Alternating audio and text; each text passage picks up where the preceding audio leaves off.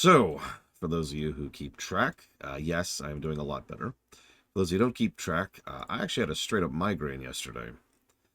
I do want to apologize because I didn't stream at all yesterday. I spent the entire day in bed, which is exactly as unpleasant as it sounds. That was fun.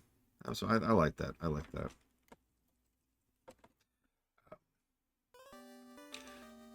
I also wasn't exactly playing well. I'll talk more about that in just a minute. We'll talk about that in just a bit. But yeah, no, that was my life. May the 4th be with me indeed. And if you're wondering, because true migraines are actually really rare for me, it was allergies. We just hit mega pollen season, and that's exactly as fun as that sounds. So I apologize. I do want to say thank you as well, though, because it occurred to me yesterday that if I worked pretty much any other job and I had a straight-up migraine, I just have to push through it. I wouldn't be able to actually take a day and just lie down and suffer for 8 hours. So, thank you very, very much for the fact that you continue to support me and allow me to be able to do things like lay down for 8 hours. Appreciate you.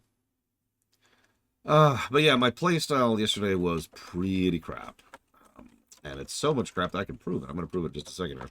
So I'll write down this for Ringo Ishikawa. This block. And the BRPG block. And thank you, Mike Romano. As always. If you know what you want to put that towards, up to 3 things, please let me know. Hang on, I need to make sure. Hang on. Is Yura a real patron? Let's find out.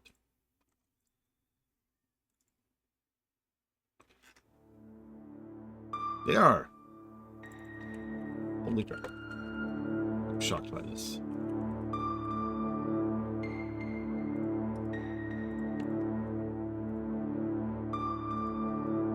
Happy Eastern European Easter. Happy Eastern Easter. That's like a weird way to put that. But I did have some time yesterday while I was... you know when like it just hurts too much to keep laying down? So I had a little bit of time to collate my thoughts and check a couple of things. I want to show you this.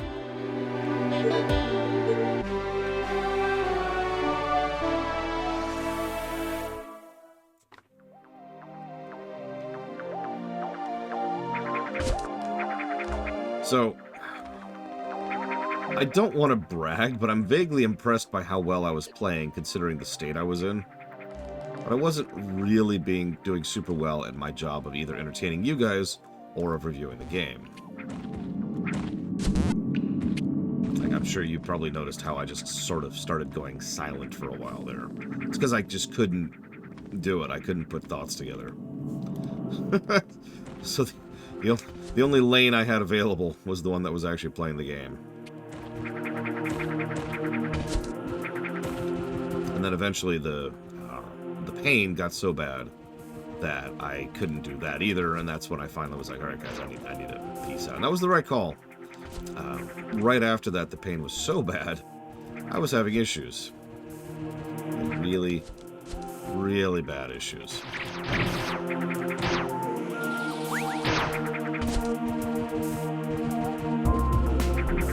Sorry, I don't mean to, like, try to play for sympathy or anything like that. It's just... I hate migraines. I know there's a lot of, like, you know, oh, it'd be great if we cured cancer and stuff. I kind of wish we could cure migraines, you know? We could just fix that, you know? Just, nope, migraines are done. No one will ever suffer one ever again. That'd be nice.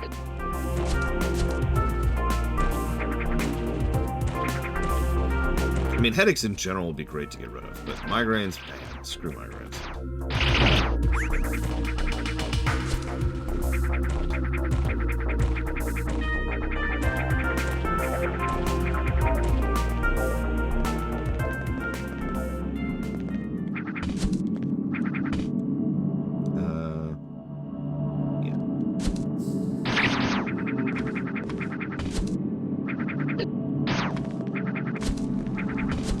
now I'm playing worse. Clearly, I just need to have a headache again. I would imagine at least some of these are organic. We actually see clearly artificial life forms here. Considering the Chozo, who knows, right? The Chozo are not above creating organic life forms to fill out a biome, after all.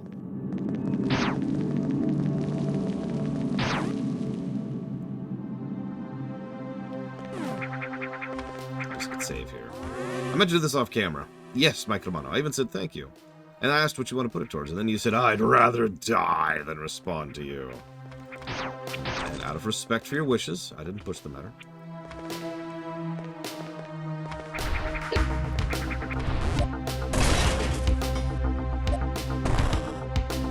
So, here's the first item.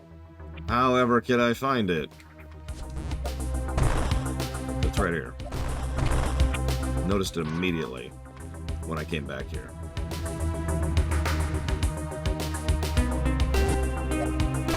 There's one E-tank.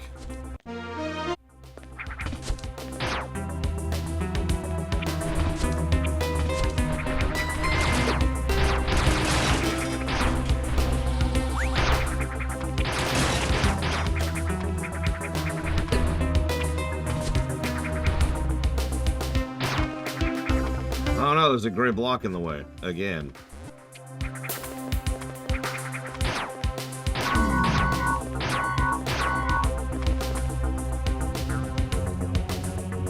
Yeah, so anyways, this is how bad I was yesterday.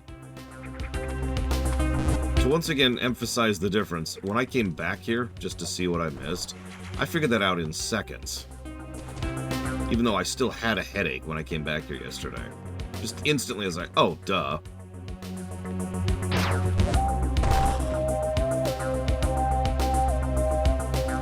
So anyways, now we got a couple E-tanks. Let's get back to Sector Hydro Plant, shall we?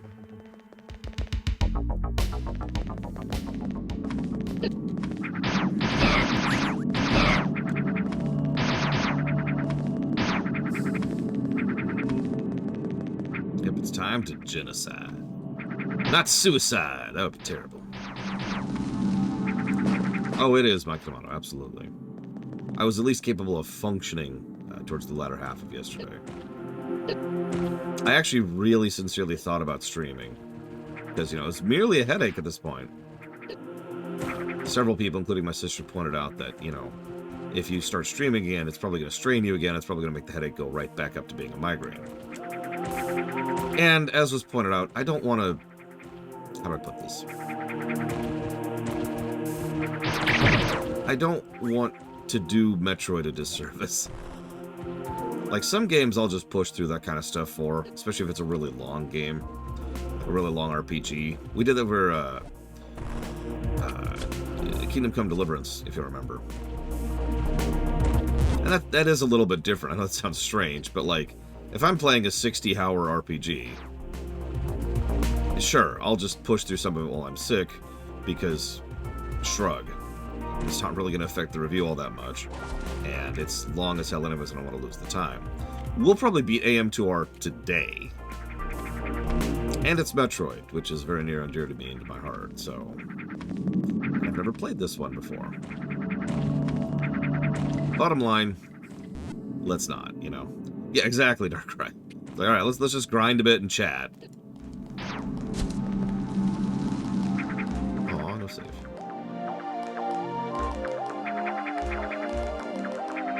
Apparently I'm decent at the game, DZ Mavens. Who knew? Alright, so hang on. So Mike Tomato wanted to put that towards Railway Empire, Expand, Streaminations, and WoW War Within. There we go. Got it down. Thank you again, Mike Tomato. You are always awesome. Alright. Let's find the Varia suit.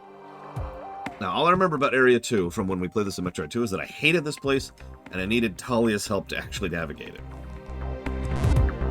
So this should be great. No, perfect. That's a great analogy, Shihali. If we're playing Dragon Warrior and I just need to grind for the last boss, sure, I'll just sit there with a headache. If I'm playing Mario 3, nah. That's just awful. So, what's the best Metroid to play if you've never played one before? Let's assume you have access to everything magically, right? That's a bit of an ask, admittedly, but let's just assume that. Having played through most of this stuff at this point, I would probably lean towards Zero Mission. It's going to be a bit of a quality shift up, like you're starting with a really, really solid game. But Zero Mission is the first game. It does introduce the characters, the setting, the dynamic, the concepts, and it's solid. And I don't remember if it's on the Switch. If it's not on the Switch, well, there's other options. Yeah, don't play Metroid 1. I'm sorry. I will never recommend you play Metroid 1 as your first entry in the series. That's insane.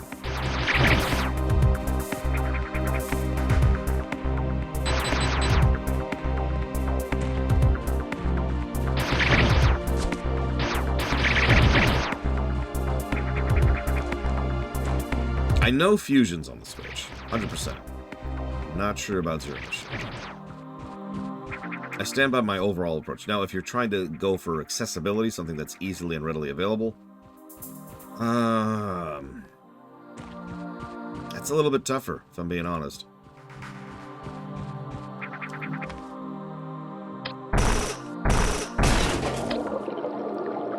I'd have to think about that. Yeah, because like Dread, Super Fusion, and Prime 1 are all easily available on the Switch.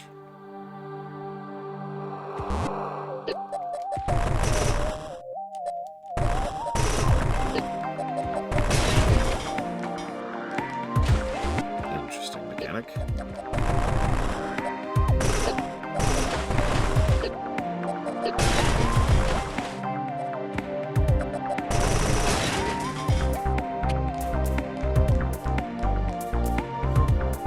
You know what? That's actually an interesting way to put that.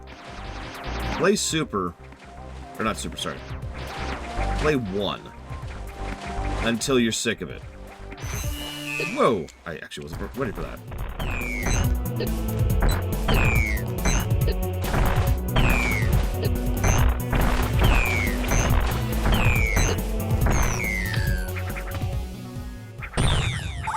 I'll take it, though. Yes, thank you for asking.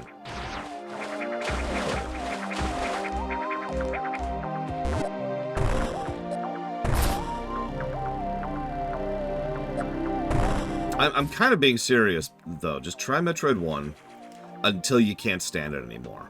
If it's 5 minutes or 50 minutes in, or even if you beat the whole game, just give it the shot.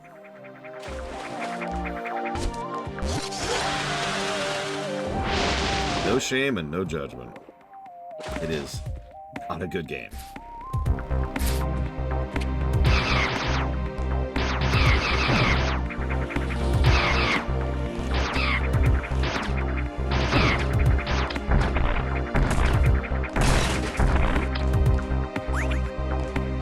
Yeah, oh, right. Thank you for reminding me, Dakota. Yes. So, I mentioned yesterday when my headache was down, not gone, but down, and I actually fired the game up again and immediately found the E-tanks. just like that. There was one other thing, and that was I spent some time collating my thoughts and just kind of roaming the world a little bit to try and get a feel for the level design and enemy placement and all the stuff that I hadn't really been paying attention to yesterday. And the new score is this. That's our current score now. 10. Oh no, it's gone, and I don't remember this room at all. No.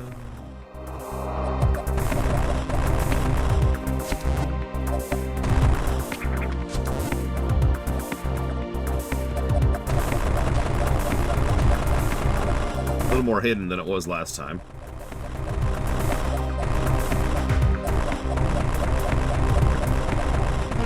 Mario suit.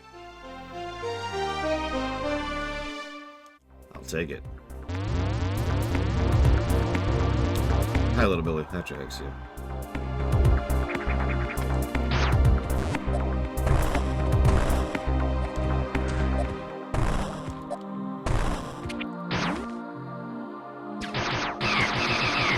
Yeah, I was actually wondering, because we know Metroid 2 is trying the whole visual storytelling thing, so what's the implications there?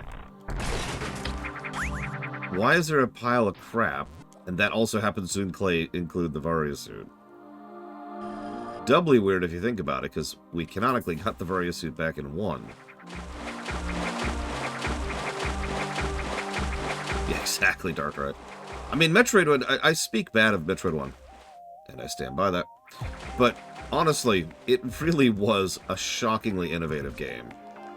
It was pushing the boundaries of what gaming could be extensively, and there's a reason I emphasize so many times just how much of gaming as a culture owes to Metroid 1. But at the same time, the game sucks. Ah, thank you, Talia. Yep, nope, I see it. We have a spring ball at this point. By the way, off topic. Exactly, Action Man. Frankly, most revolutionary games are usually bad because they're trying something new, and then someone else comes along later and perfects the formula. That's why I have a difference between an innovator and a codifier. Like, Metroid 1 got the innovator tag for Metroidvanias, but Super Metroid is going to get the codifier tag, because Super Metroid polished what a Metroidvania is. Yeah, Devil May Cry 1 to Devil May Cry 3 is another great example of that. There's a lot of great examples of that. Anyways. So let's see. No explanation. So 2 has no explanation. Super has no explanation.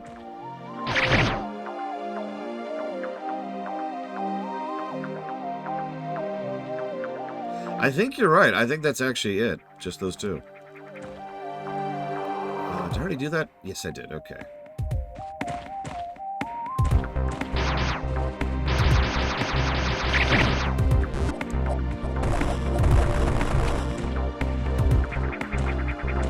Listen, Devil May Cry 1 is the greatest game ever, woo. So I'll just take that fiver. There we go. I'm very curious myself, Saber for Life. If I'm being honest, I'm much more of the mindset that there is room for both remakes in the world. Obviously, Nintendo disagrees, but they can suck a lemon. What I'm trying to say is that I'm not pro one, anti the other, right? I have enjoyed what I've played of AM2R, and I enjoyed Samus Returns quite a bit.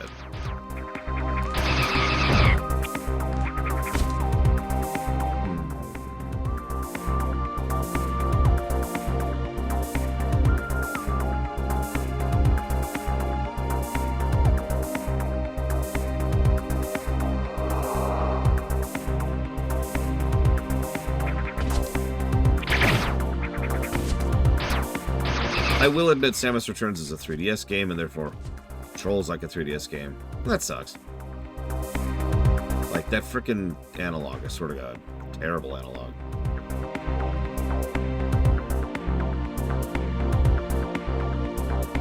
We'll talk more about Samus Returns when we get there, but man, that's definitely a Star Wars game. That game had no right to be anywhere near as good as it was.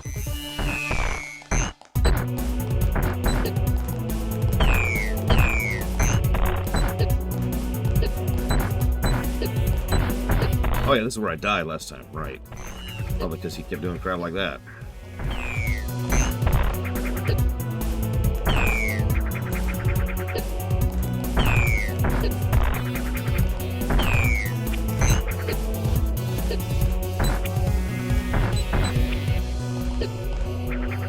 Come on. What are you doing?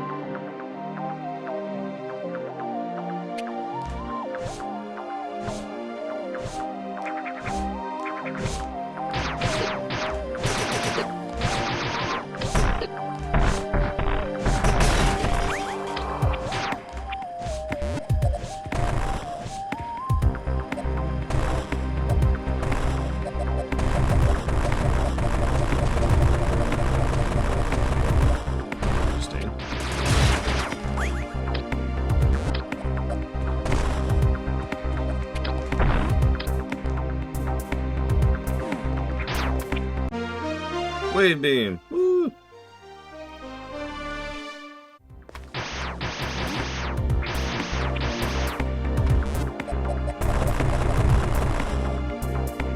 Just barely, Crazy Norse. But yes, thank you.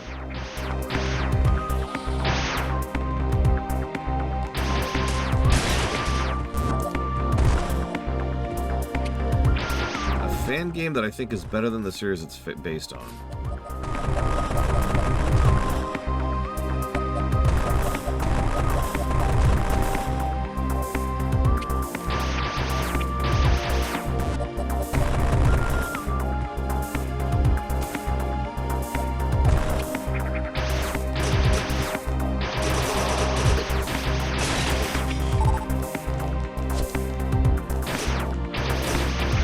I feel like there's an answer to that, but I'm not coming up with anything.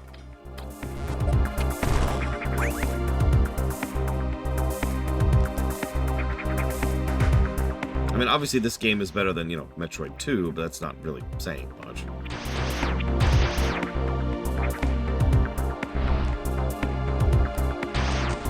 Okay, call room.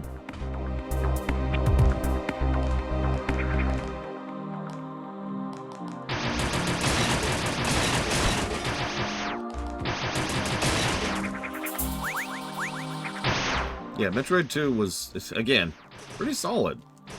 It did score net positive, barely. And I stand by that.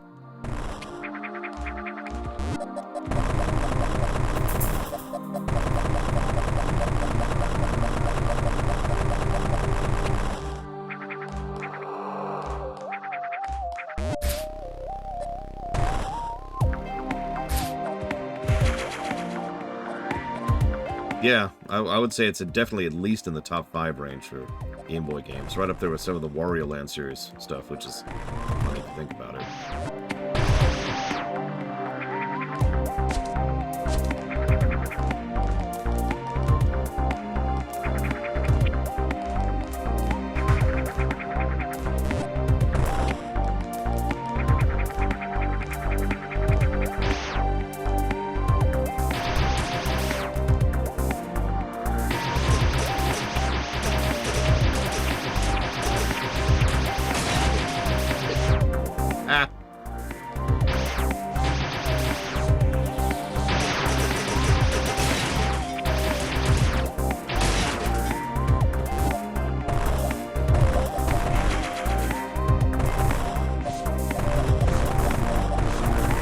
Yeah, there's a reason why in Prime they made it so the spider ball can only ride on the tracks. So, it's still useful, but, you know, not able to scale everything everywhere with it, kind of a deal. It's also why these games tend to lean so much towards having the spikes on the walls, which will knock you right off if you're spider balling.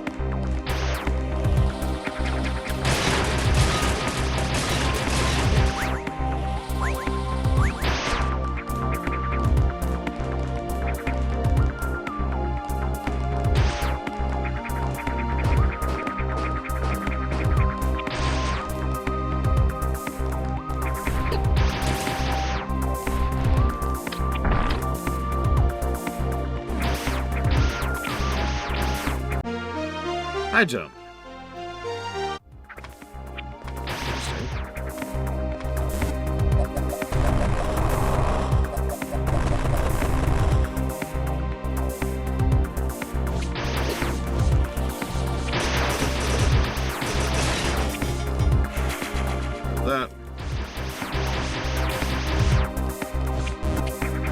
Oh yeah, something I haven't really shut off a lot. As much as I keep doing this to go into ball farm, did you know there's actually just a dedicated ball button?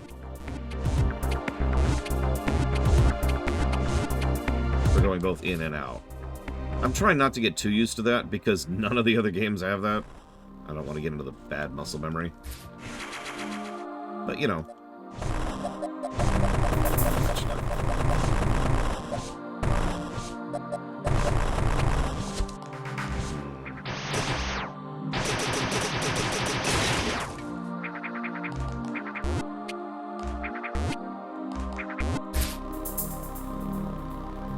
I don't see how to get up, though. You said I should come up from below, and I never saw something over there. And of course, I don't see anything here. Are the items just upper left of me?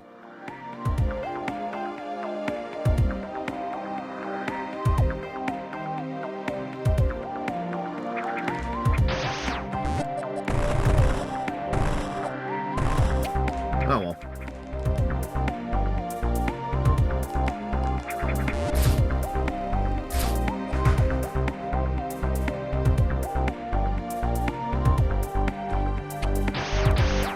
It's a good question, as to me. I would lean towards no.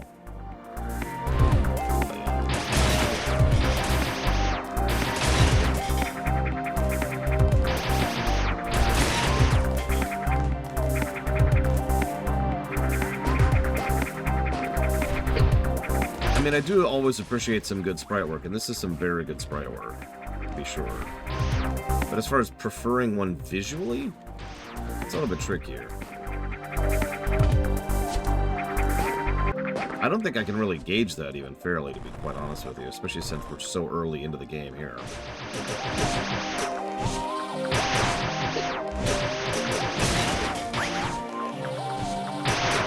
There's Actif.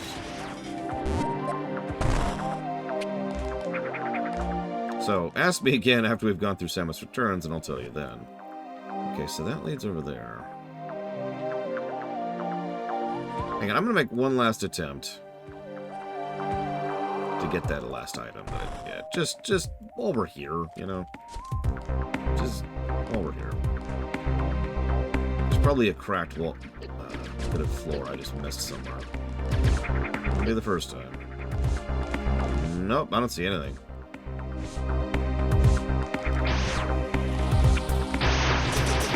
Doubtful for a game I've never played at.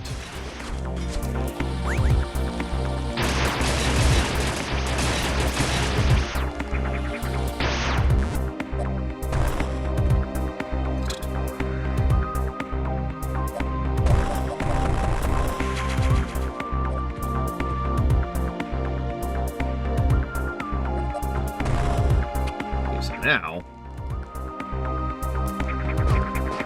I don't know if we're completely sweeping so far. We certainly are getting quite a few of the items as we go. Ah, come on. Oh, that's hard to recover.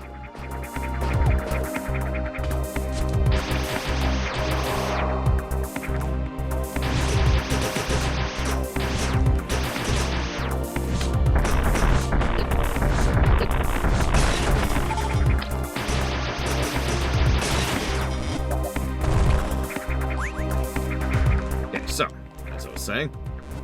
We still need 3 Metroids in the area. Where the hell? Well, I've streamed it briefly, but not all the way through. In fact, I think we have already gone farther than we did last time.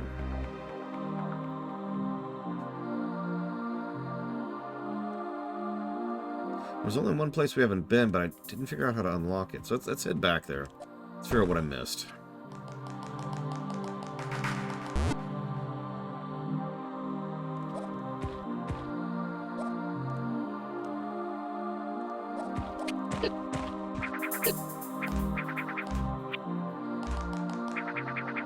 We do have high jump now, so that might be something. Okay, that door's still empty. But high jump.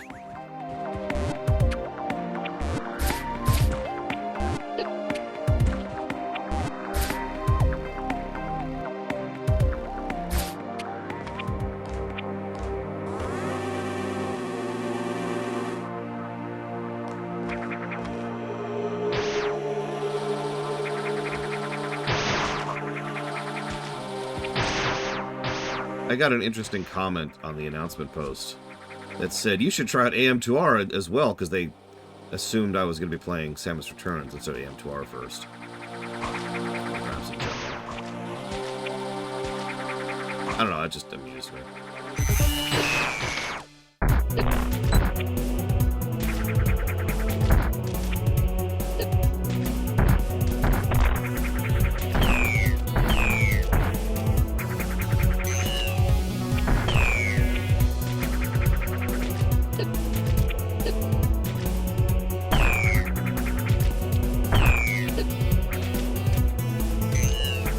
By the way, I hope you're looking forward to some behind-the-scenes info, because in total contrast to AM2R, I have tons of things to talk about for Samus Returns.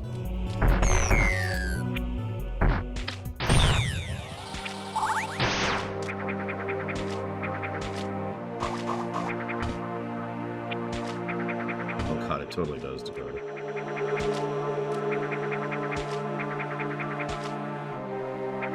Soten's pretty freaking good. I still enjoy a good replay of Soten every now and again. It's a question, Tully. I don't know.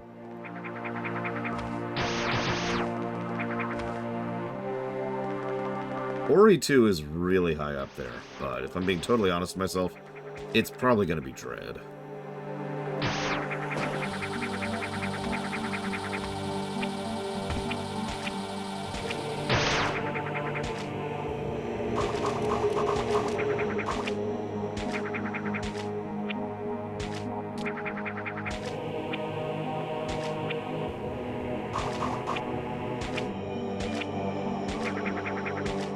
Never actually done the Soten randomizer myself.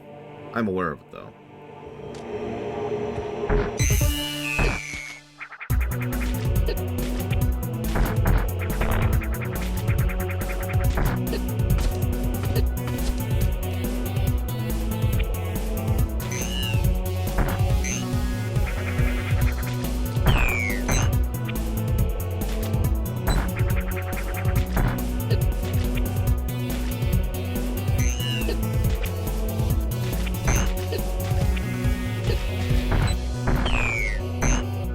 I think I officially don't like fighting alphas.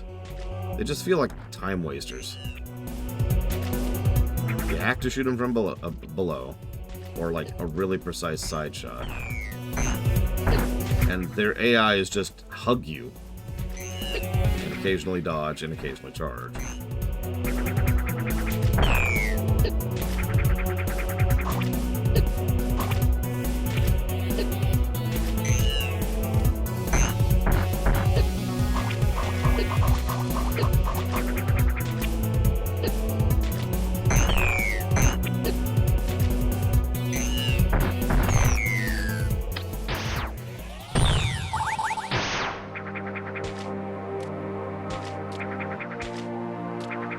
No, what's it been here?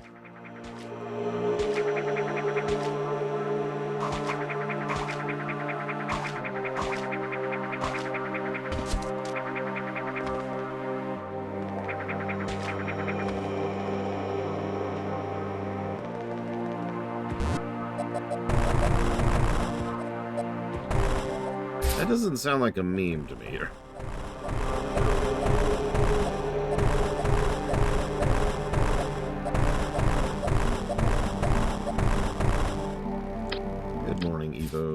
How ye be?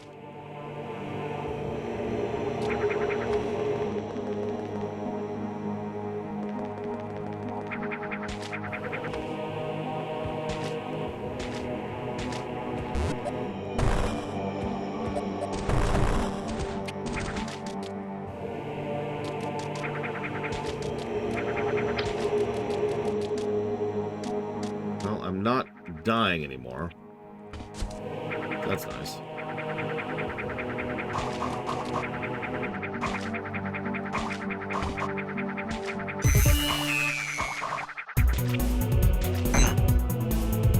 Interesting.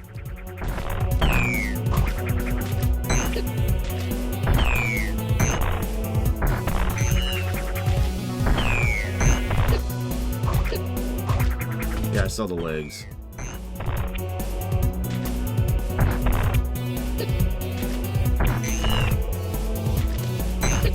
I have tons of missiles, huh?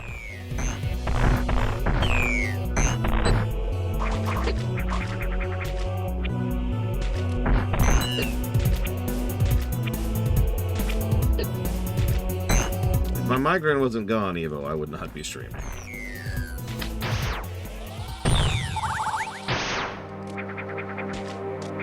And that's all of them.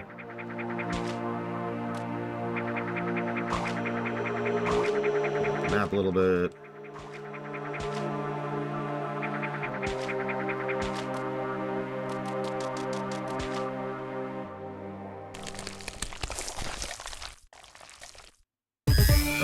Okay.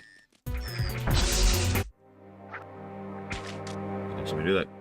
Gammas! Metroids at this stage can now transfer negative charges from its nervous system into the horns, releasing electrical arcs capable of disrupting weapons fire. The membrane containing its nuclei remains vulnerable, but the Gamma Metroid's exoskeleton has expanded for additional protection. Though its legs have reached their maximum length, they are unsuitable for locomotion. Instead, they serve to capture prey and drain their energy.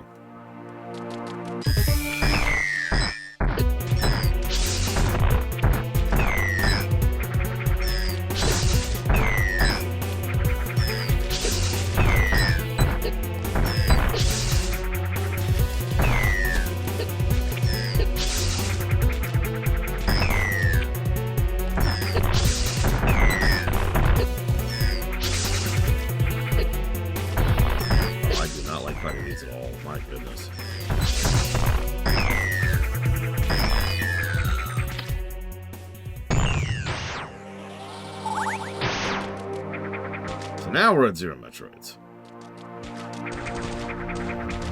Yeah, thanks, Chozo, for inventing something that can mutate on the fly thanks to environment. Appreciate you.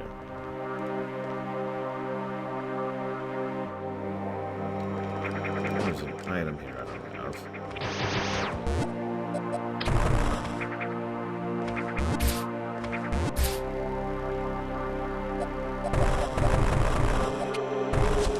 I'll take a tip, because I give up. Whatever extremely obvious thing I'm missing here.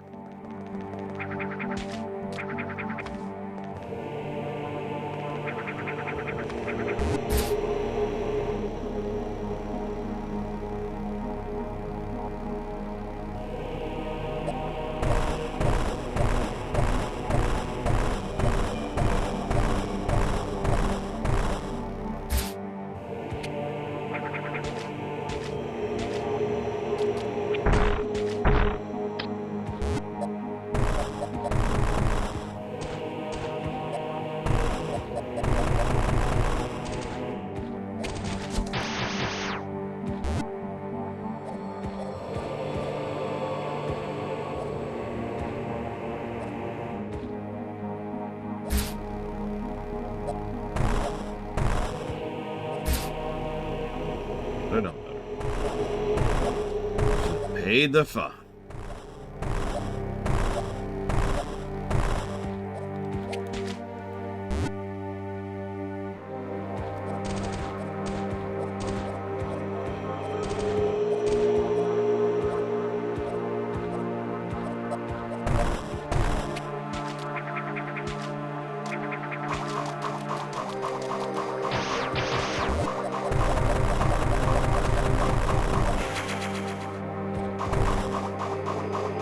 I'll be honest, I would not have found that one. Ignoring the obvious fact that there's no visual indicator, it's also in damaging area. So I would not have found that one, I'll be very honest.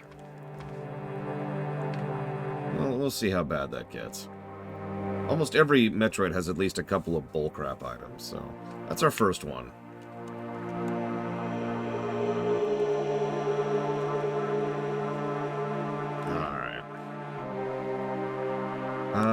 Up and left.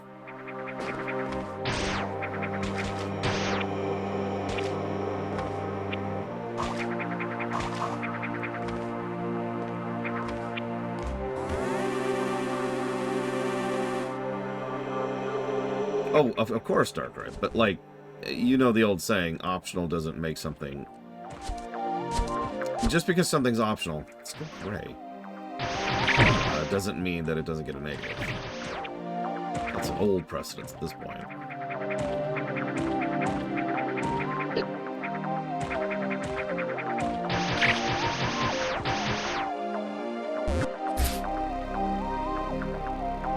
Now, if that was, like, mandatory stuff, that would be bullcrap.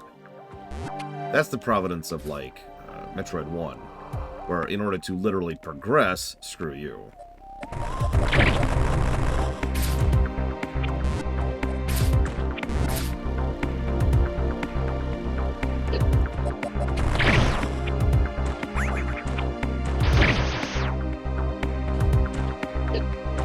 It's true. I am not intelligent enough.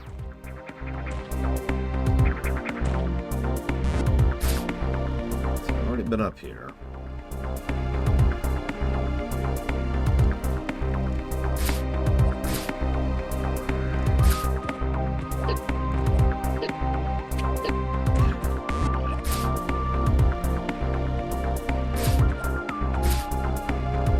Three publishers that I think are pretty good.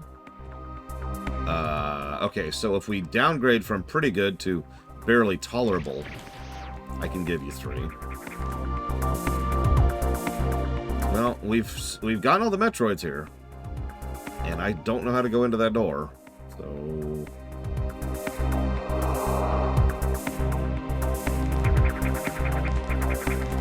Onwards and outwards. Can I think of one really good publisher?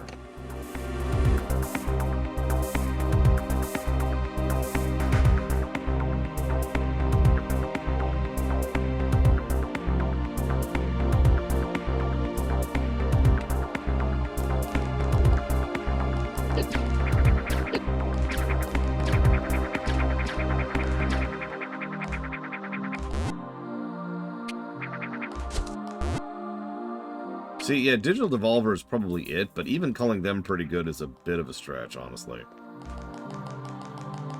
They are as good as it gets. The Blizzard was never really a publisher, Darkrai. I don't even know who Annapurna are. So yeah, I guess Digital Devolver is probably as good as it gets. And for our runners-up, I know I'm going to get hassles for this, but EA would be one of them. Sadly and pathetically enough, EA is one of the better publishers out there. This looks like... You have Space Jump, right? That.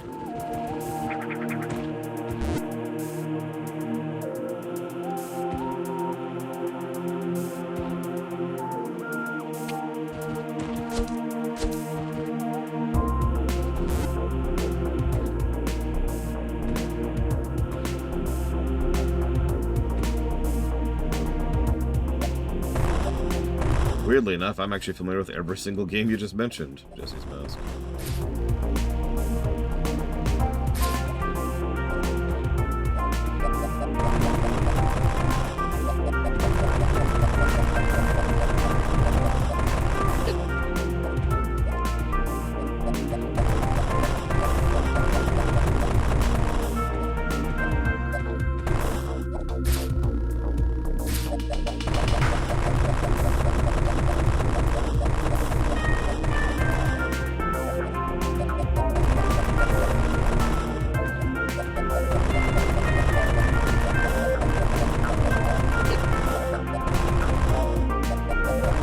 Publishing is risky. Usually involves getting a loan.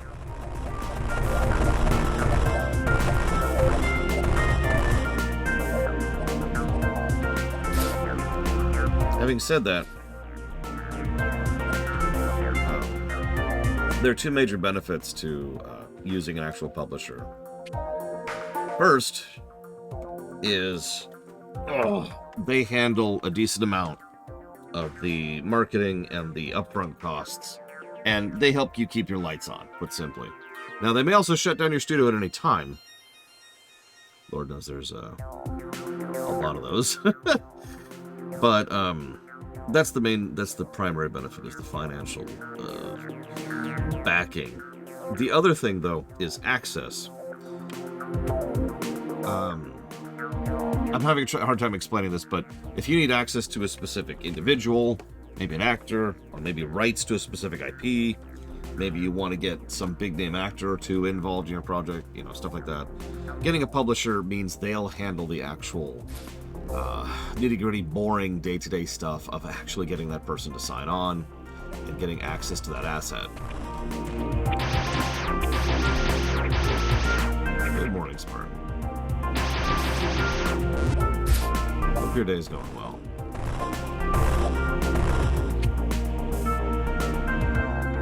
Yeah, that's true. Bigger publishers usually have more contacts, which enables them to increase your spread and your reach. You're more likely to get pushed up to the front page of Steam or onto the Switch or whatever if you've got a big publisher who has sat down in a meeting or several meetings boringly and negotiated for you to get that kind of exposure, right? That's the main benefits of actually getting a publisher. And that's assuming the publisher is doing their frickin' job, but you get it. So one moment. I kind of want to get that item. You're probably thinking, but Lord, it's impossible. Well, it's funny you say that. So I found a map for this game, and it's the best Metroid map I've ever seen in my life. I can't even show it to you. I mean, I could, because it's a local file, a very, very large PNG.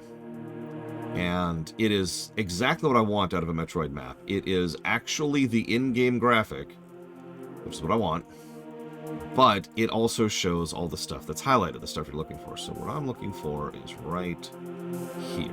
Okay. Link it. Can't. It's a PNG. As I feel like I just said. Now let's see if it'll even load on OBS.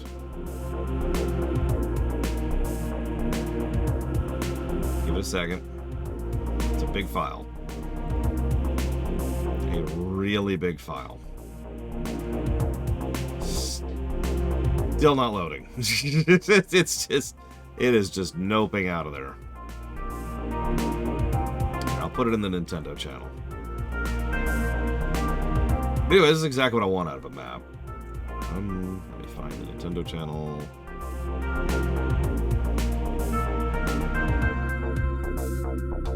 If the ever illustrious Brakeman is present, she'll be able to help you with that, Dragon Player. See if they'll even let me send it. I mean, it's only 46 megs. Hang on, Discord's stalling, trying to... Discord just disconnected on me, trying to send the file. Hang on, let's try that again.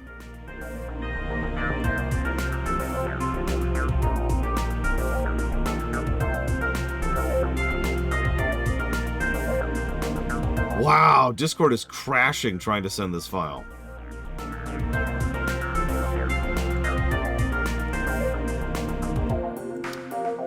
Okay. I'll figure that out later. It's just... We'll figure that out later.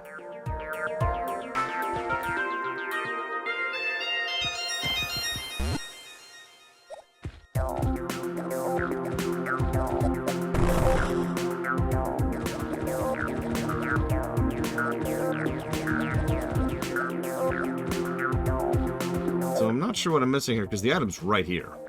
This is where I'm looking at it on the map. Oh, never mind. I am wrong.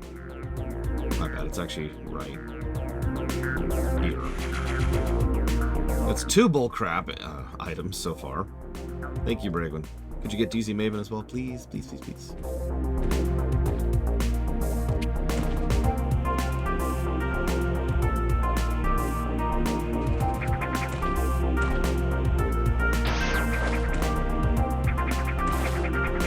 I tend to default to RAR because most people can use RARs, regardless of like technical know-how. Professionally, we used to use 7.7.2. So Area 3.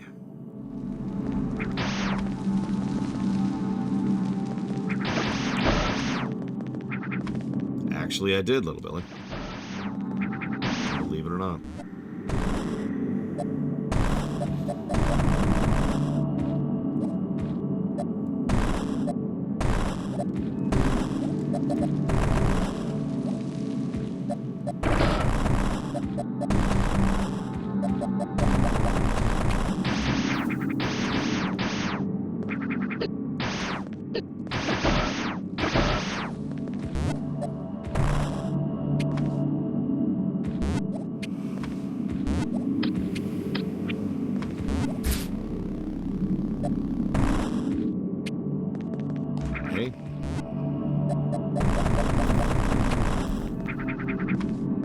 don't know. I've never looked into the finances of WinRAR.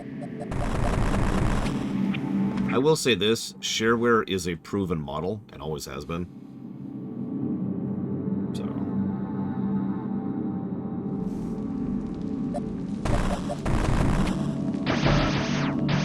There's plenty of evidence that shareware works. There's plenty of people like me who will just go ahead and buy the damn thing. Just to support them. They probably don't make tons of money, but, you know, that's not really the point, is it?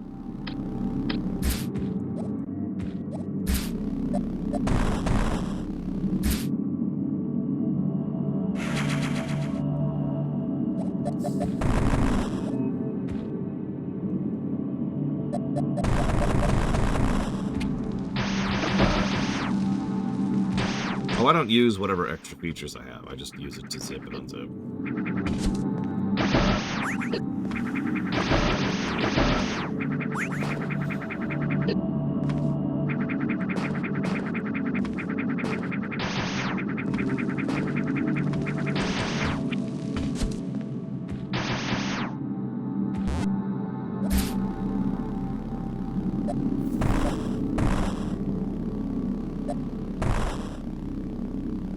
Supers and speed. Interesting.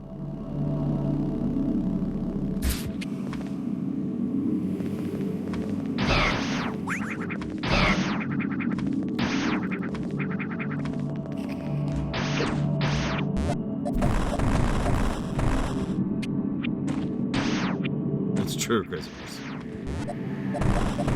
My show is free to watch. I don't actually put anything behind a paywall. I'm pretty sure my free viewers outnumber my paying viewers. Thank you, paying viewers, for making it so I could keep doing this. Thank you, Brandon.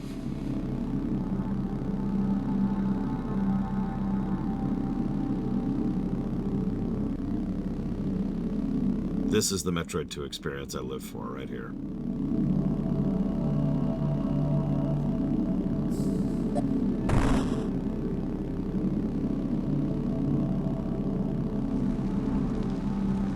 I wouldn't dark ride, but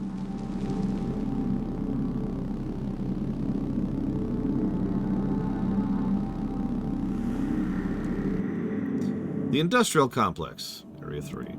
This factory assembles worker drones which are tasked with supplying SR-388's facilities with replacement parts that keep them running autonomously. Though time has left its mark, the machines have kept it intact. Some combat drones are also constructed here. Robotic workers are malfunctioning and show signs of aggression.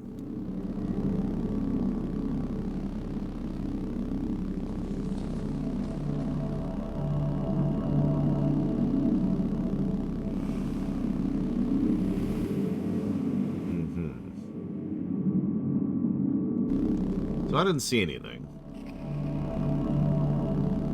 But I have a vague memory. Or was that in Area 6? That was Area 6, wasn't it? Yeah, it was. Never mind. In fact, I can see it. It's right there on the map. Yeah, okay. So, never mind. Ignore my vague memories. Super door.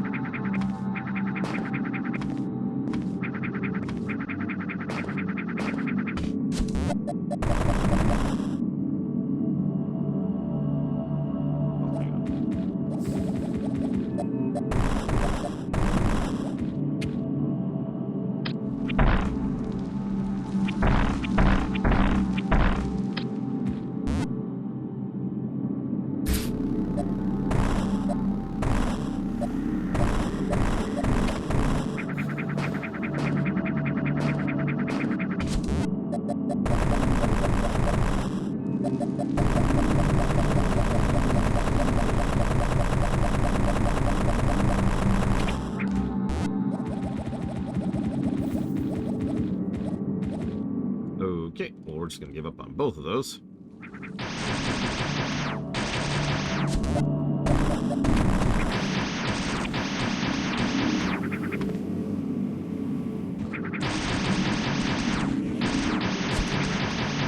definitely getting a little more atmospheric with the music.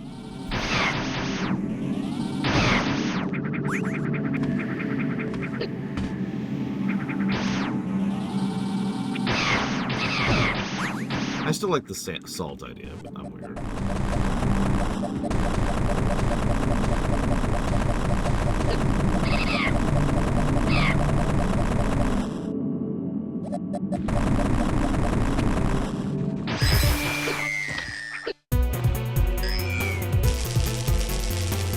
Oh, there. Oh, there.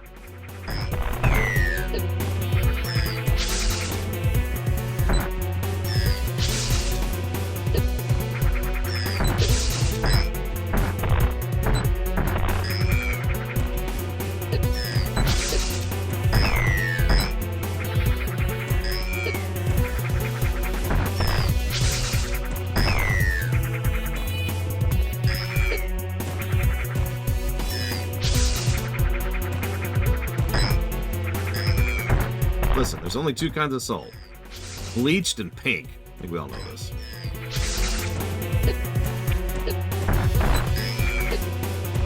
I do not like fighting these at all. Wow.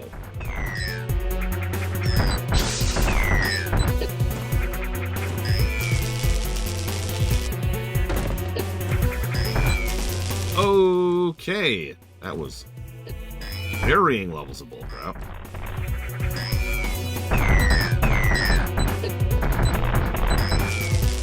And dead. Wow. Okay. See how far back we are.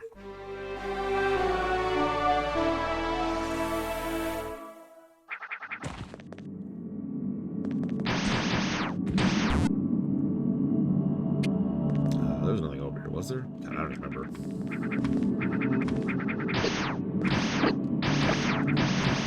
Oh, this is the speed room. Okay.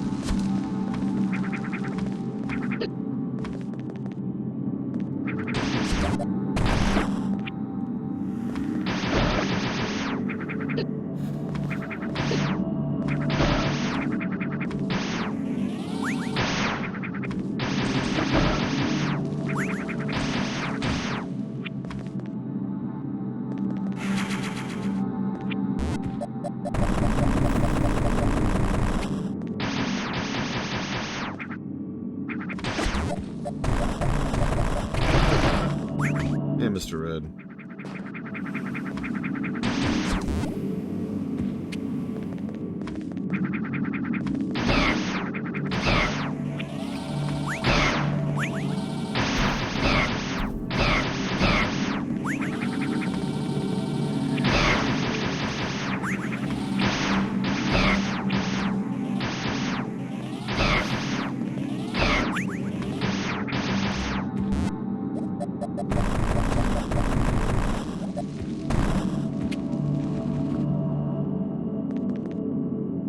I'm not going to go up this time, because that was a complete waste of time.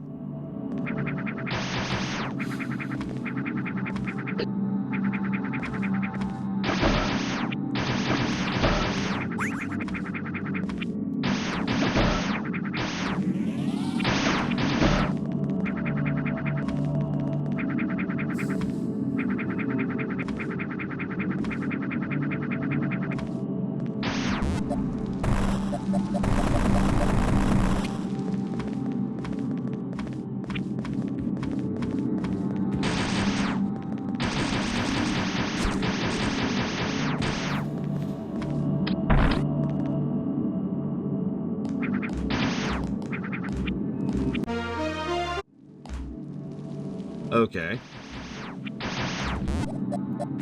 Not where I was expecting to get that, but sure. I'm not here to complain.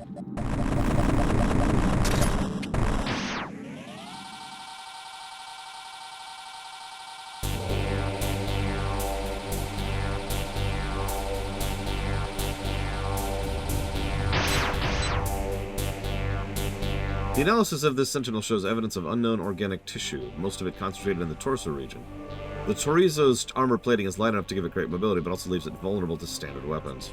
According to Chosen history records, the construction of such advanced types of sentries was performed exclusively by the most gifted. Created with biological matter and mechanical components, this makes it difficult to reliably calculate its combat abilities.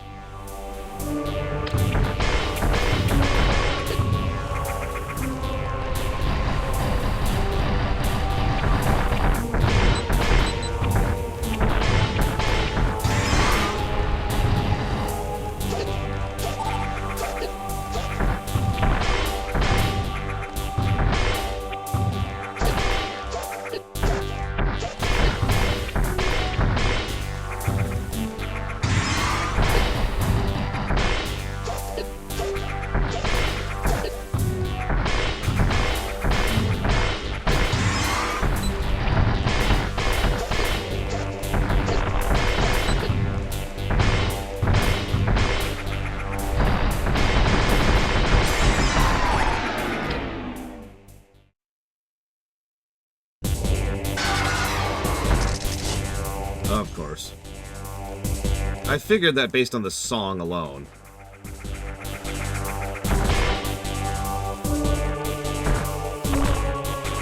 For those of you not aware, this is a song from Prime 2. Okay. That had 2 sages.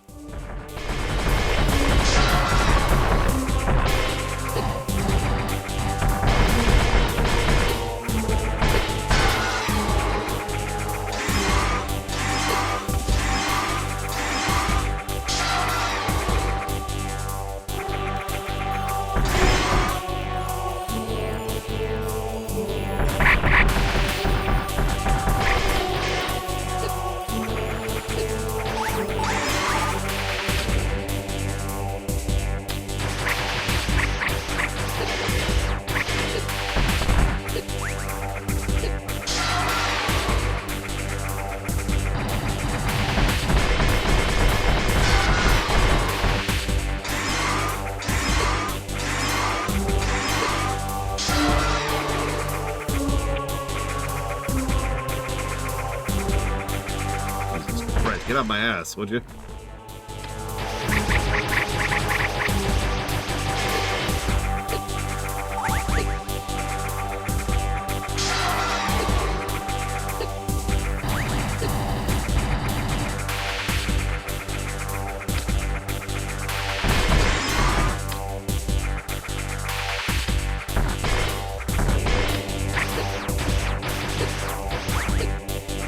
Oh my god, I wish I had screw attack right about now.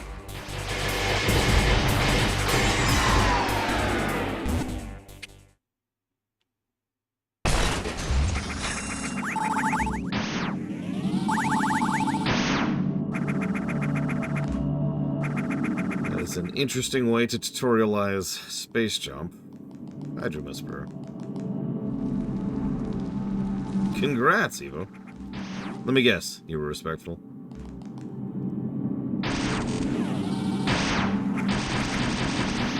Yeah, if there's one thing this game definitively has over Super, it's that vacuum.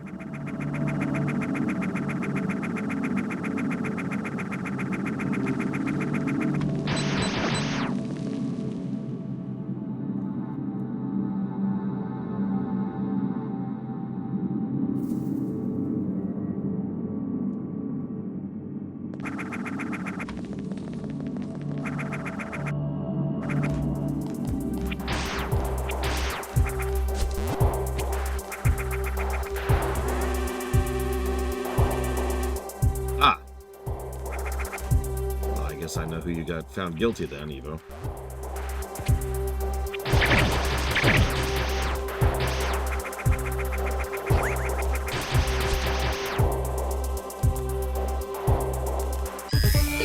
Ah! Gotta die.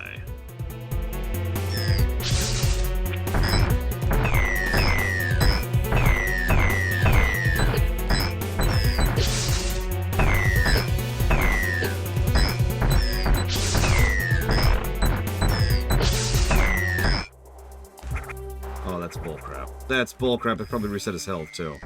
Of course it did.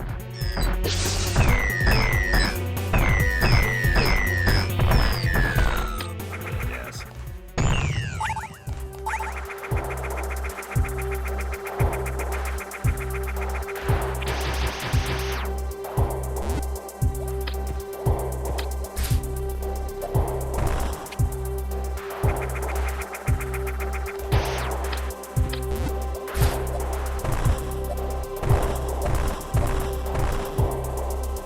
Okay.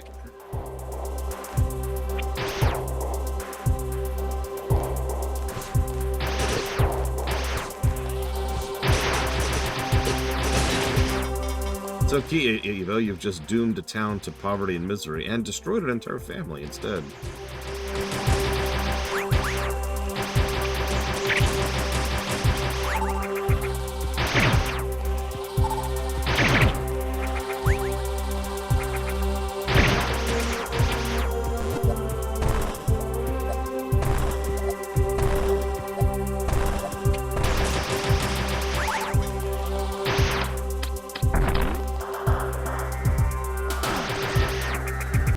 There's speed boost. I should be writing down my thoughts as I go.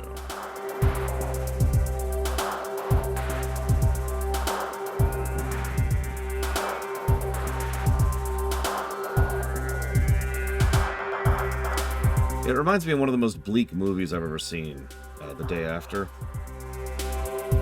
which was toned down because they did research on what would actually happen in the scenario they posited, and it was too bleak for cinema.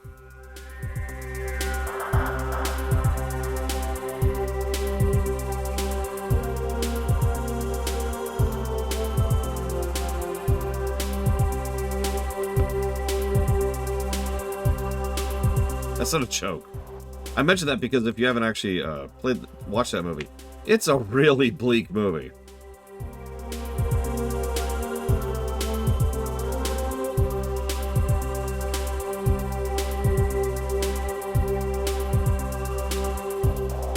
It's a film by Nicholas Meyer, actually, you know. Oh yeah, sorry, in Eastern European, it would be like a holiday film, Dark.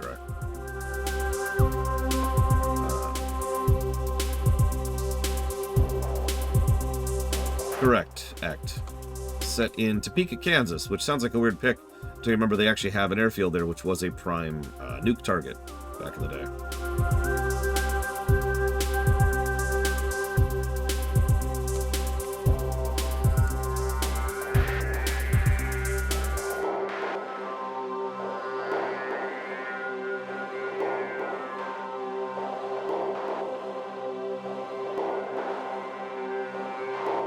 No, I'm good, Mr. Red. I don't want to out-bleak myself.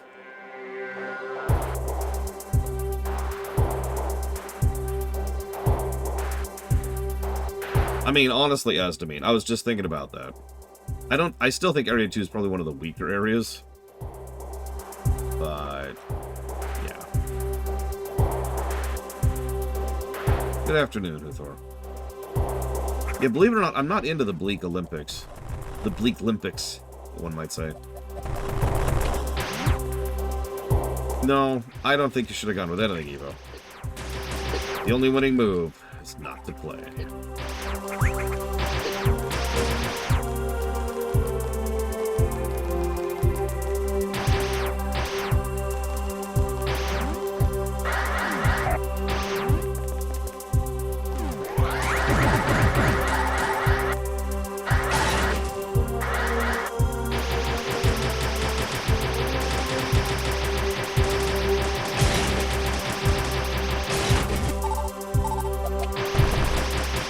Olympics. That's a little bit of a different thing. No, I think you should keep playing if you want to. If you don't want to. What, Huthor? What? Are you competing in the Bleak Olympics? What do we use? Missiles. Okay. I can handle that.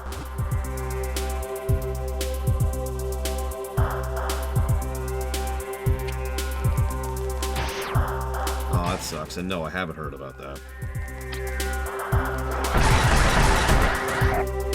Oof.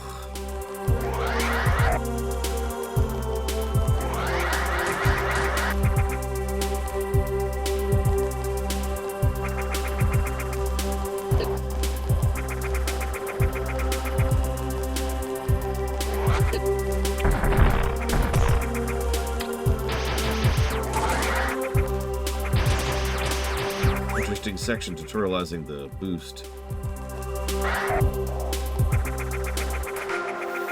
And you got space jump before coming over here, right? Also, I just noticed I missed an item.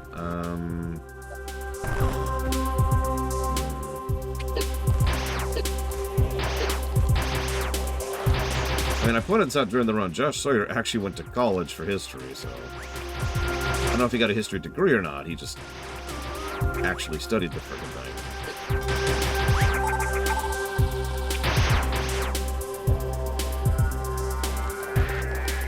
I don't remember any as to me.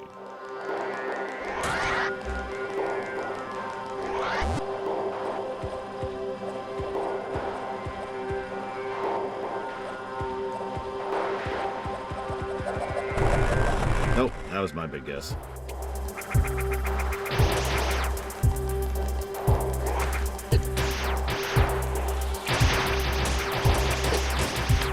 Oops.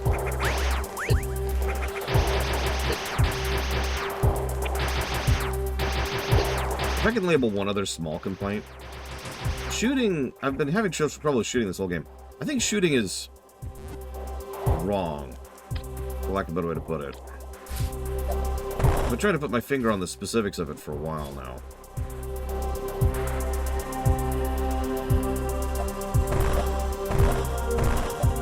If I had to put a specific thing to it, there it is. I would say that it just feels like the projectiles are far too narrow. And so aiming is more irritating than it should be.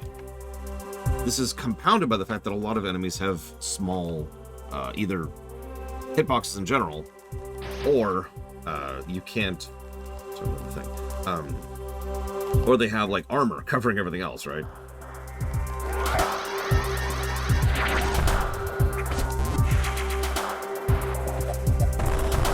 It's been throwing me the whole game, and it's only starting to become an issue now, because now the enemies are hard enough to justify them that being frustration. But it's been throwing me, like I said.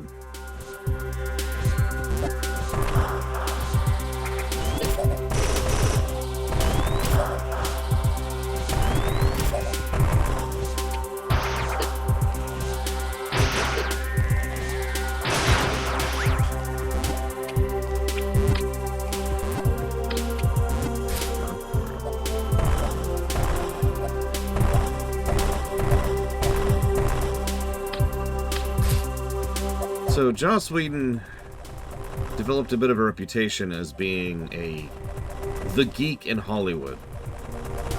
He would take geek projects and try to actually get them mainstream attention, and was lauded as a hero for it because he was pretty much the only one doing that.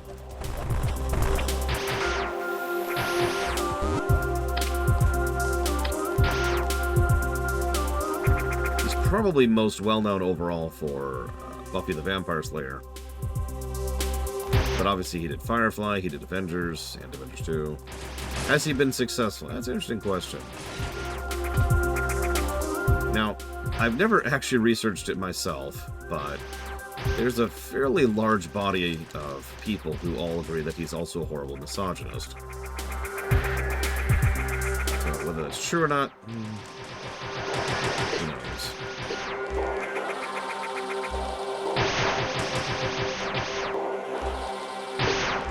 This is Hollywood, and unfortunately that's pretty normal out there.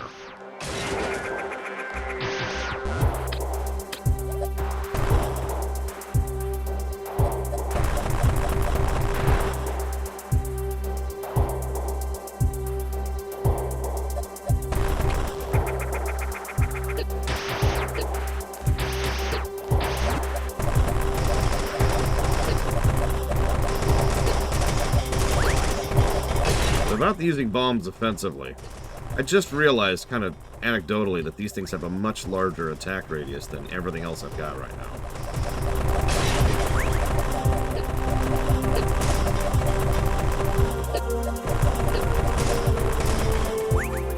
Oh, tons of accusations. Right. Well, like I said, I haven't done a true deep dive on that. And, well, I'm going to say something extremely unpopular. I've never liked Joss Whedon. Now, the reason why it didn't have anything to do with the accusations, obviously, because this goes back long before any of those existed. He struck me a lot as... How do I explain this? If you're familiar with... God, I can't think of the name of it all of a sudden. What's that geek show that got really, really popular?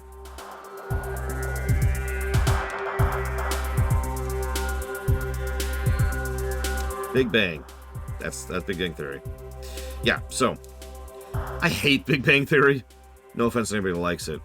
But the reason I hate Big Bang Theory is because a huge number of, I have no better word for this, normies, look at Big Bang Theory and think, oh, that's what geeks are like. You know, it makes geeks cool and just all kinds of other crap like that. And that's Joss Whedon, to be blunt. You want to know an actual geek in Hollywood? Like someone who legitimately is a geek?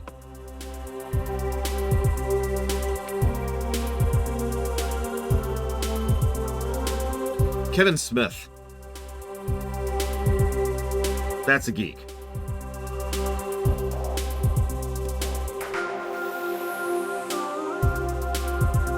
Oh yeah, no, there's a lot of very harmful stereotypes there.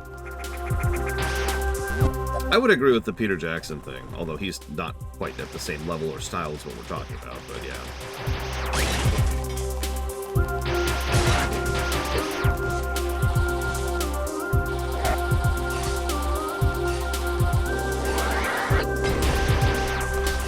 Oh my god, why do we even have this room?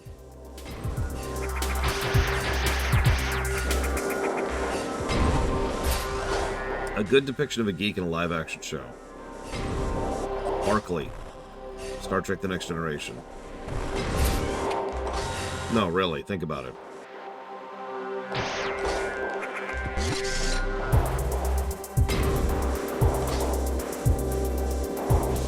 Oh. Okay.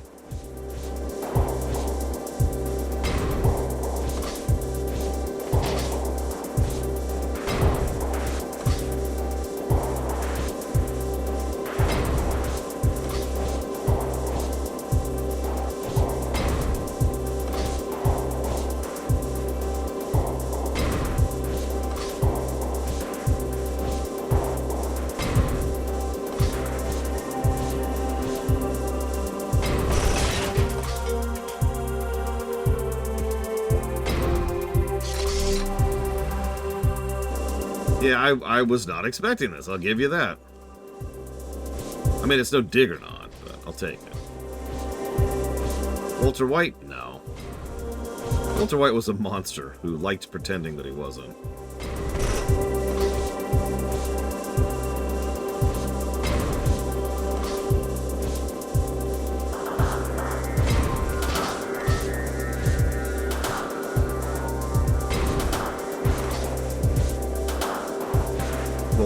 Yeah, Lord Harriman. I mean, duh.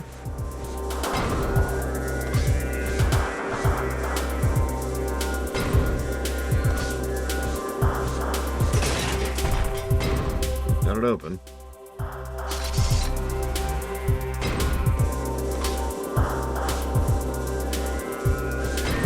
I do like how just through animation it quickly tutorialized what was going on here. Crouch gets across really quickly and efficiently. Oh, got it. You can charge or jump.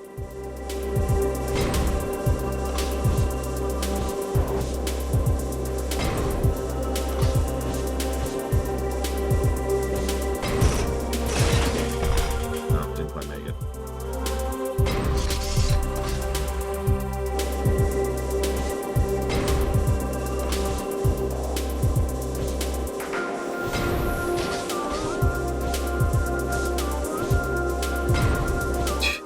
That one bonkers me a bit.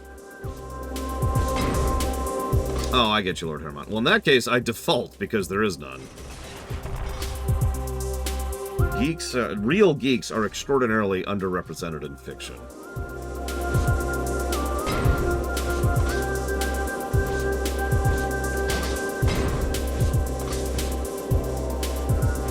Usually get people like Stetman from StarCraft 2.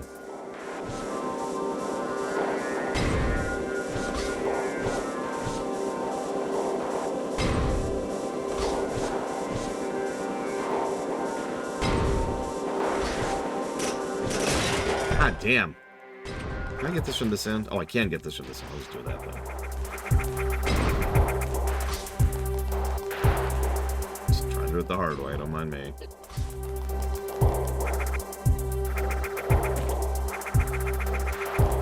A real geek is an enthusiast.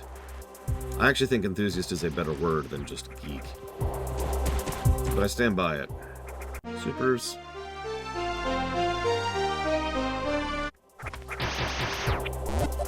Someone who really legitimately is into something. Generally in a wholesome way.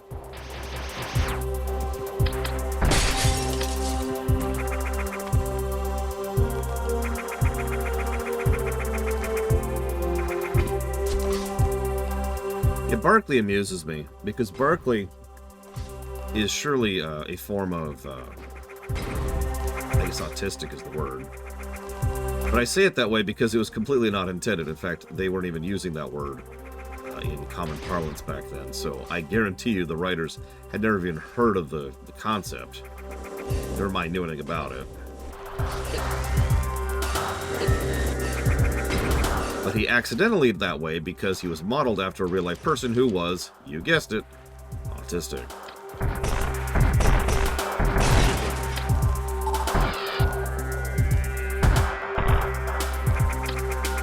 Just wasted a super. That's good.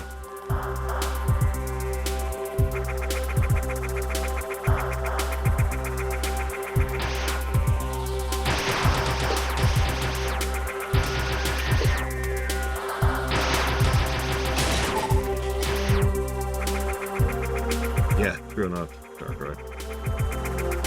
Who knows? Oh my gosh.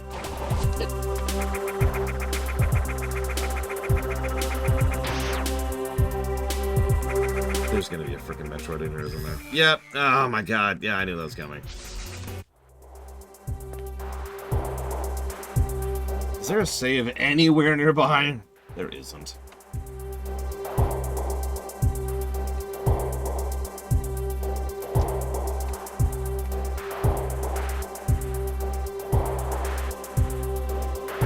Actually, I was gonna say Josephine. Oh, here I'm up. So low on health. I'm rather hesitant to do this. And I don't want to have to redo that entire robot section, so fine.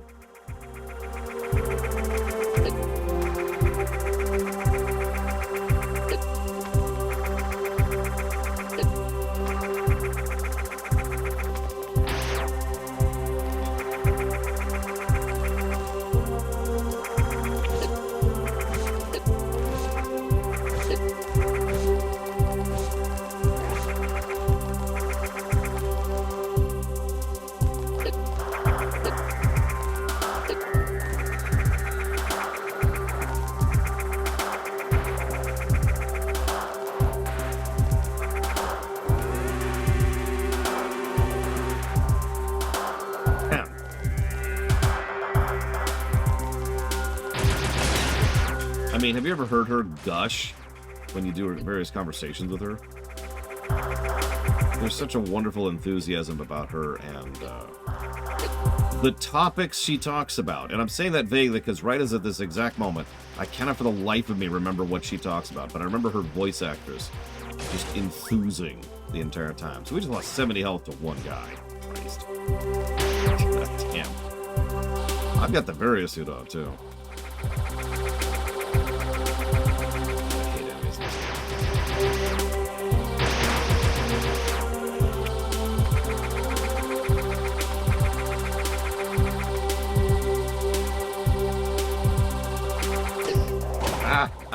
Oh my god. Oh my god. I can't space jump underwater.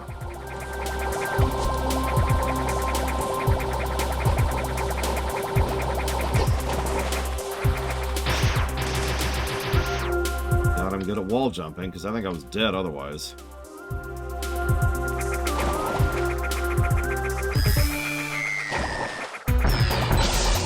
And there go both my supers. This is not gonna be a fun fight. I already don't like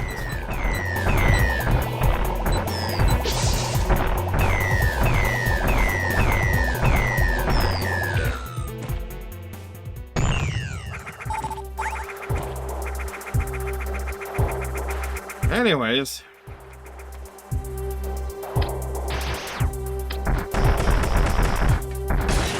Too much health.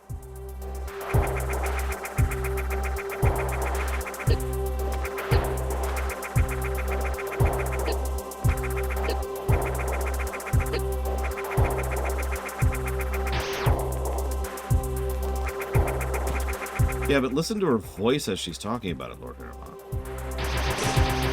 And yeah, she will talk extensively about every single thing she does as part of her job. You can tell she's really into it. We were really lucky to have her on the Inquisition.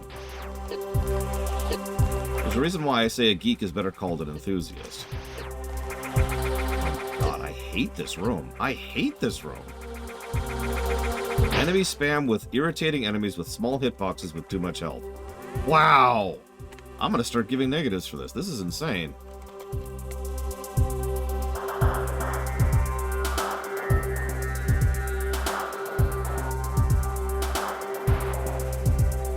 Now, Cassandra, she's really into Varric stories. Like, really into it.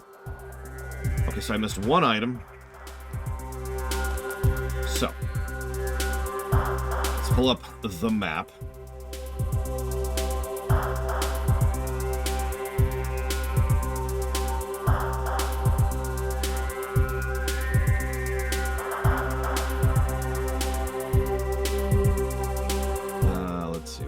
Industrial complex. Here we go. Zoom in. We are here.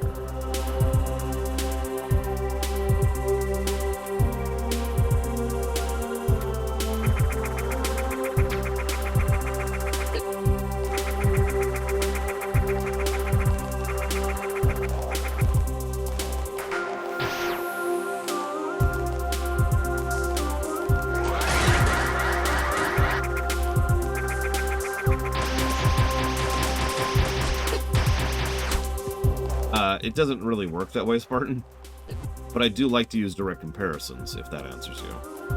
In fact, I've already been double-checking my Zero Mission review for the circuit this review. Okay, where is it exactly?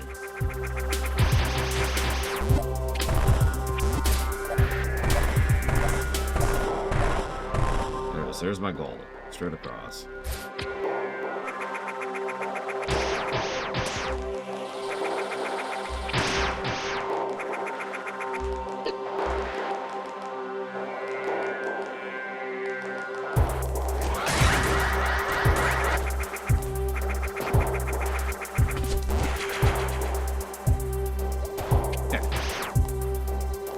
This'll get it. But yeah, this is why I like to do blocks, Spartan, so we can do direct and immediate comparisons between games.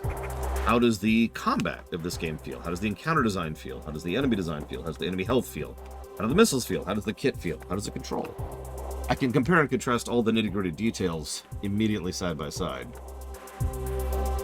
It is something I enjoy doing.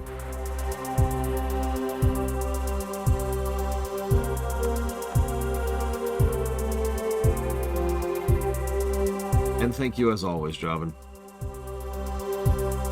So why weren't you expecting this one to score high? Real question. So we're officially already past the point I've been at. I think. Pretty sure.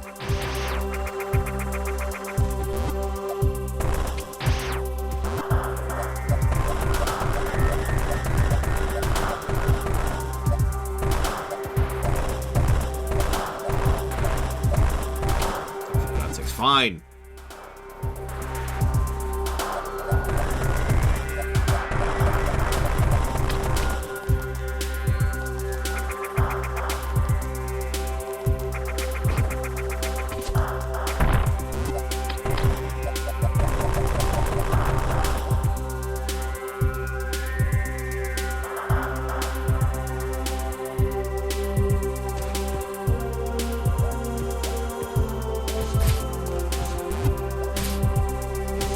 True enough, John. True enough. I also admit this entire time I've been mentally comparing each of these games to Super. establishing some precedents for Super when we get there.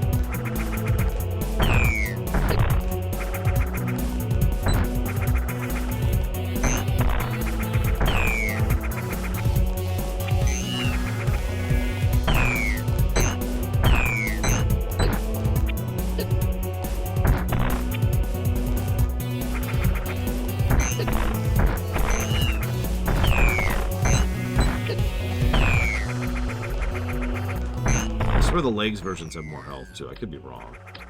It just feels like it takes longer. I don't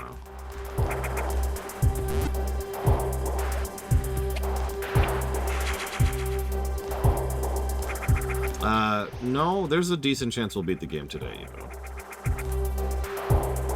even though I keep getting lost.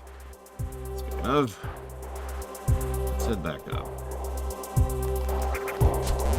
It says I'm missing 7 Metroids.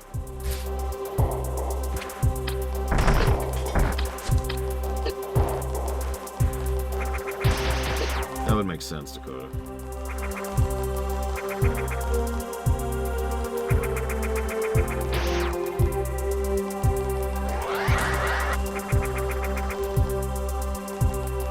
Okay, average length, that's a good way to put that.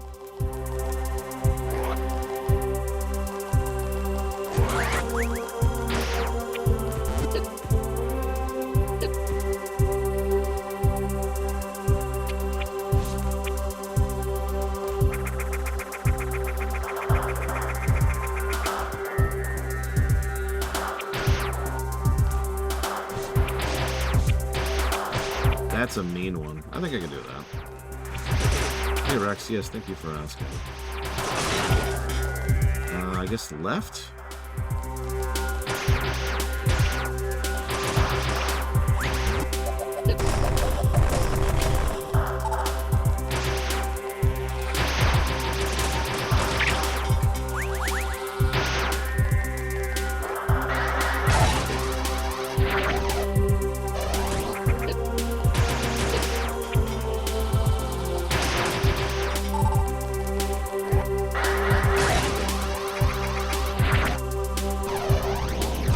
That wasn't too bad. Actually only took 2 tries.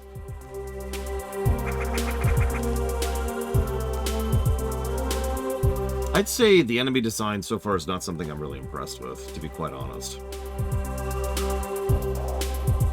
As for the areas themselves, that's a good question.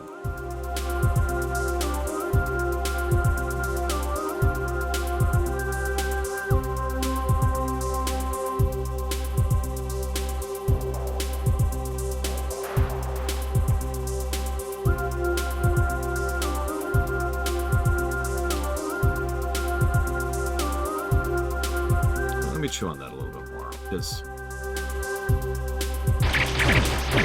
I'm still debating Area 3 here. I remember liking Area 3 quite a bit in the original, in the Game Boy version. It's pretty different.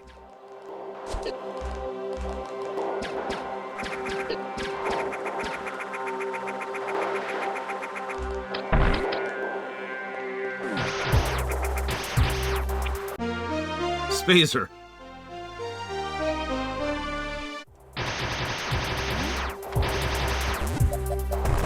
A couple hours ago.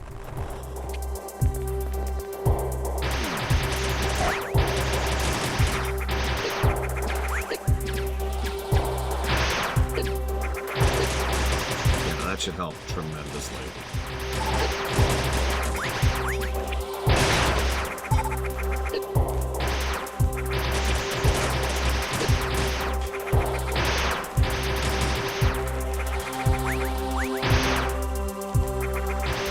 Look, I stand by my complaint, Estimate.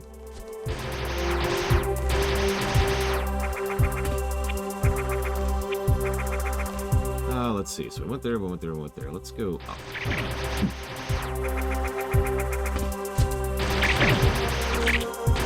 I mean, that's pretty much how most Metroids go, right? Alright, you got Spacer Beam. The only exception to that is when you get Plasma Beam, which can be another death point. Like, I'll never forget when I get Plasma Beam in Prime 1 as a specific example, and that's just like, alright, everything's dead now.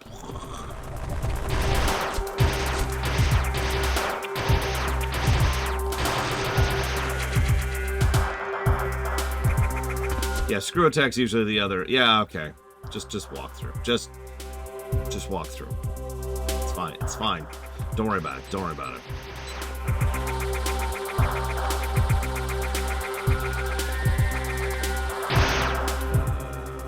Nope, for the left, for the left. Yes, I know I can go right. I want to check something first.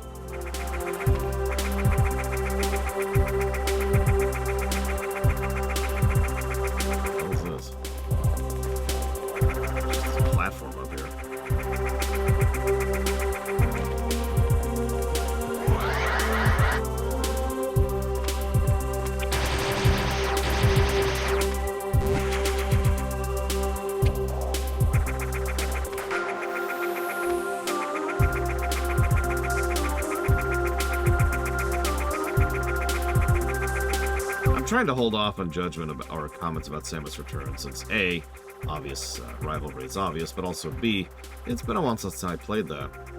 In fact, can someone do me a favor, look up the release date of Samus Returns, because that's about how long it's been since I played it.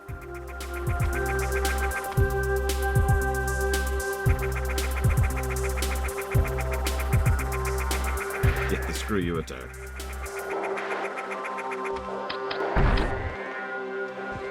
God, it's been 7 years, roughly. Power bombs. Good afternoon, J. Palmer.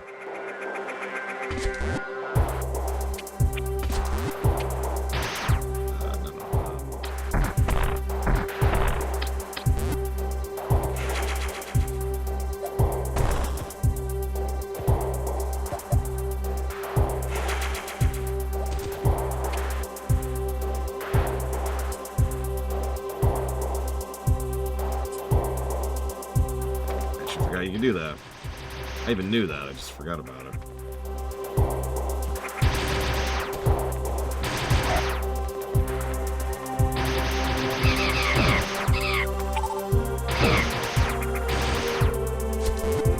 Favorite Star Trek music track? I mean, Best of Both Worlds is probably like my second favorite, I'd say.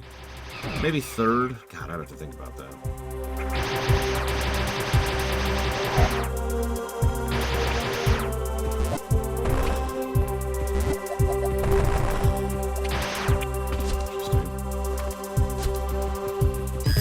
Whoa! Right, you. I disagree with that hitting me. You did miss my answer. It's gone, Evo. I hate these guys so much.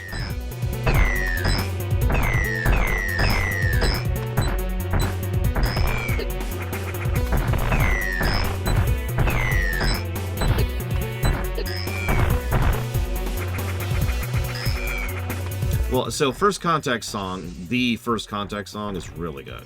So that's one of them. There's the song from Best of Both Worlds. There's the song from Booby Trap, which doesn't get as much love as it probably deserves. 6 Metroids still in the area.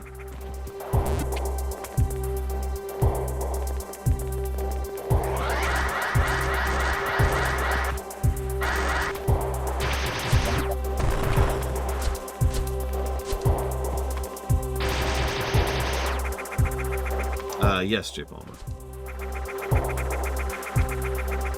Come on, game. Come on, game. There we go.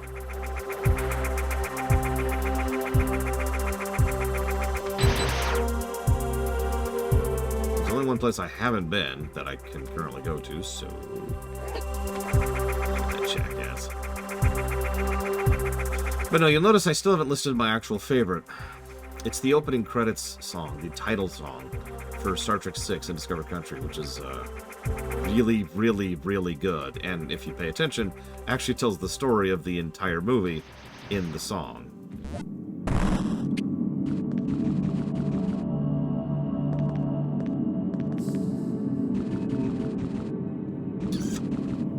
Okay.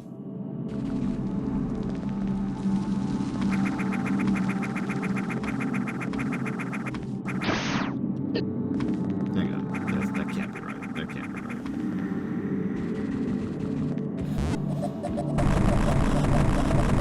There's got to be another way. Okay, here we go. I was gonna say.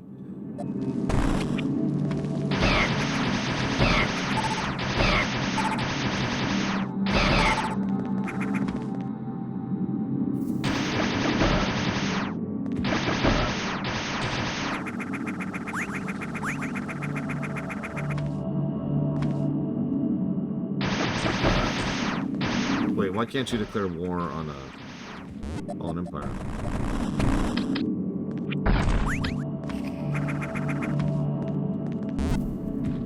Oh, this looks promising. Oh yeah, this is where I want to be, right here. This is home right here. Oh my god.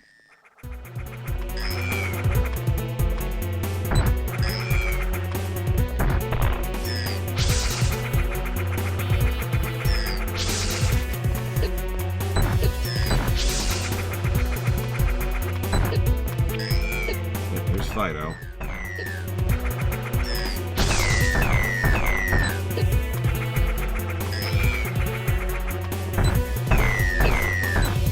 So I'm gonna go ahead and say something controversial. I've been thinking about this for a bit, and I think I stand by this. I'm not sure if it's just the combination of issues or the variance of the playstyle or whatever, but I think I enjoyed fighting the Metroids more in 2 than here. The original 2.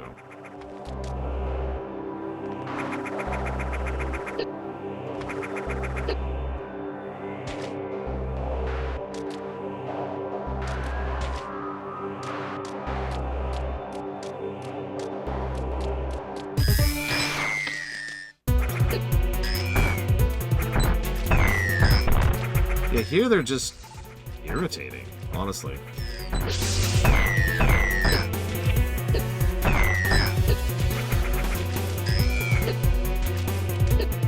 I'm actually dreading fighting the Omicrons and the Omega at this point, because it's like, this is irritating. What the hell have I got to look forward to?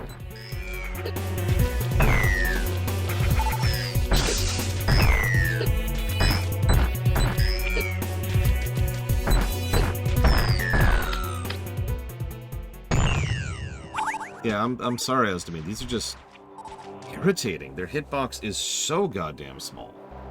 And they do that thing which I really, really hate in enemy design, where they just beeline on your hitbox and then sit there. Like, if I was actually sitting there and not moving and somehow had the health to do it, you'd see they would just squat on me. And I have never actually enjoyed that type of enemy design in anything. Going back to the Mega Mans.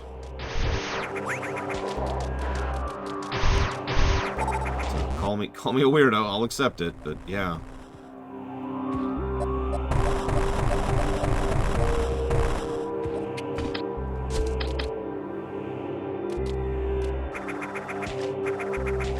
It is so dark, oh my god. Yeah, I've been pretty anti-contact damage for most of my gaming career. Again, see Mega Man.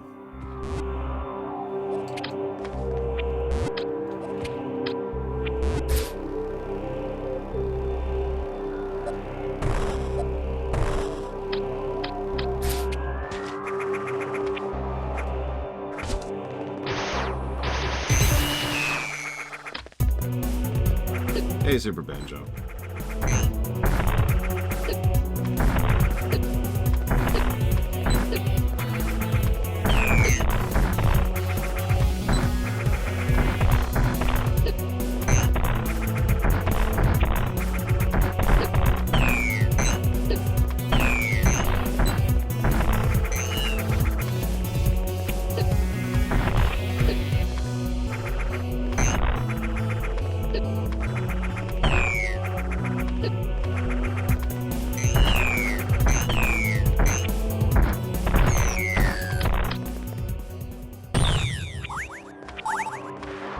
Yeah, you remember that one gamma we fought in the area that was like so... Oh my god. Okay.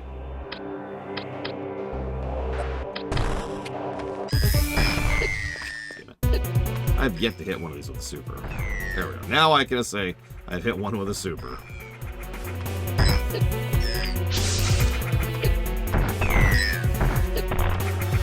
They do drop good items.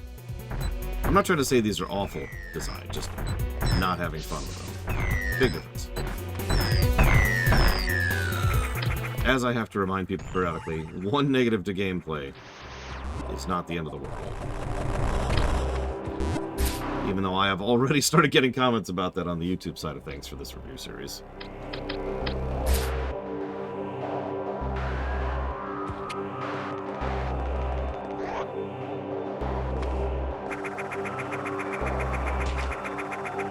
And yeah, I will never condone the stupidity of Nintendo trying to shut this project down. Fan hacks and fan games are actually really, really common. I mean, again, this is called another Metroid 2 remake for a frickin' reason.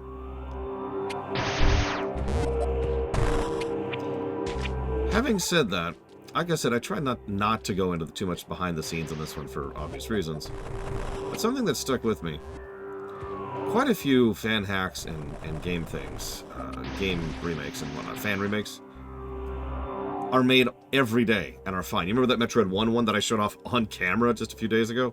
That's fine. There's no DMCA there, so why this one? I've noticed a trend that every now and again one of these gets a lot of attention, and then one of the big news websites will do an article on it. And that signal boosts it way too much.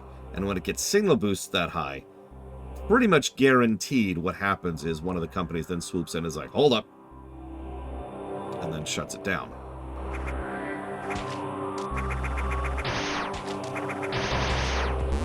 I'm not going to name names, Kotaku, but some news sites are a little bit more guilty of this than others.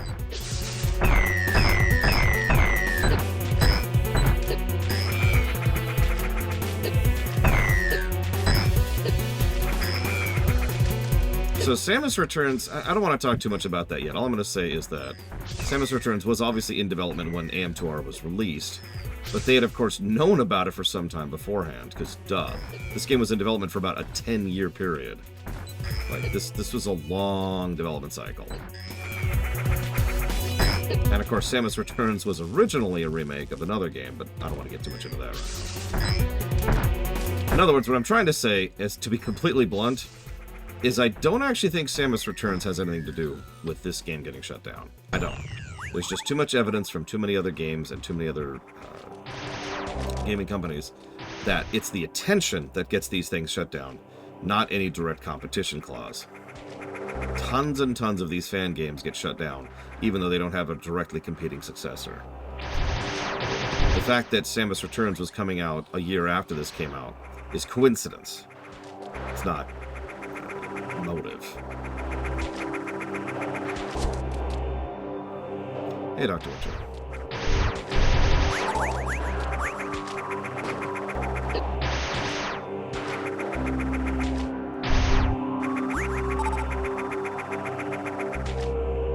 Well, again, that gets down to attention, Tully, is it? It gets signal boost, woo, newt.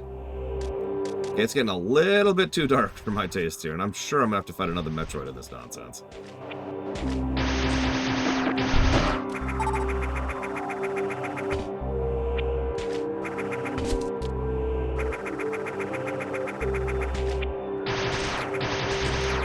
You know what frustrates me so much, personally, Javin? It would be easier to just hate on Nintendo if they didn't produce such ridiculously good games. You know? Like, if they just, you know, sucked. I'd be like, they suck. And that would be the end of the conversation, right?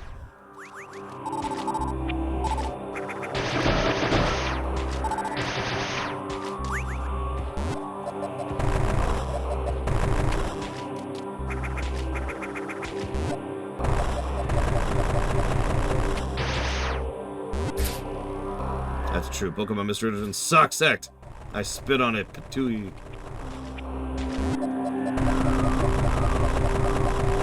There it is. I see it.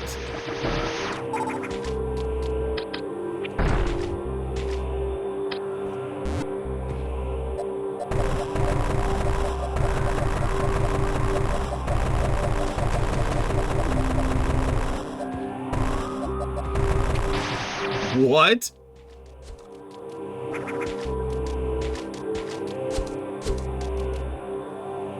There's no way. There's no way. There's no runway nearby.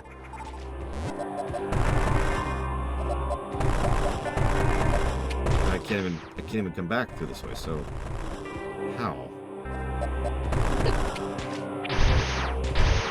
I admittedly am not 100% sure how companies work in Japan compared to, like, say, here in the States, but I do know that here in the States, something else that happens is the legal team often does what can only refer to as spurious lawsuits in order to make sure that they stay employed.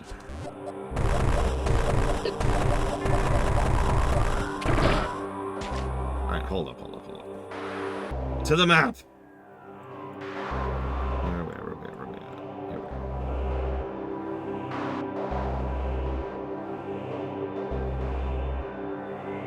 Yeah, no, that super missile is just straight up locked behind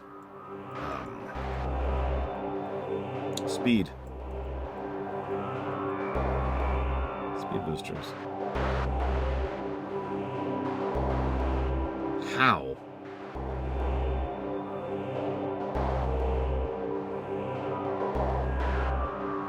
Like, you can't retain a speed boost that long.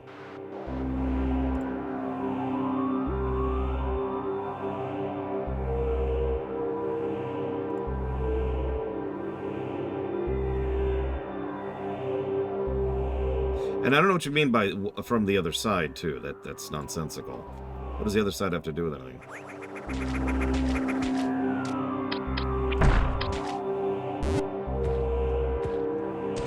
No, I do have the complete map. I'm staring at it right here. Okay, so there's speed boosters. And those two tiles are the only tiles preventing us from reaching that super. That's why I checked the map. I'd show you the map, but OBS literally can't load it because the image file is too big. So, like, how? Like, the only thing I could think of is if you could somehow retain a charge from just above here, and then do a diagonal thing down, have to ball form over, and then trigger the Spine Shark and then Spine Shark right. And I don't think that's possible in this game, but obviously there's a little way to find out.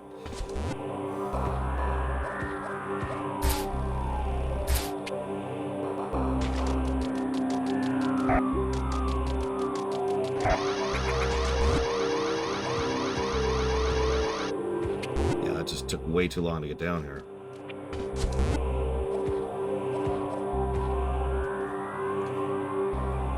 I don't see anything on the floor, and it's an uneven floor. So I'm unabashedly using the map at this point, because at least I can see the whole thing without this lighting issue. Check the floor while you speed boost.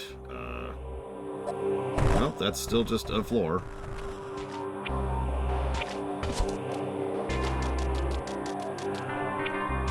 This is flat. This is where we can get the boost.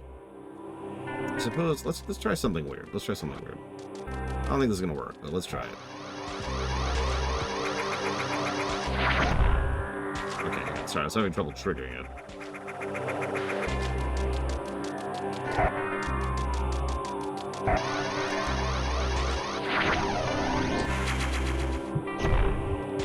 Okay, so apparently we could speed through the whatcha-fig blocks.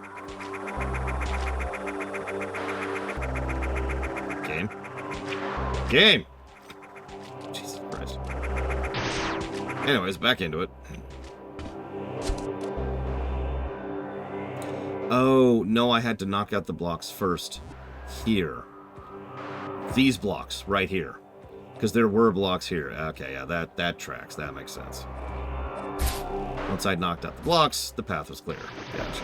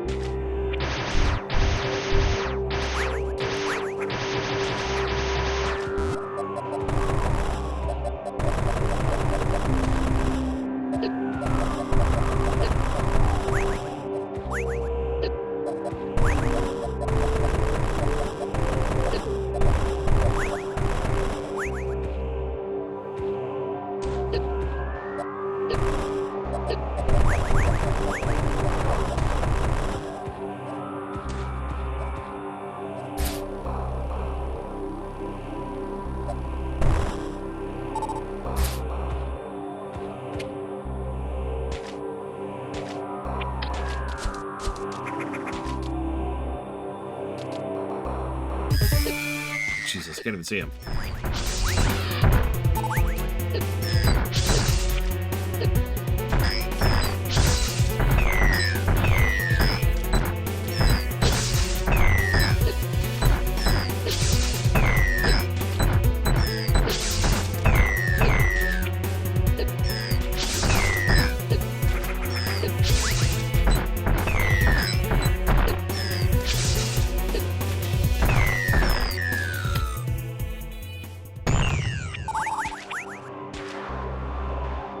That's all of them. Miss anything? Yes, we're missing 2 things.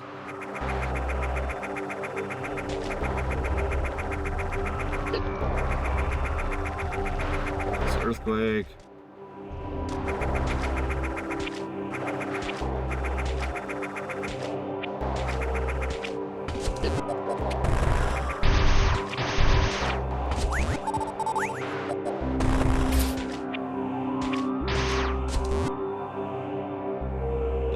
What cracked? Well, sorry. It's probably an hour ago. Hang on. Let's try. Hang on. Cracked wall.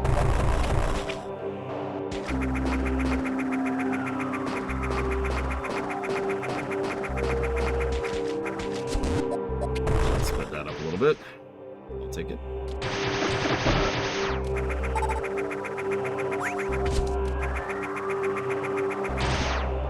Has to mean just put the patronage towards something. It's never a good sign.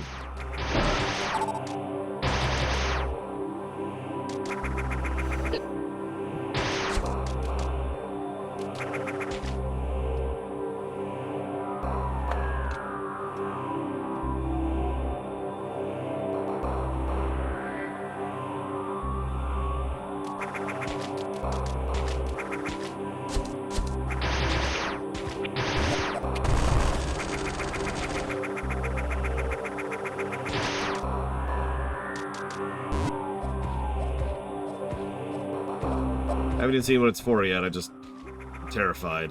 Esduine's gonna be like, I'm gonna donate for you to play Metroid 1 the proper way this time. With no save states to cut down on dead air time.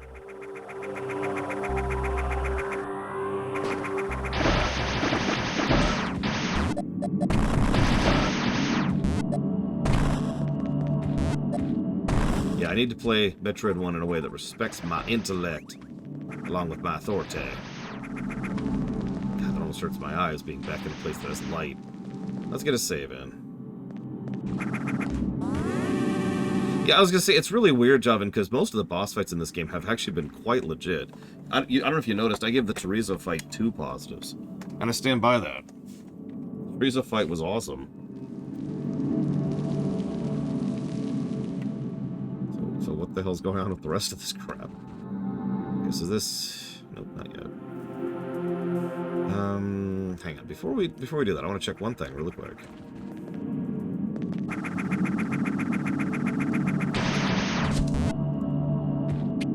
Figure out what this was. That's the idea, Vandalia. Hopefully it'll stay that way. Yep, nope, so this is just a nothing burger. Yeah, I tell you what, for $5,000 cash, I will play Devil May Cry 2 again. That's a lie. No, I won't. Do not hold me to that, because I will not adhere to that bargain.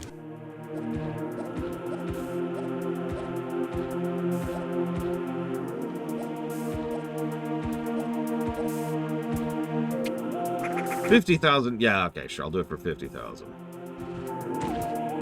Help with the rent. I mean, I've said before, and I'll say it again, the games that actually need proper remakes are not the games that are already good. It's the games that need the proper remakes, you know? A favorite procedural TV series. So I assume you mean it's the one that is continuity heavy, or do you just mean one that's comp-related, Trixie? Different questions.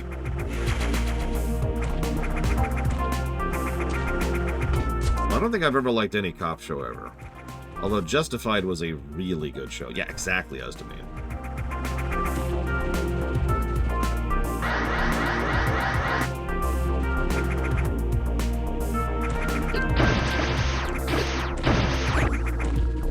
So I suppose I would default to Justified if you forced me to pick a cop show. Even though it's actually a Western, but it's as close as I got.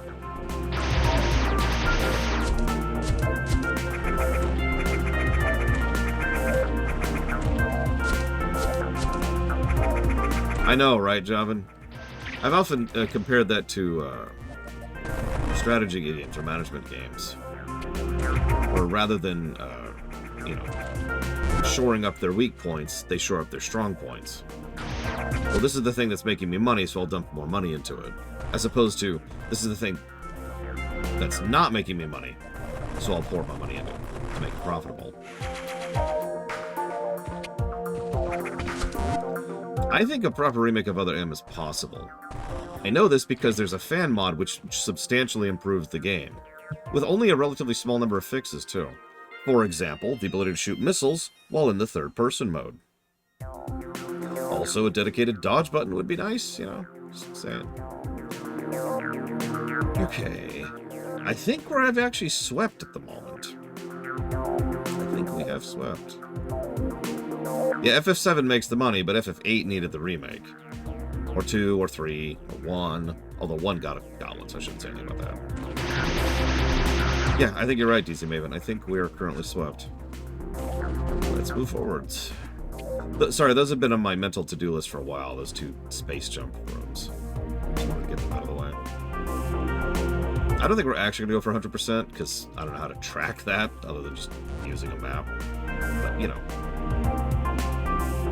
Yeah, exactly, as to me. Just whoosh, fixed, done. Team Ninja had at least the bones of a decent game in there.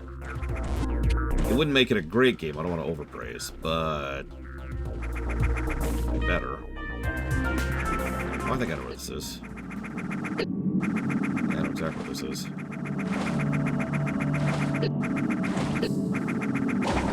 Whoa there, whoa there, whoa there.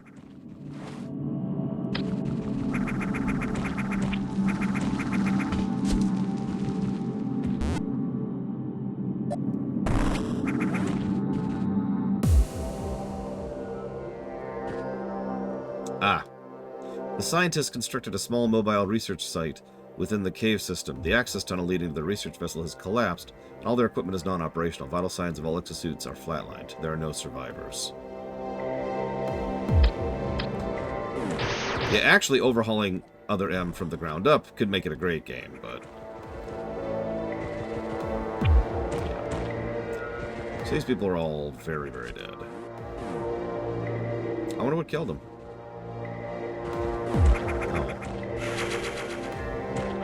I'm sure it was nothing.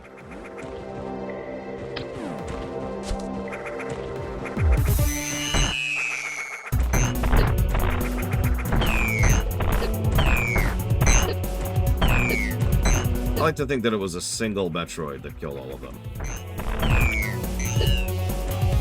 Just one.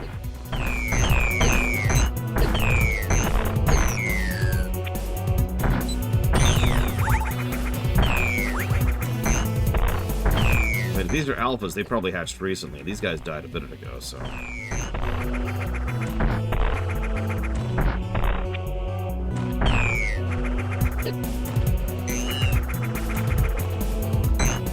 Oh, that's a good point. They don't seem ashen.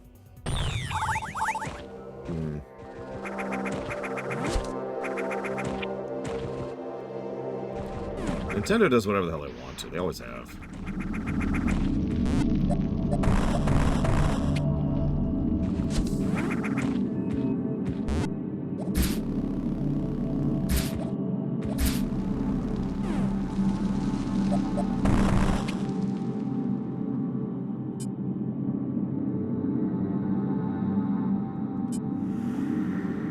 Oh, can I only have one marker at a time? Aww.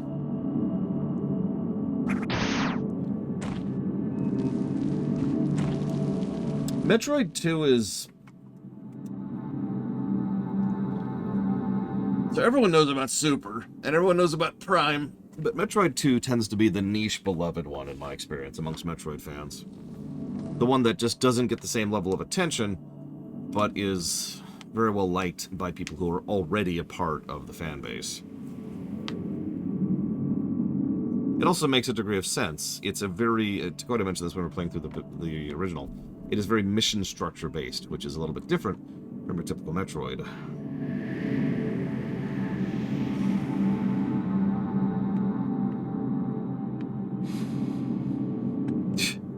New voice acting. I mean... Comment. Give me a second. Let me gather my thoughts here for a moment.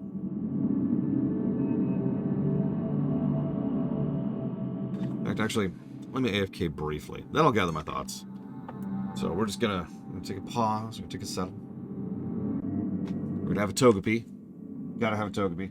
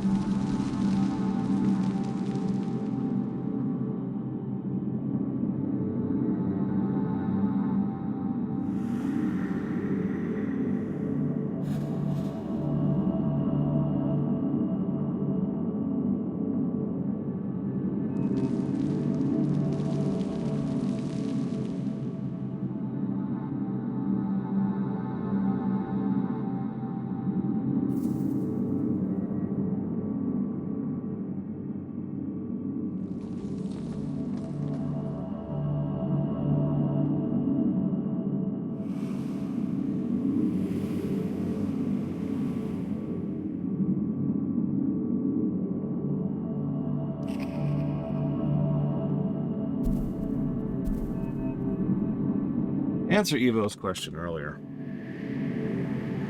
I would say that, true enough, Asdamine, this is literally the catalyst for everything that happens after this. Fusion happens as a direct result of this. Super obvious. Other M. Dread.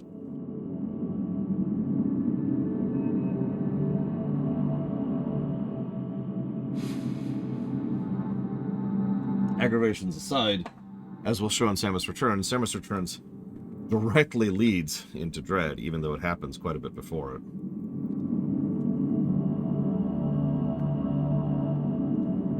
Oh, excuse me. Okay. Music. I like several of the songs, so the songs are just bangers. Like the Hydro Plant, that was awesome. But the one that really worked for me is the Hydro Plant. I don't know why I said it that way. The one that I found interesting is that they've continued to try to have that atmospheric tint when it comes to the audio, kind of like they had in the original. But instead of it being boring blips and boops, which didn't work at all, instead you have something that actually does work quite a bit better, which is what you're listening to right now.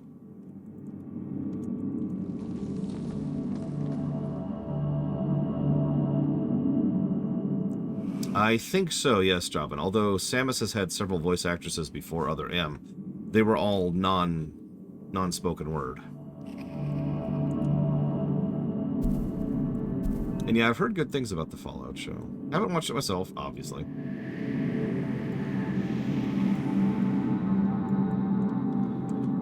Let's do something really quick here.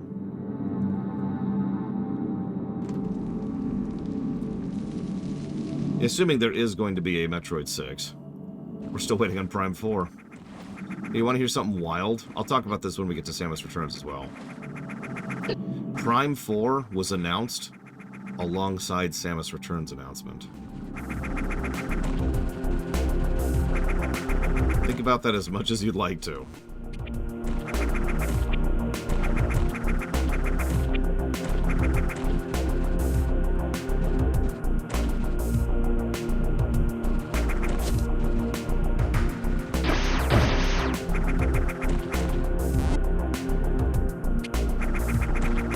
I mean, there's a lot of evidence right now that they do actually have a remaster, a basic remaster, but a remaster of Prime 2 and 3 done. Because one of the things Nintendo does as standard policy is they'll make a game, and then they'll sit on it until the time is right to release it. An attitude I actually applaud because it makes perfect sense. It means they can strategically release games whenever they want to, rather than having to, in order to fill in, like a quarterly report or whatever. It also means they're always ahead of schedule, which is the correct thing to do when it comes to production schedules. As anybody who's ever worked on any kind of production line will tell you, you want to be done with the next thing before you've released the first thing. Right? I believe that's usually referred to as the swinging vine thing. You always want to be grasping for the next vine before you let go of the previous one.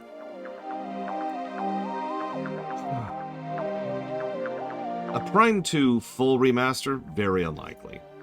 Prime 1's the beloved one. It got the attention to detail. Prime 2 is probably just going to be a polished port. Which, I'll take it. We'll probably get the exact same thing with 3. As long as it allows me to play it on the Switch without the frickin' Wiimote, I'm happy. The Prime series has been funded for a while for a review, and I've been sitting on it hoping for that because I'm not playing that with Wii controls. Yeah, exactly, Shadow Machine. Anyways, so, while you have some music to listen to, please forgive me while I do my job a little bit here. Okay.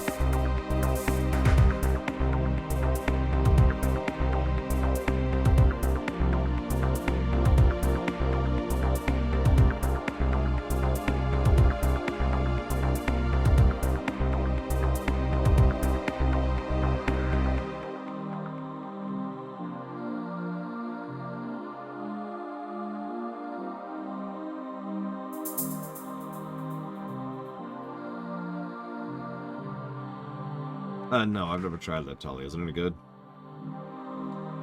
Yeah, considering we've seen them port several Wii games to the Switch with success, I'm hopeful, Asdamine.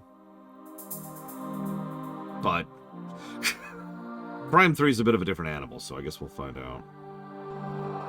Damn it, Vandalia. Vandalia just doesn't want me to do my job. That's what it is. I knew it. Yeah, and where the hell is my Galaxy 2 port? Please? I will buy that day one. It's a great game that at the moment I will never play again because it's on the Wii. And those controls can go directly to hell.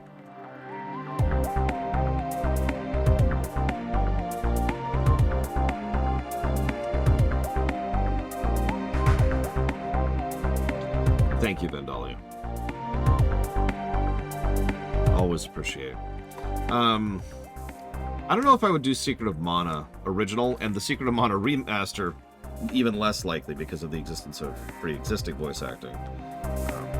Yes, I have noticed that, Java. So, probably wouldn't do it just because it would be kind of a weird theater game. There's not a lot of dialogue. The dialogue that's there is awful. Like, the only way I could ever do Secret of Mana is if I could retranslate it myself as well. And at that point, well, we're drifting into rewrite territory. Oh, the Lord knows I've thought about that. Excuse me. Where is... Hydro Station. There it is. There it is.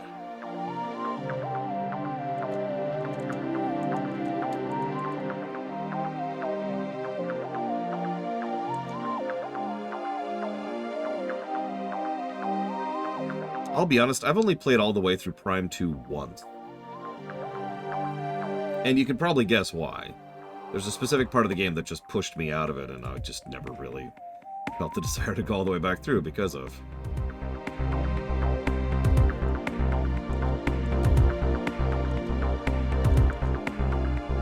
Not that Prime 1 is exactly perfect.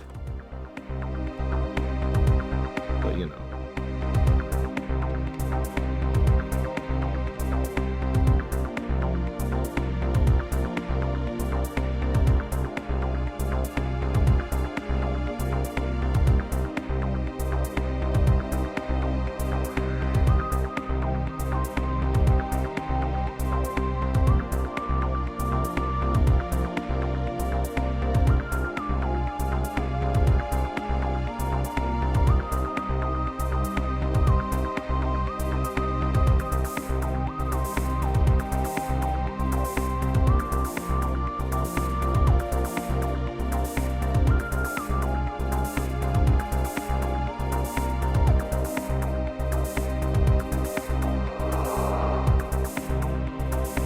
Light zone problem. You know? Yeah.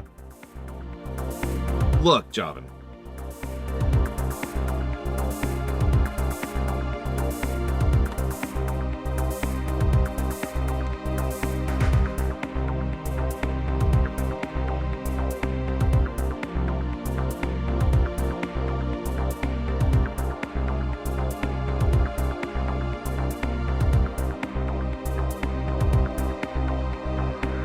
It Asdamine just described it, Javan.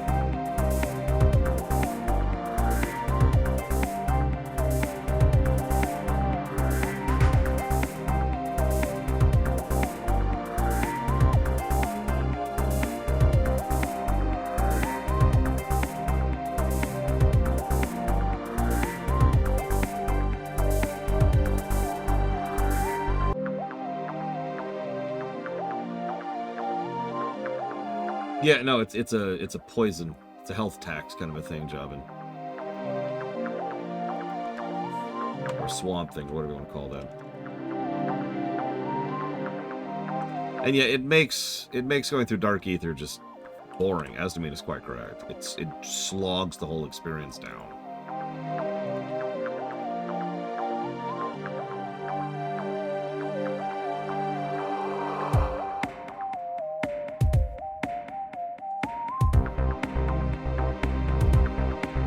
Yeah, the problem is it's the same problem with chewing on concrete, right?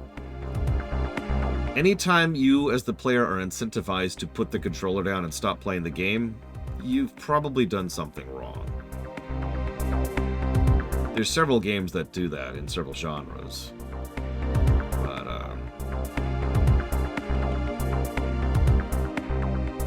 But Prime 2 definitely falls into that category. What was the name of that thing?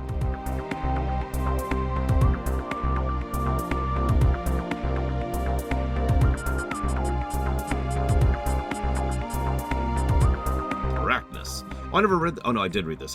Then I died.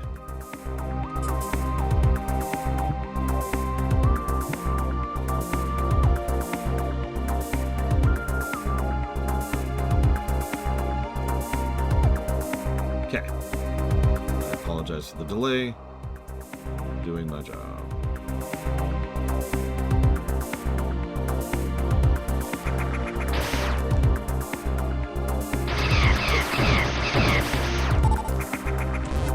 See, I've said this before, you can have an area in a game in which you're just constantly damaged or it hits you a lot harder or whatever, and that can work pretty well.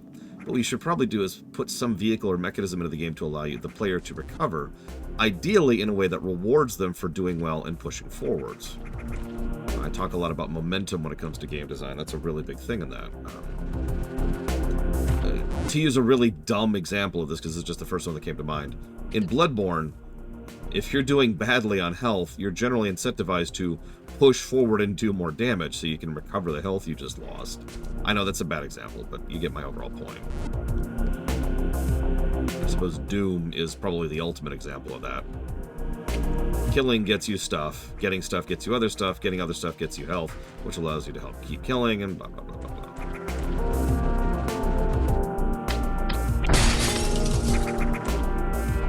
Oh yeah, Sekiro has the posture system too, you're absolutely right. I don't remember if Elden Ring had something like that.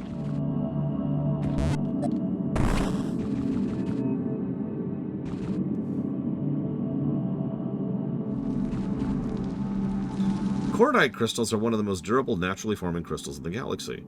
Although they're not as hard as diamonds, this makes them a more malleable resource. The Chozo found practical use for cordite in constructing machinery or producing works of art. This mining facility supplies cordite and various other minerals to the nearby industrial complex.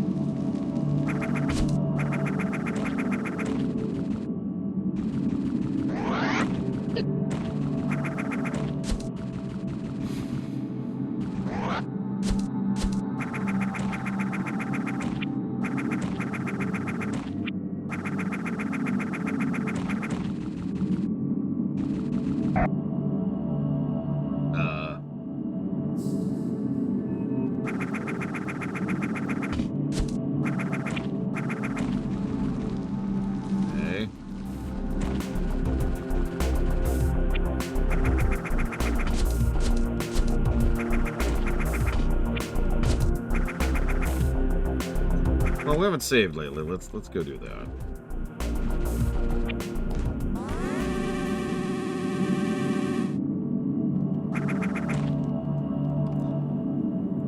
See if the map helps us anywhere. Where are we?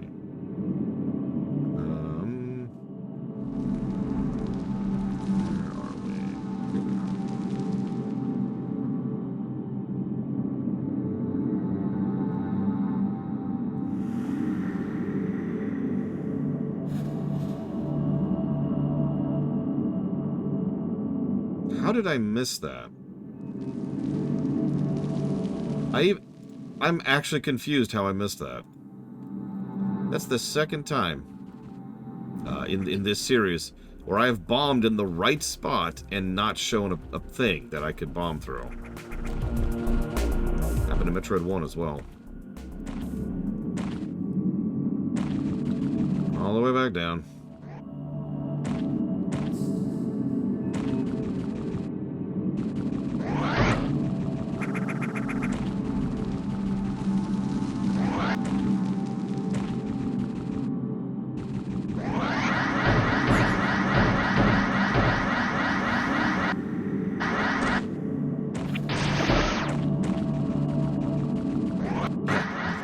At least it's the fast lane.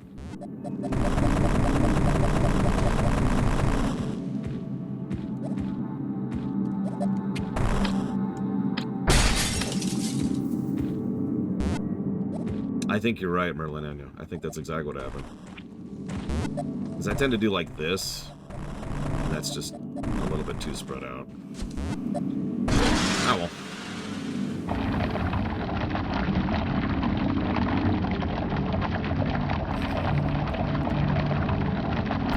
Something to remember.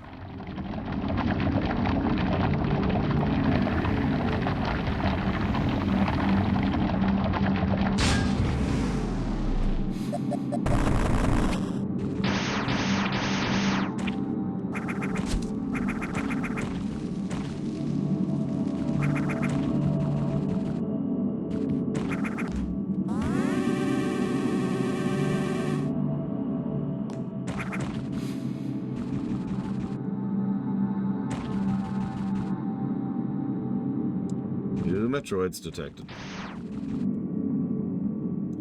Okay.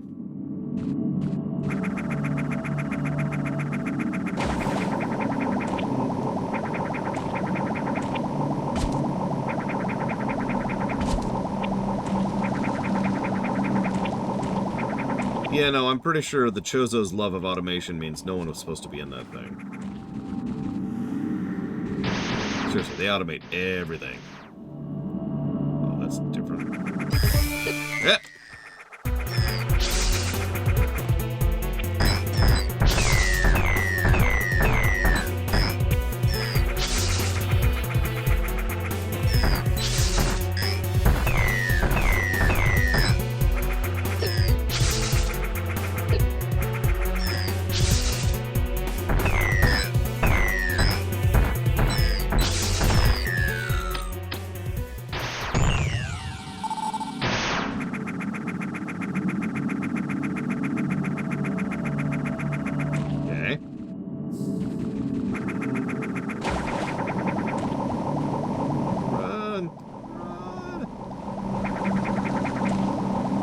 I really needed a sauna, you know?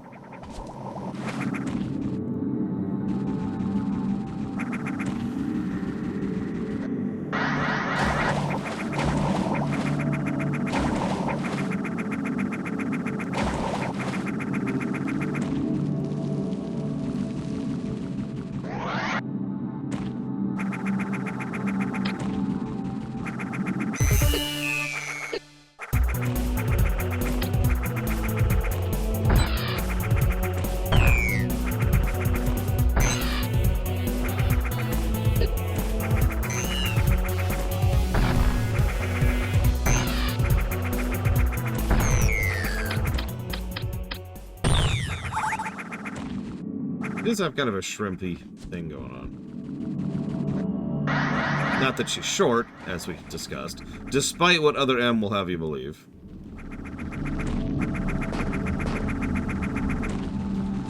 Does this this refill my supers? It does. Nice. Good to know. I wonder if it'll refill my power bombs when we get there.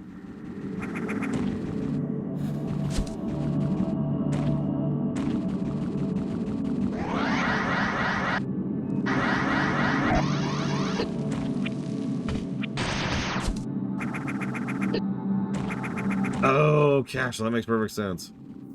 She's like 6'4", I want to say. Without the armor, by the way. She's taller than I am. Not that I'm super tall, but, you know, still. Just pointing it out.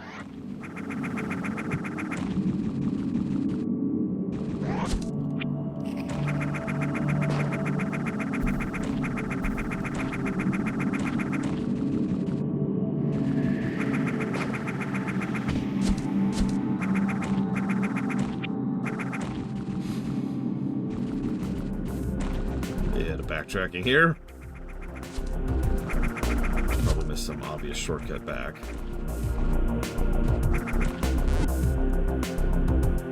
That would be about my luck.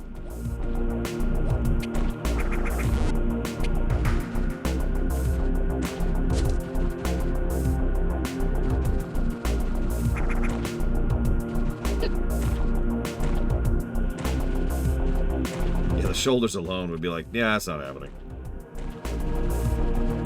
Onwards and downwards.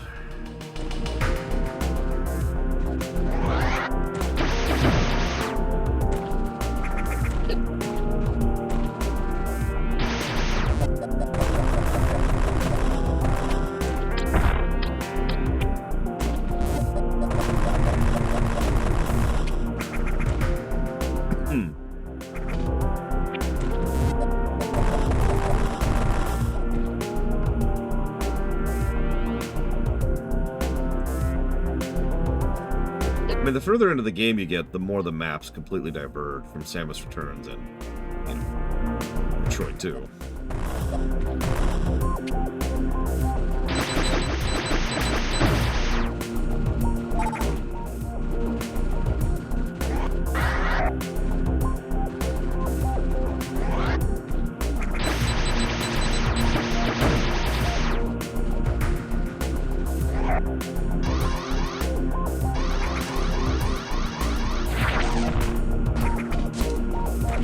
Screw that up.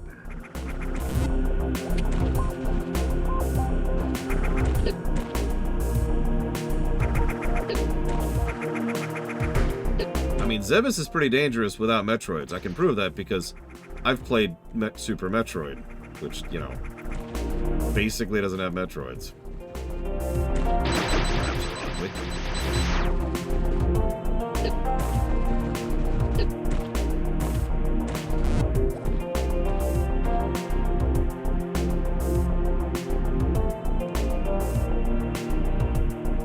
I already regret my decision to go right instead of left.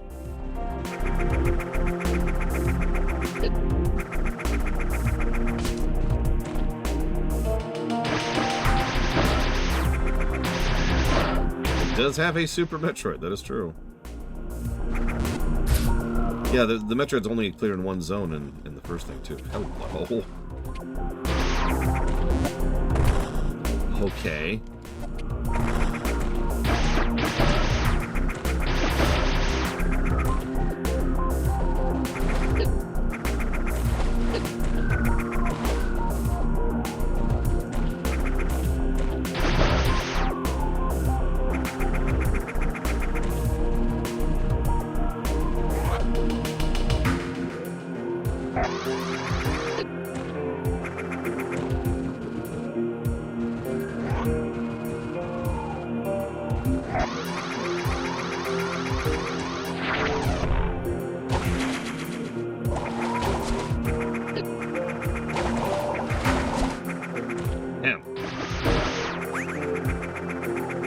Let's go left. Let's see what we missed by going left, because this feels like progression.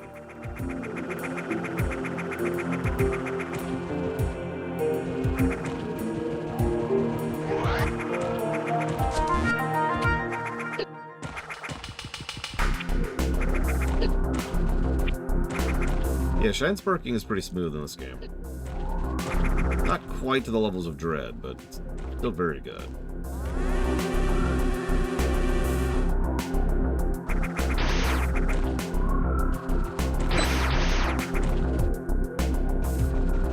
Ugh.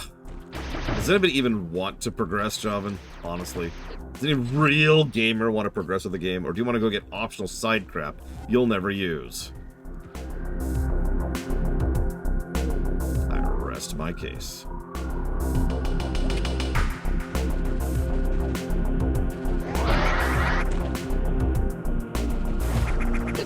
I mean, fair enough, Darkrai.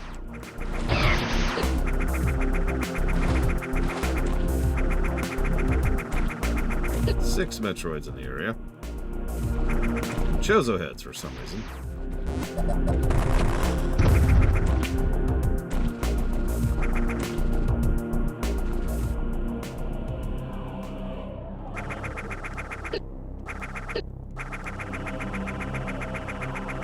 Oh, this is Area 6.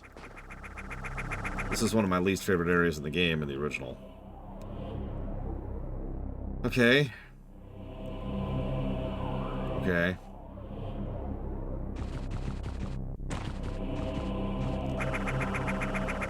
What the hell is all that crap?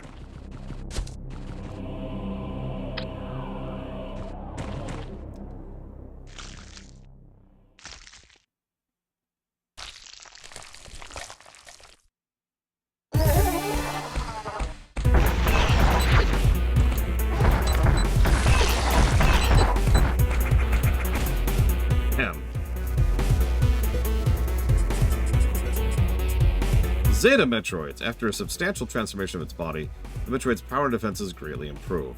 Though the Zeta Metroid can no longer fly due to the immense weight, its new legs are strong enough to carry it and perform great bursts of speed. The arms can deliver powerful strikes, and its mouth glands can spray a highly corrosive substance. Its 2 prior forms were akin to a pupil phase. Discarding the Gamma Metroid's exoskeleton marked the beginning of its actual adulthood. And yes, the boss theme is slightly different.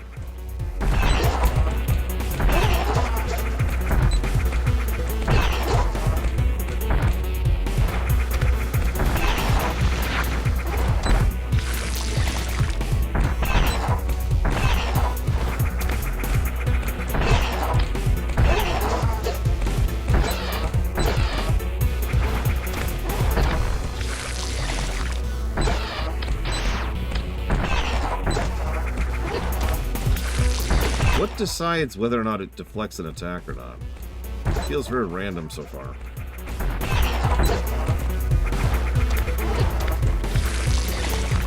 It's like a goddamn truck.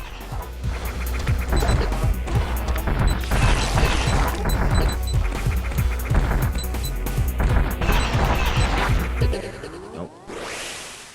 Wow.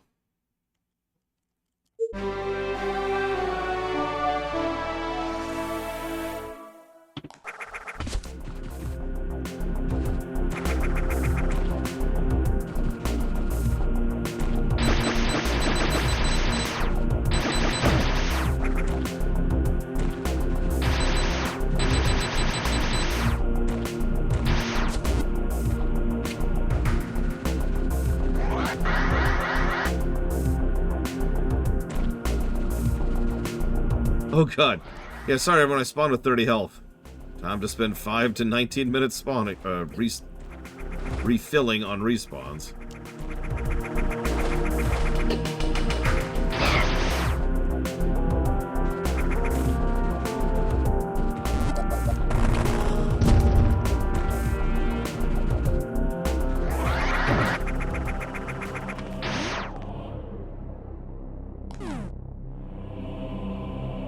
Tower. This facility is operating on an emergency power supply. Thermal readings indicate there is at least one functional device located deep within the building.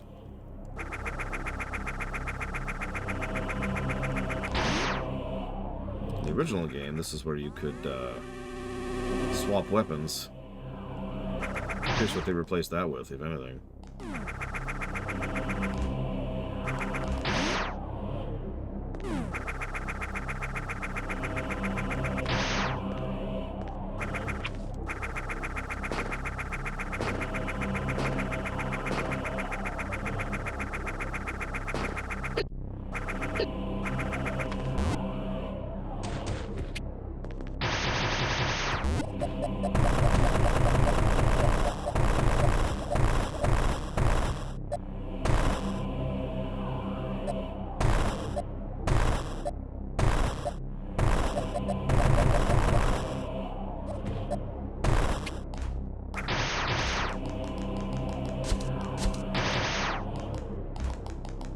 Biggest improvement? Oh, Jesus, I don't know. Everything? Does everything count? I'm gonna go with everything. Like, it's almost hard to compare this to Metroid 2, the original. I'm doing my damnedest to try, but, you know...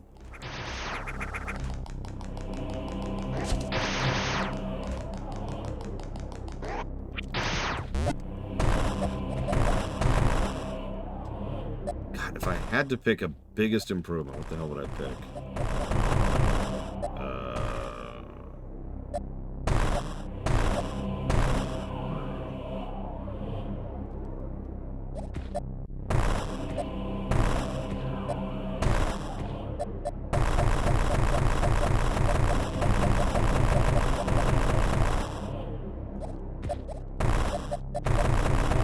Yeah, proper rebind feature. Am I stuck?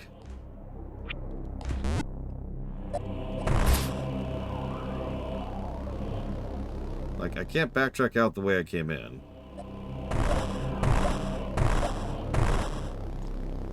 The doors are all gray.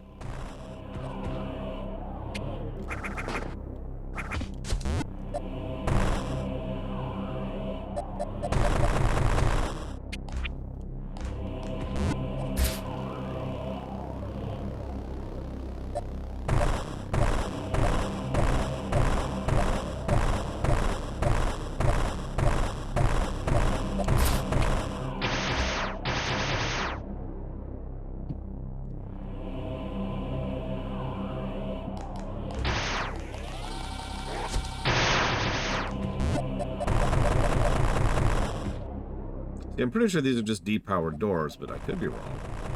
I mean, the gray doors regardless. Usually gray door means script trigger, right? Event. Super missile doors are green, just like the missiles. The yellow ones are for power bombs.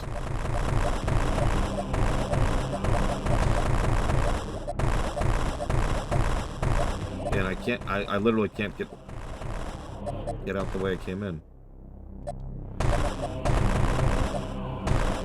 Okay, well, first, thank you, Valerian. Always appreciate you. I hope the heat and the allergies are treating you as well as they possibly can.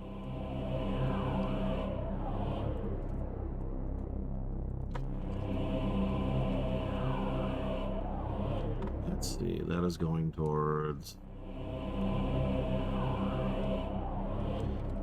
Dawn Trail, just inches anyways. Alpha Centauri and Victoria 3. Good. Good. I need more people telling me things are going well. Especially the opposite. So I'm gonna pull up the map. Let's see, where are we? Tower. Here we go. We're in the tower and we are here.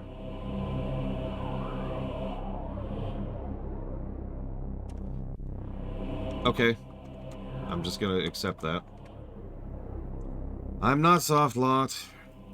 If I was soft-locked, then it would be a negative. But actually, it might be more of a negative.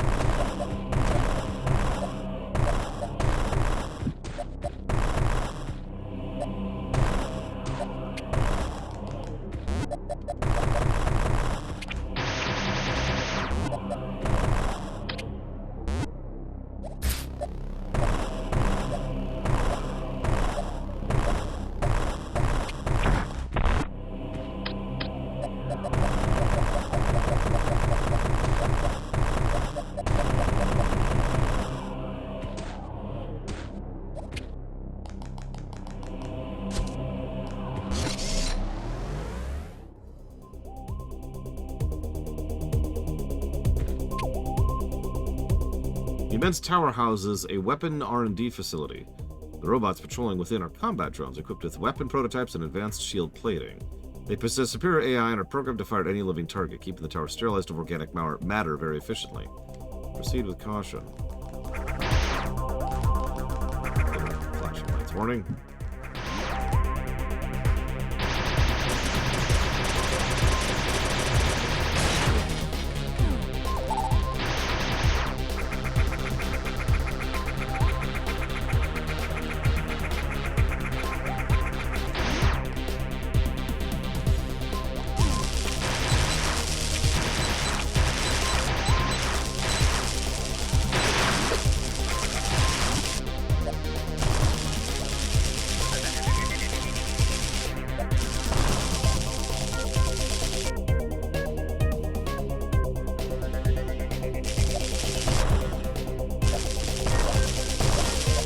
Hopefully nothing to do with Metroids. I mean, that would be crazy, wouldn't it, Crazy Horse?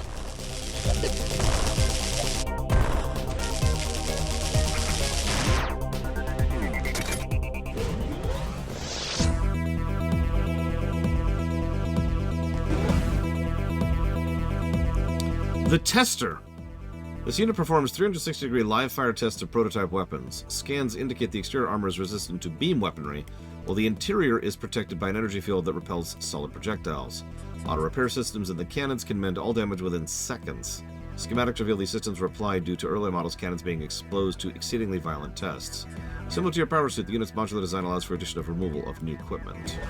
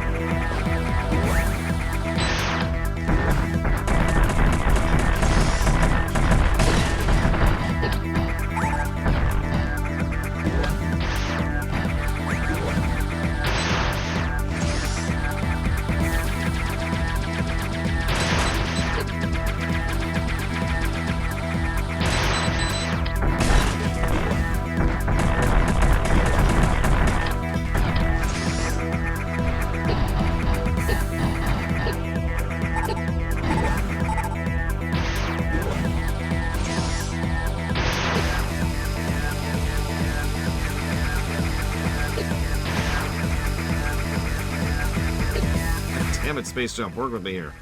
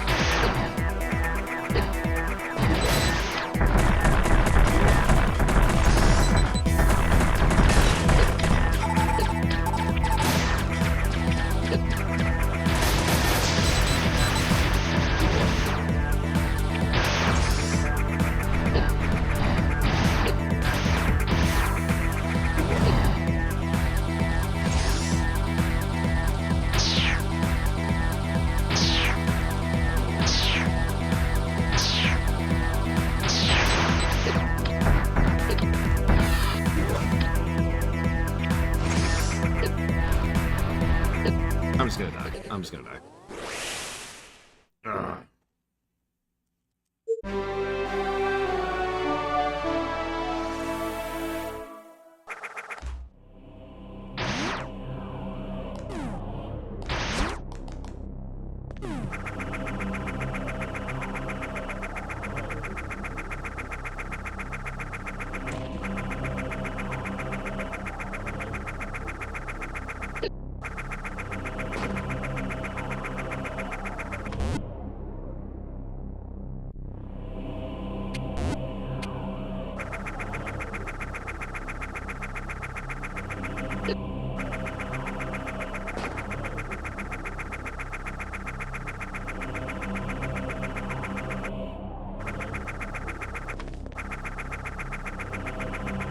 Interesting statues.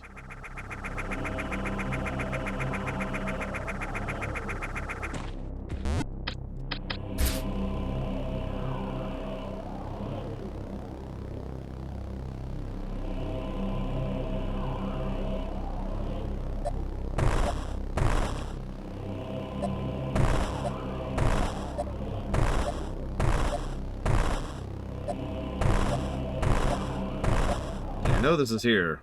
This is how I healed when I was playing the original. This is my recovery. I mean, only the Greeks would make Atlas do it by himself, you know what I mean?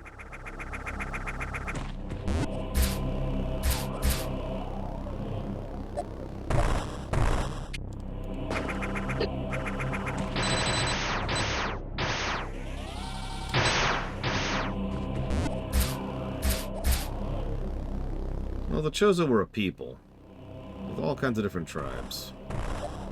Like the Mawkin, for example. Lovely folk. Oh yeah, I wonder what the Tunnel of Darkness is like in this version. Let's find that out while we're here. Well, that's a little bit less horrible. I'll take it. It's not literally pitch blackness.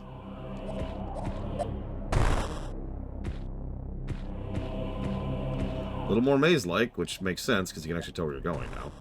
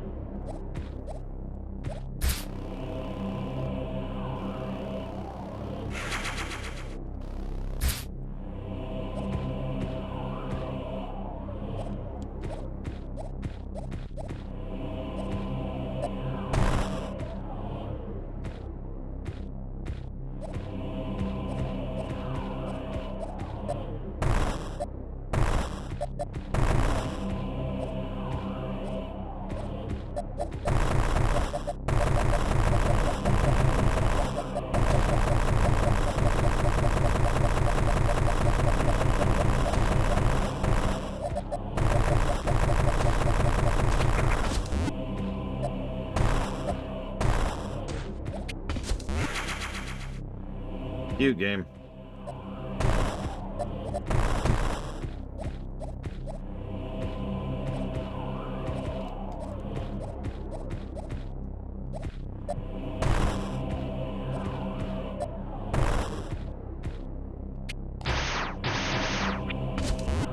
Yeah, it makes sense that it would have its own light source as the beams are shooting by.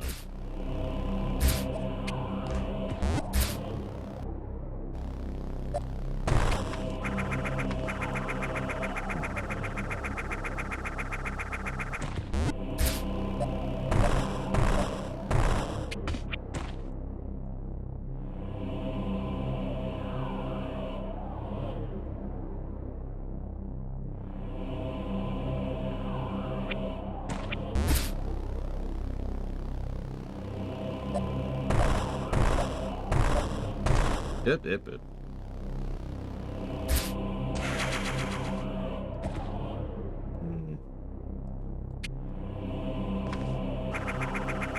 What else can we do before we do that?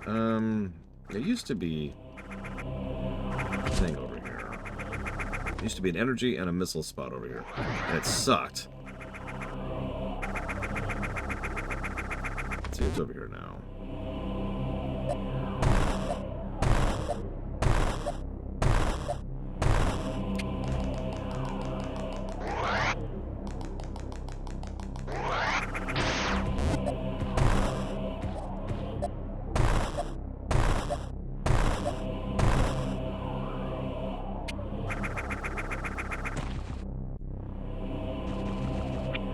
I suppose. No, I saw Javan. I was prioritizing finding a save point before I explored them. There's a lot of power doors. Is there anything upright this time?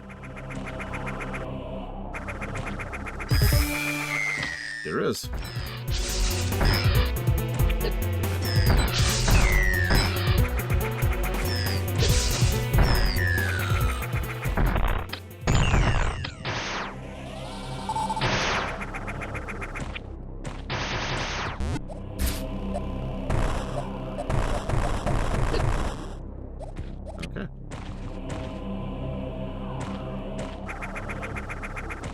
Leads, yep, to that Metroid.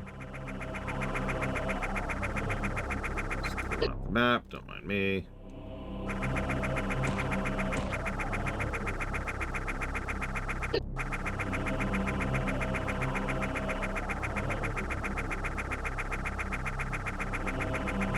feel like this is probably our overall closest save, so we'll stick to this one.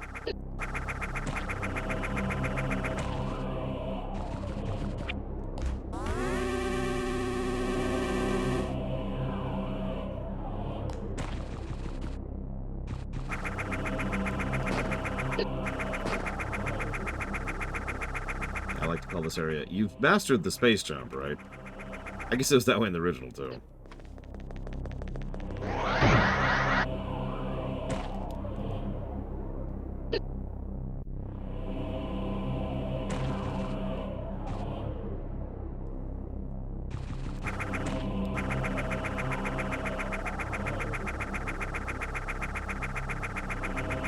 That's the power bomb thing. Yeah, Meridia is probably the most qualifying for that. And this is another Omicron. Alright. So I've got my choice of poison. I could fight Omicrons, or I could fight the robot.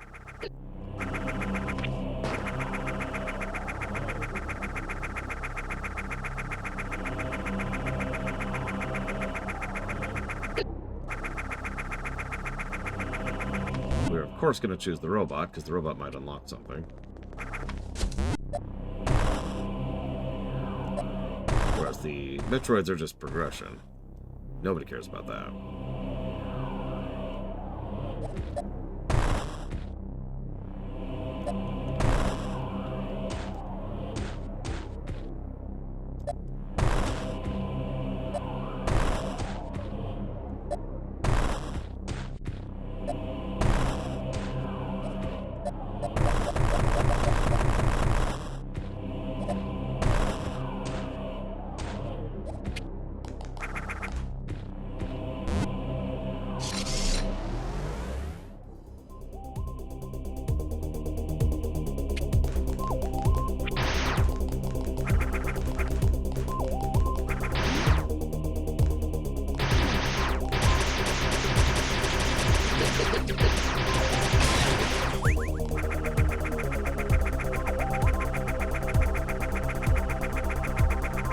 I'm gonna make a joke. Could you imagine actually having, like... Because all their Chozo stuff is, like, bird skull related, right? Could you imagine if some kind of human organization just had tons and tons of human skulls as their worker servitor bots? And then I realized what I just said.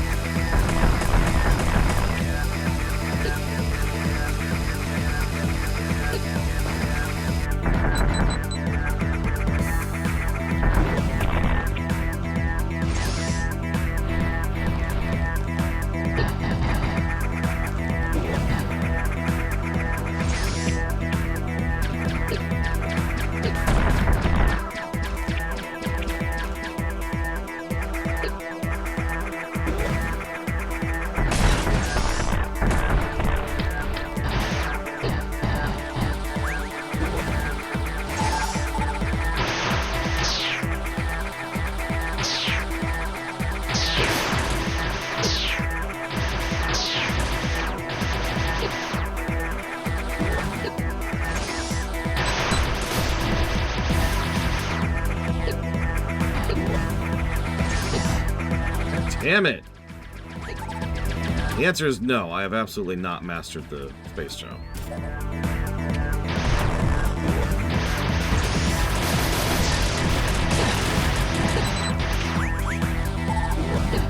He keeps not jumping.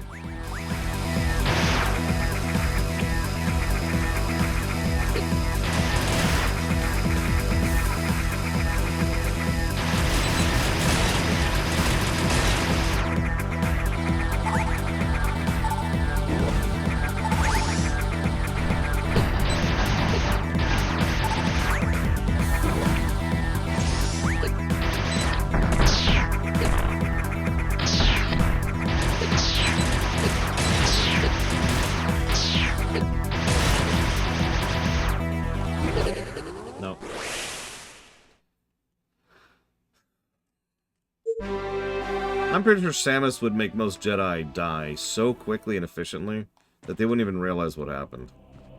They would just be like, alright, prepare yourself, Samus. And in mid-sentence, they realize they're dead.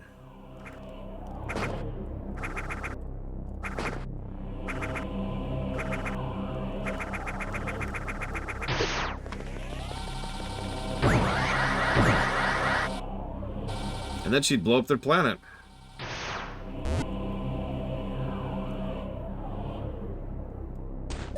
Yeah, one power bomb could honestly probably just kind of deal with whatever the Jedi have coming. Like, good freaking luck dodging that with your freaking lightsaber.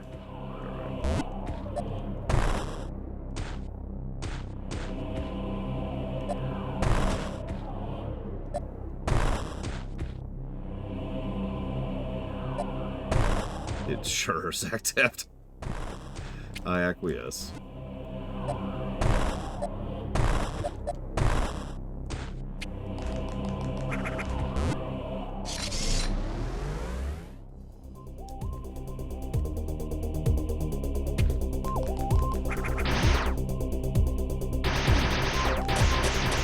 Listen, the only way Jedi mind tricks work on her is if it's a manly man telling her what to do and how to do it.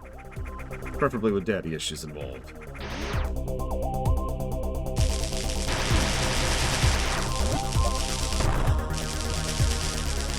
I mean, killing Jedi is pretty easy. That was actually a major plot point in KOTOR 2. Jedi tend to be way too reliant on the Force to actually be effective most of the time. Round 3.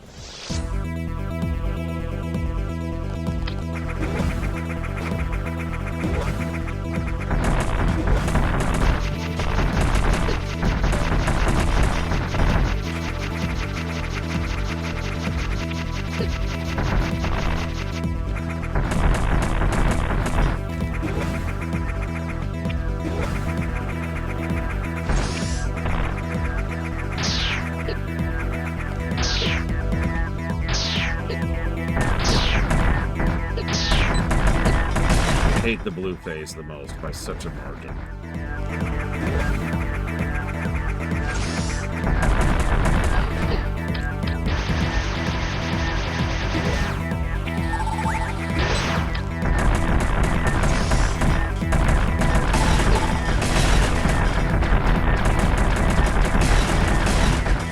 Really lucky placement there.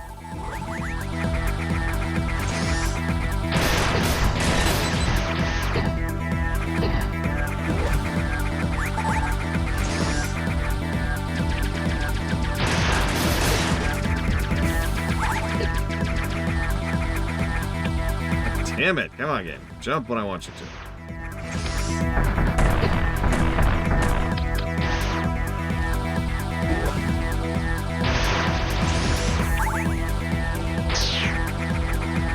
Back to Ice Beam.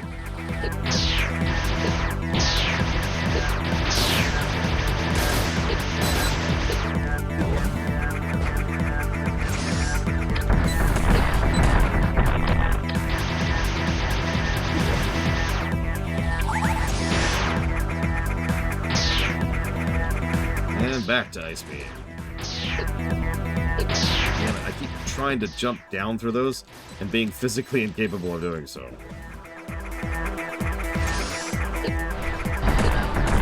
Me for a second.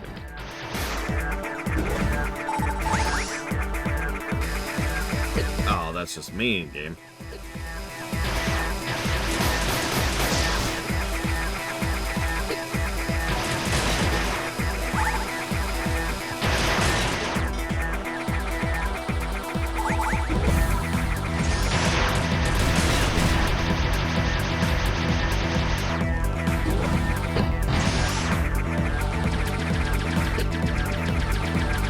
Beam. I do like the implications that this is, you know, where Samus's suit came from. The research for the suit, I mean.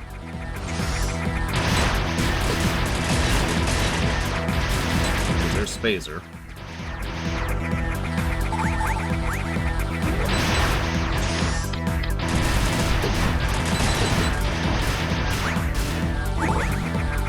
Are obvious.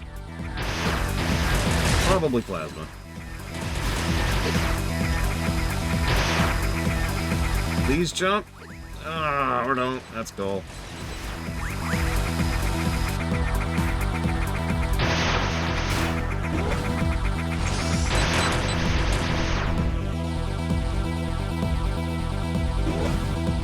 Oh yeah, I'm expecting a phase 2. I'm still trying to just survive each round here.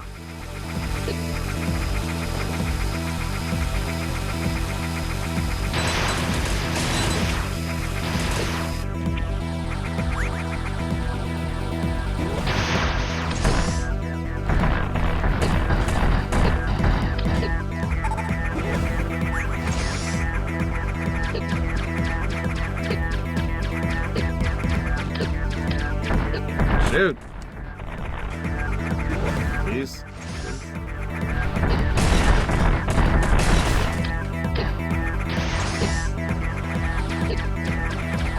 My God! Okay, fine.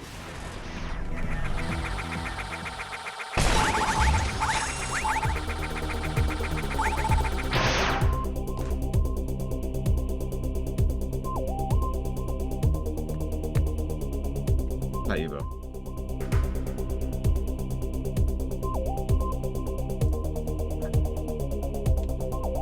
I think I could easily give that a triple positive boss, if it wasn't for the vertical corridor and the reliance on the space jump. Still a good boss fight, but that physically hurt. Something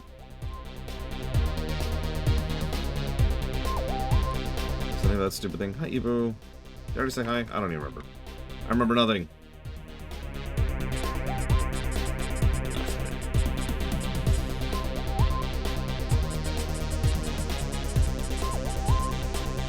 Tester.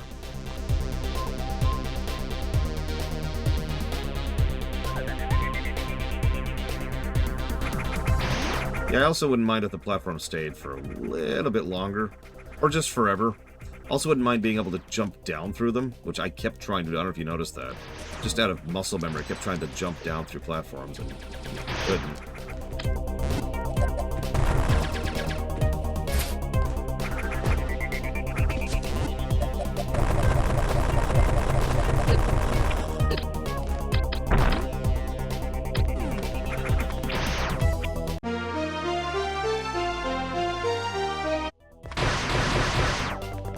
There's plasma. Not actually what I was expecting. I was expecting power bombs out of that. How's your day going, Evo? And did you hear my response about the music yet? Yeah, I'll take plasma. I'm not here to complain.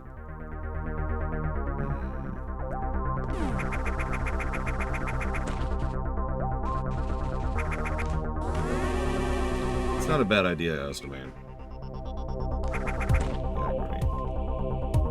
I mean, plasma's big shtick has always been that it pierces, although I guess that's waves too, so. I always remember being weirded out when Prime came out and the plasma beam was just magma. It made a weird amount of sense, but...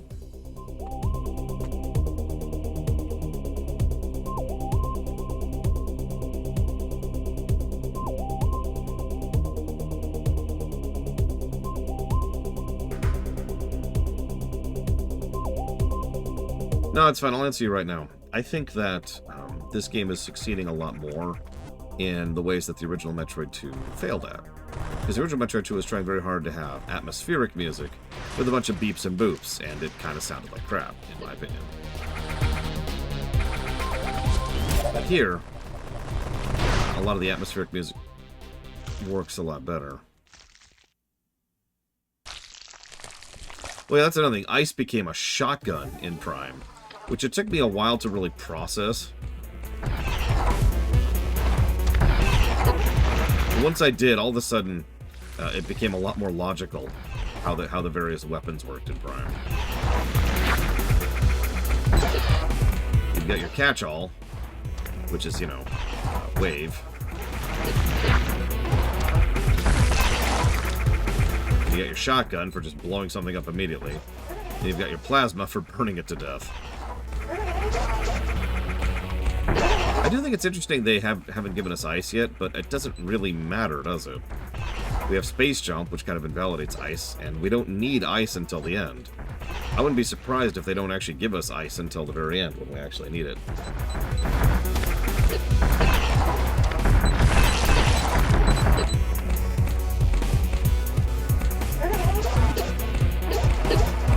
That seems like a hard no. And thanks for the damage, Asdamine. Jesus. You're trying to make the Metroids kill me. There's easier ways to do it. Holy crap.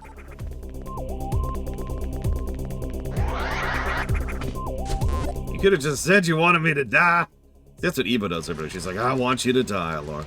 I'm like, good morning to you too, Eva. The Dread Pirates Roberts thing all over again. Yeah, I think those are way better than what we had earlier with the alphas and the gammas. Okay, so we still don't have power bombs. So I guess we'll just hunt down some Metroids. That's a power bomb thing, and that's a power bomb door. So yeah, let's go hunt some Metroids. Let's refill. First and foremost. Did we already go upright? I don't remember. Let's find out really quick. Hey, Oxymoron. Yep, nope, this is another Metroid. That's what I thought. Thank you for the sub. Always appreciate. I'll put that towards dealer's choice.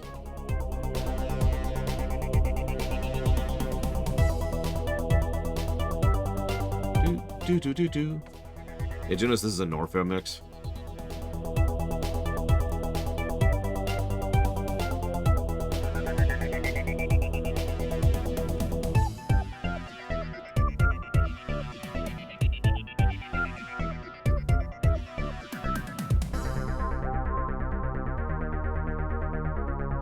There's a lot of bones here.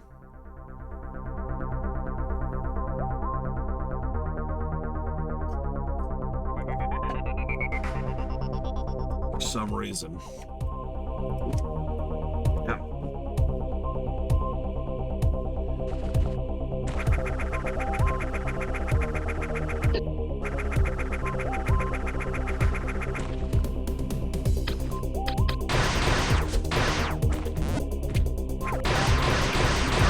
This fight actually sucked in the original.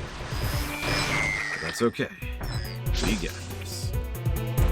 It's just fighting a non-enemy. Being bored.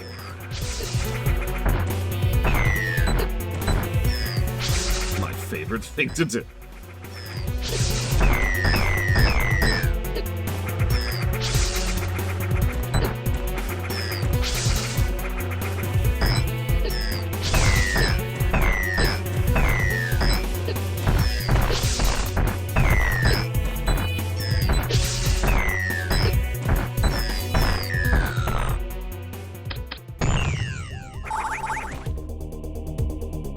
I mean, yeah, Roz, I can see that. There's a reason we're saving Dread for last, though.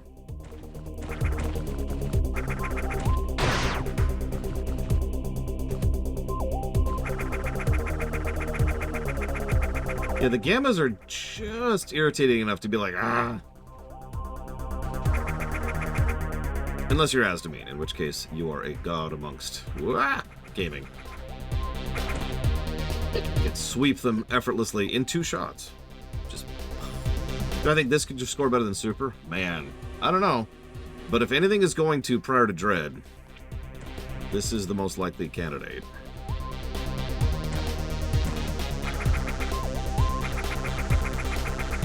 Like, I like Samus Returns, but I don't think it's in striking distance of Super. And ditto for Fusion. Like, you gotta understand the levels of quality we're at now, because the Metroids can get some really high highs.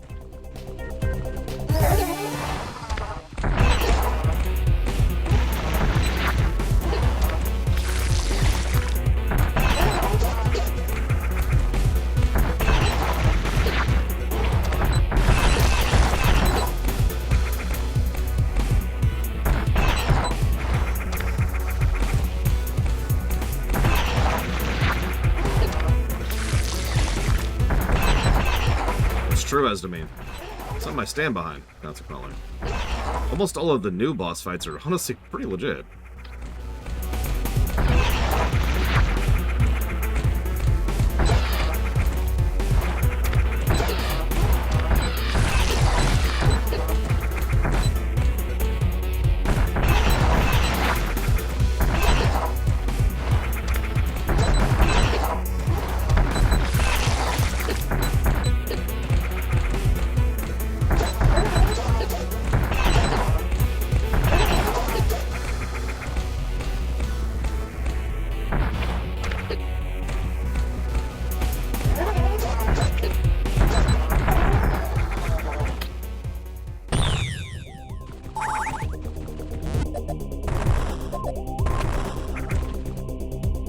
Refill again. I'm going to do that after every Zeta. So I ain't screwing around with these. Oh god, me too. But let's be honest, Prime 1 is probably going to score a lot better than it otherwise would because of the remaster. But that's pretty normal, isn't it? Like, if you think about it, a remaster should raise the score of a game. If it doesn't, something has gone wrong somewhere.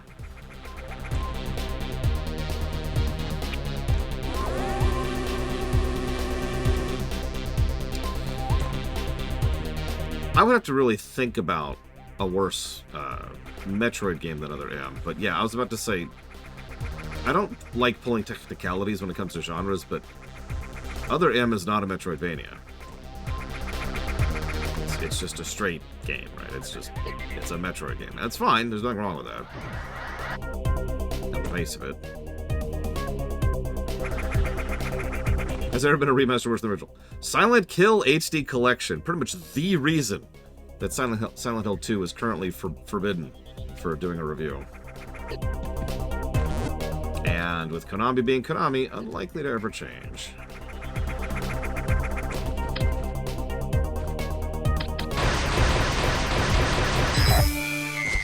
Okay, that's gonna suck.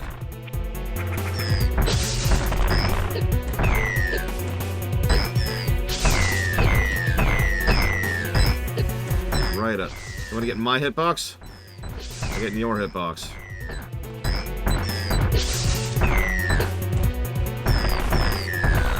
Jackass.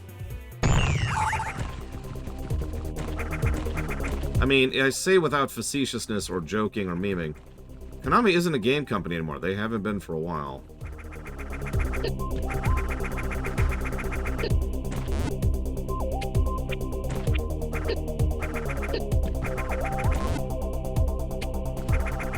Oh, that's easy then at that point, Tully said. All I have to do is buy a legal copy of the game and then use the fan transit. Wait.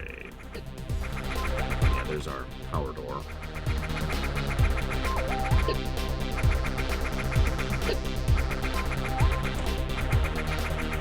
Making money off of gambling and licensing, Evo.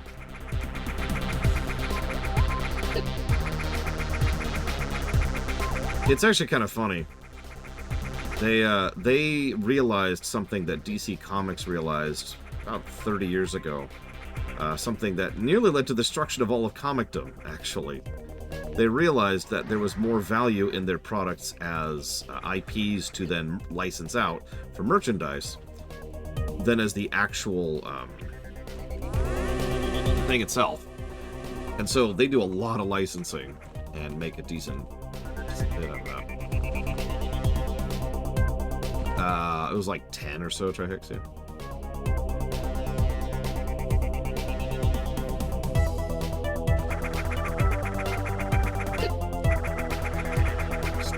Take damage on my way to the hard fight. Right, let me double check something. So we only need one more Metroid, and I know where it is, and we don't have power bombs, so yeah, we're about to be done sweeping this area.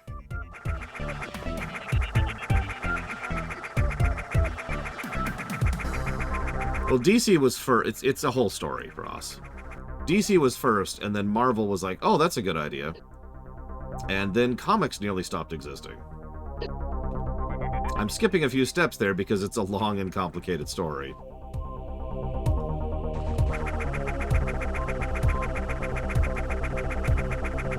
Please don't make me fight this thing amongst the spikes.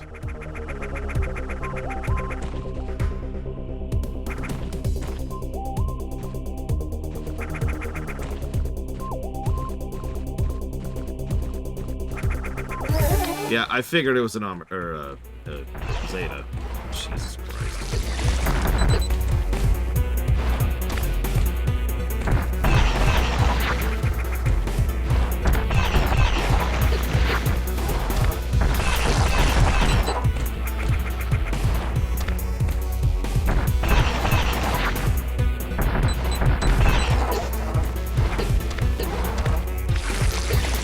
God, that stun.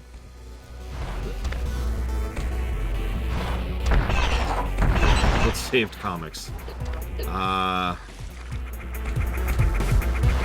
That's complicated.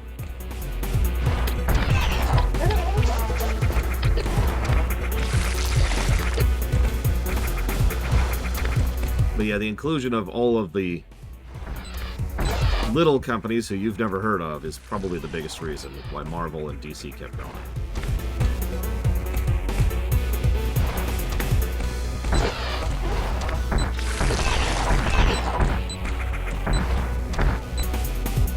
I can't even think of their names all of a sudden.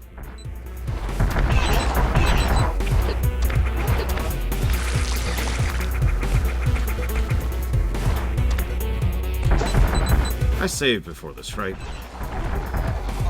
Never mind, we're good, we're good. Okay. Area 6.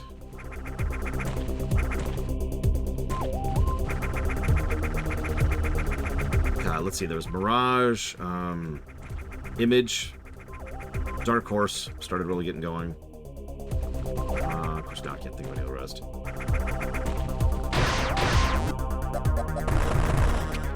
More power bombs. It's always with the power bombs. I don't know what's in here. IDW, it's another big one. Thank you, Dark Prince Rabbit. Always appreciate it. If you give me a moment, jot that down for various things. Let's see. Ratchet, Plank, Armored Core 6, and Batman Streamations.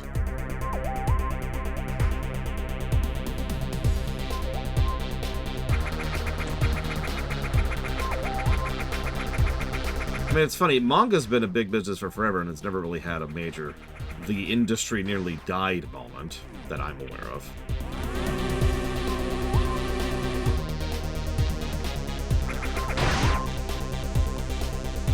No, I have a Devo, and I never will.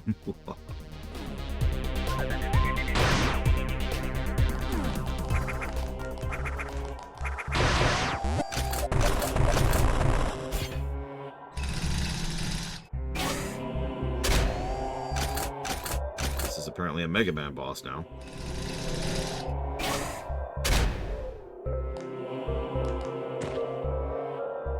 Still an Orphere remix.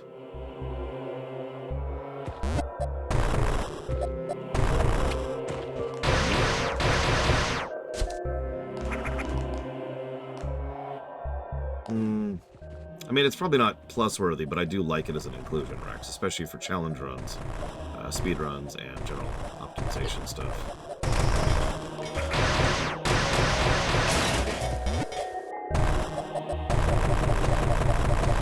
Well, I've been doing it, Eva. I do have some homework for you, though. And you know what it is. I don't have to explain it.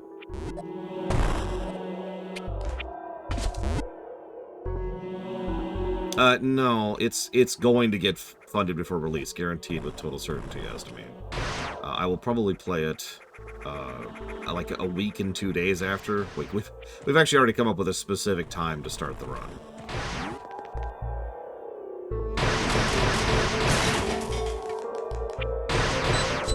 Launch day plus a week or two is a pretty common stream time for us for new games anyway, so.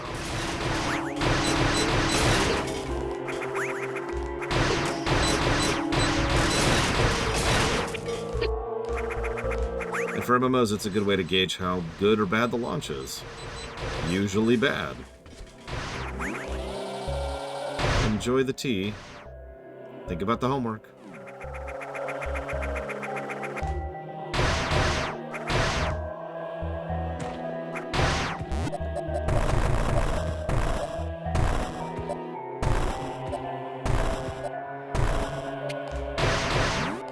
Kidding, hasn't he?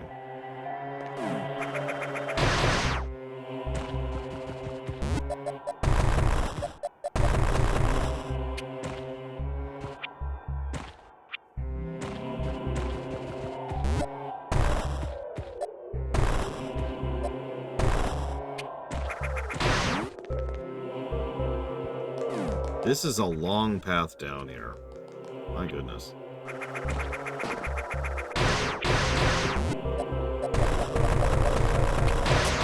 The deleter in the power suit. Oh my god. And then Samus Aran was killed by a guy in a construction suit.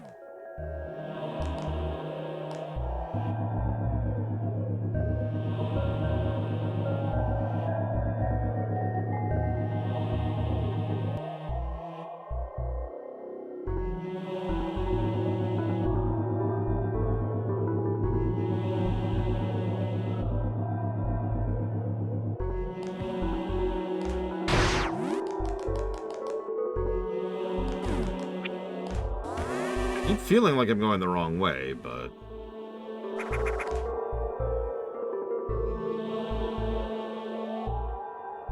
oh, whatever. I notice almost everything is Chozo now. No life forms down here.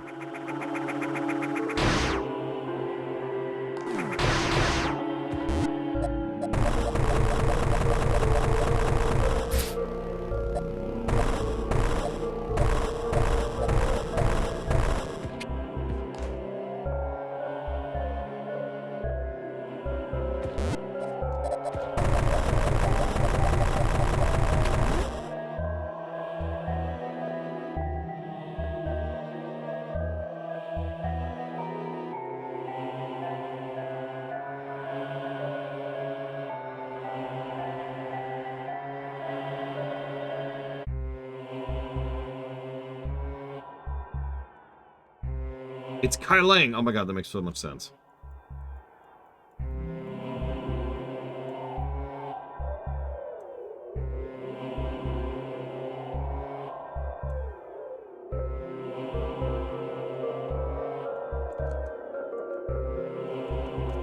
So, yeah, no, sorry, I was about to guess power bombs.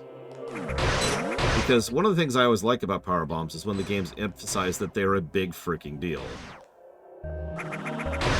Which, it really doesn't happen that often. But every time they do, I like it, because power bombs are supposed to be a big freaking deal. They're supposed to be the biggest thing in her arsenal. The thing she only has a few of and only pulls out when she really freaking means it.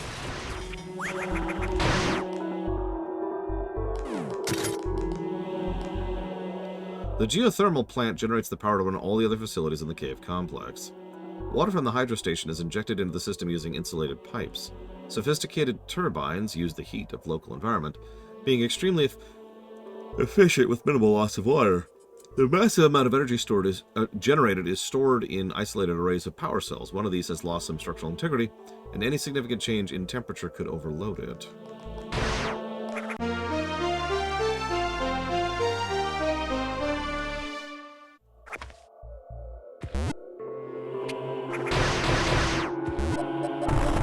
Yep, power bombs.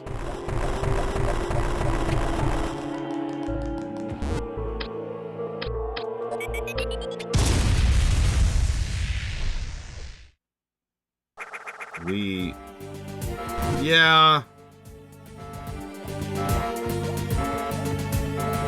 Sort of called that, admittedly.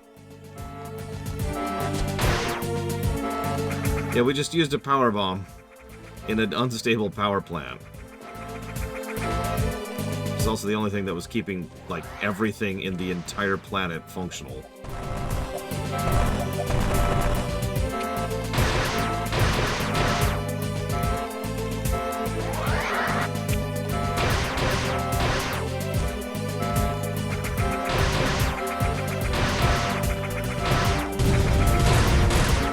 What?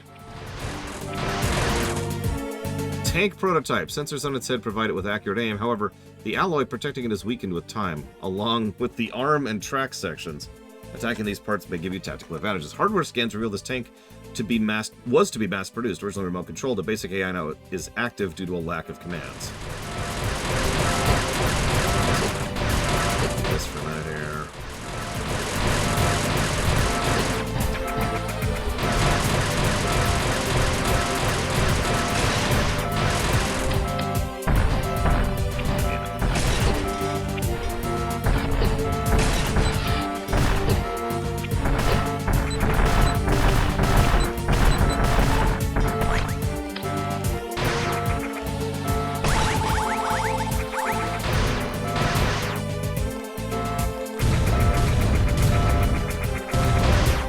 Wait. Aha!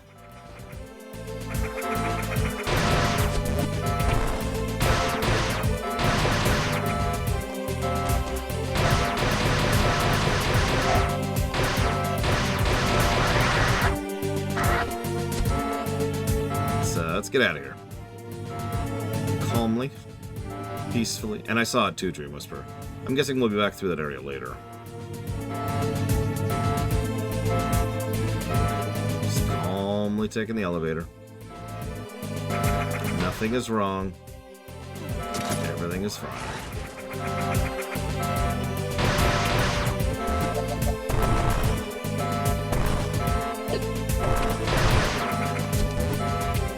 I do think if in a more modern Metroid, power bombs should get a bit of an overhaul. In a lot of the Metroid games, the only use of power bombs is to get more power bombs, aka part of the 100%. In contrast, super missiles are almost universally useful, so...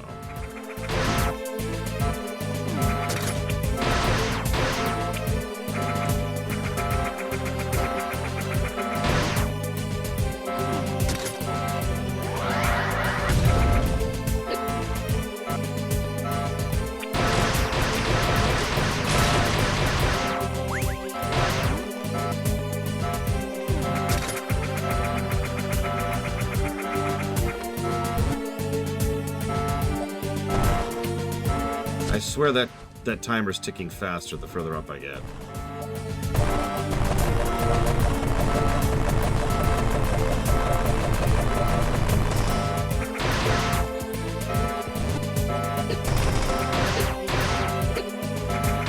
Not time for this. Really don't have time for this.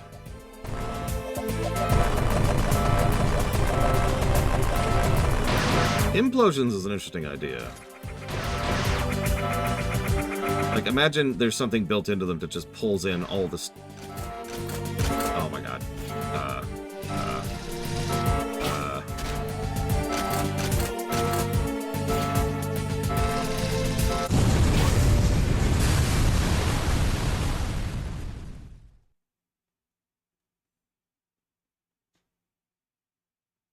Okay.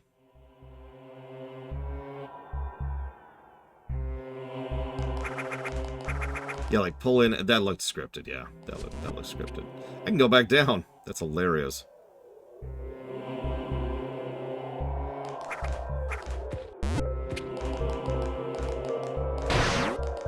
I wonder how scripted that is, because, for example, the mother brain in Super is scripted, but if you are too low on health when you get to her, she will kill you. Script or no.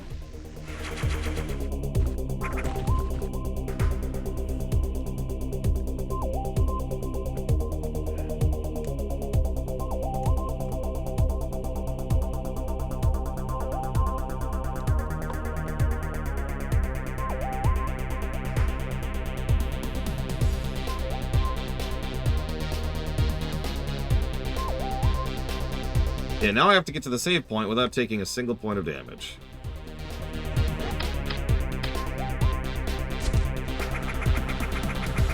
Be a little more cautious than my norm here. Okay, we're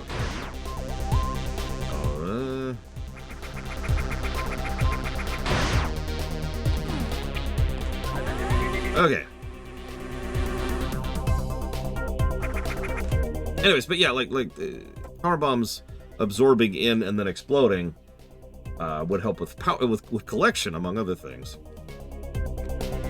But yeah, also being able to use power bombs as a room sweeper, like in a classic beat 'em up game, would work really well too, I think. And yeah, I like the idea of it being something you charge instead of just finding. I also think its range needs to be increased. Several of the Metroid games do a decent job with its range, including this one. And Super actually has pretty good powerbomb range. But like in Prime 1, the powerbomb range is, or maybe it's Prime 2. One of the Primes, the powerbomb range is kind of pathetic. Mostly due to technical limitations, but same problem.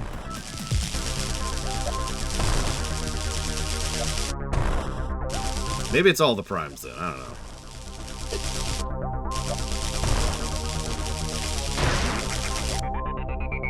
Round 2! No, I'm kidding. Although that would be awful, wouldn't it?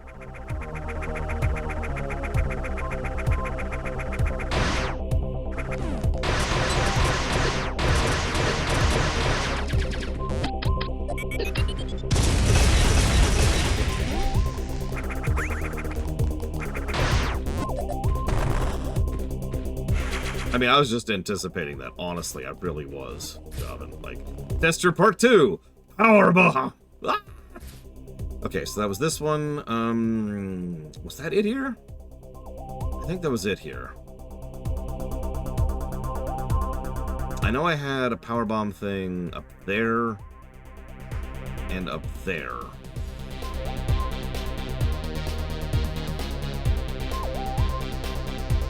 And I think there. It feels right, because I feel like there were 3.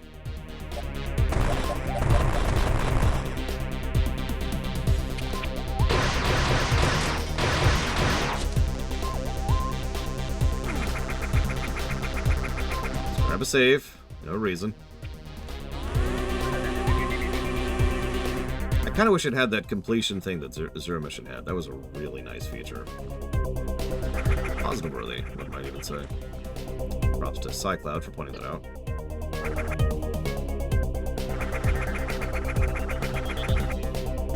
Here.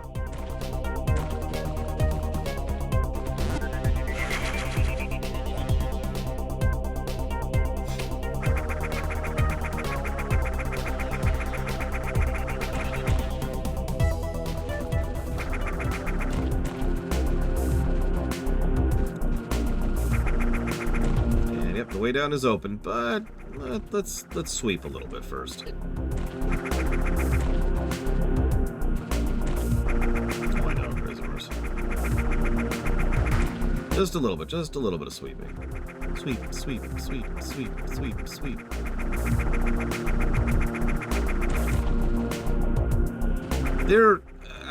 I've been having trouble just describing the controls because they're good, but occasionally they're not. And it's really strange. I don't know if that's a consequence of the engine, or me, or input lag, or I don't know what, but every now and again it's like, eh? And then it goes back to being normal, and it's very strange. I do not know what is wrong with me.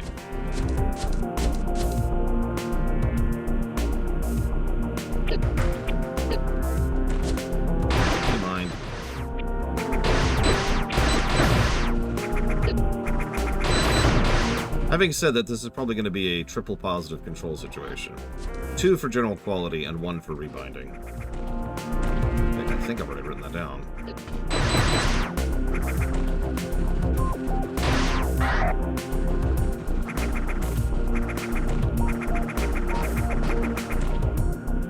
That's kind of what I'm assuming is the issue I keep running into, John.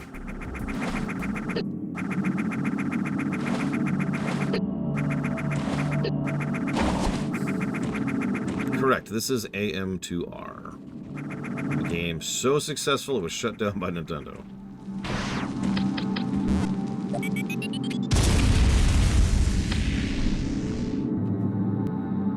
What the hell is this?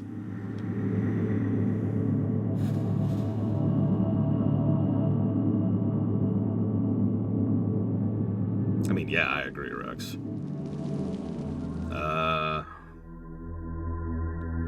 The GFS Thoth. The GFS Thoth is a Griffin-class ship, once an escort of Olympus-class battleships that has since been converted into a research vessel. Its crew has continuously helped the Federation explore planets, ancient civilizations, and study species throughout the galaxy. The Thoth carries portable drilling machinery for excavations. The ship landed on a small valley. The present dig site connects directly to the underground research lab. An Anhur-class gunship is also nearby, registered to the rescue team. Interesting. Where are we? We're up here. So this hypothetically should connect. If it does, in fact.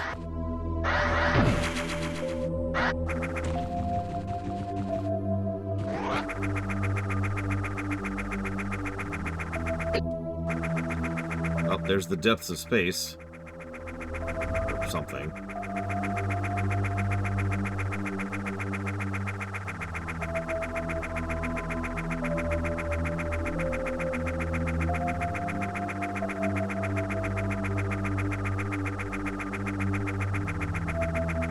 Mind me.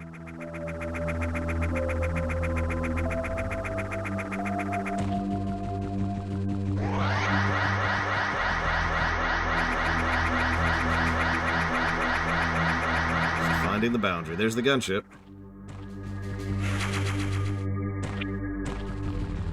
Yeah, no, it makes perfect sense that they would need a ship to get here, and that they would have a military escort. Of course they freaking would.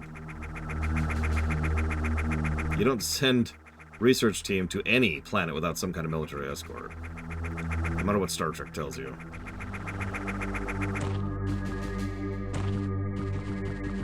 Hey, Ryman.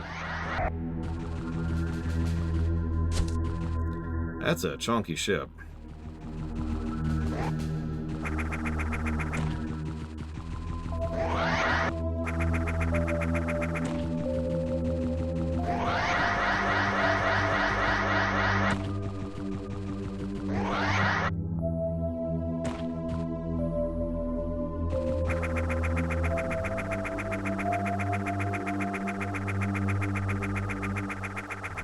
Fair enough, Blade Jamal, but, I mean, then again, I don't know if Archer, a Starfleet member, will feel comfortable having military on board.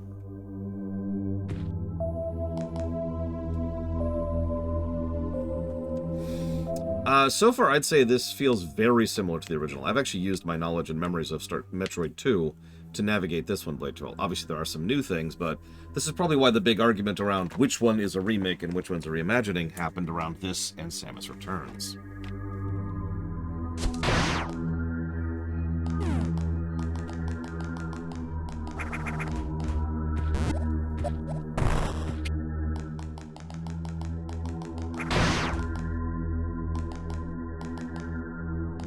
It's the writers being stupid, Dark Prince Raven.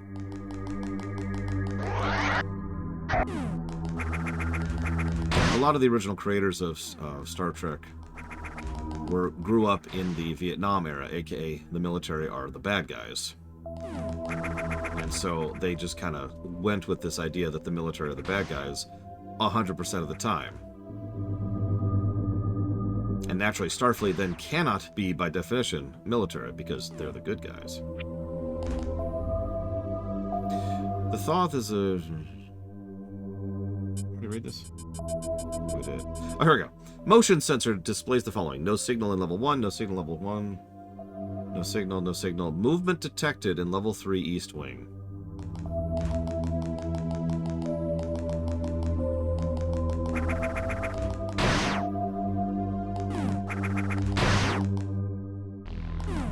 Yeah, it's very childish, Dakota. It actually pisses me off, if I'm being honest.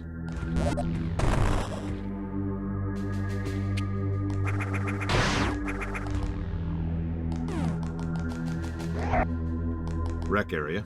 Even at chess.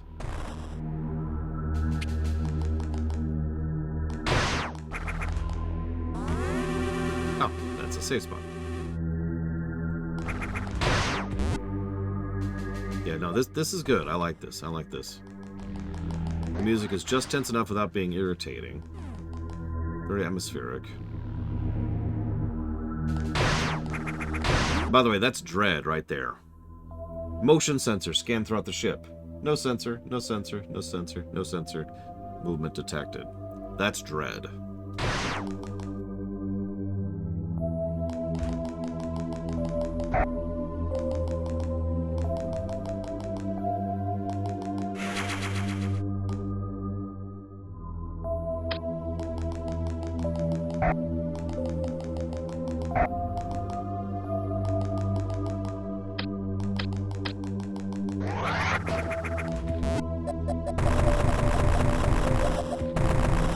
So as you can see, they were taking in Metroids to study them.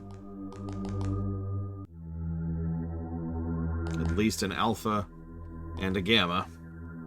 Whatever that is. And whatever that was.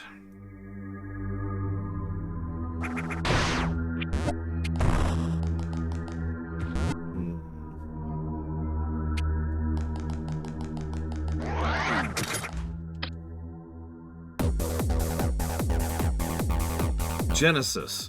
An ambush predator, this blind animal has adapted to hunt in the dark, relying on the specialized senses to stalk prey. Its body offers little protection and will attempt to conceal itself in the shadow as a result. Its acidic blood is used as a projectile via auto-hemorrhaging. The Genesis naturally hunts in groups, making it a highly successful species with little need to evolve. Its DNA suggests it belongs to the oldest living lineage on SR-388, granting it its name.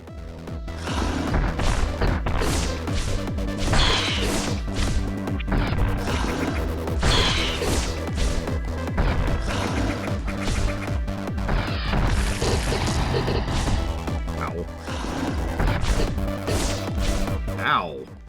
I cannot seem to duck quickly enough to shoot the damn thing.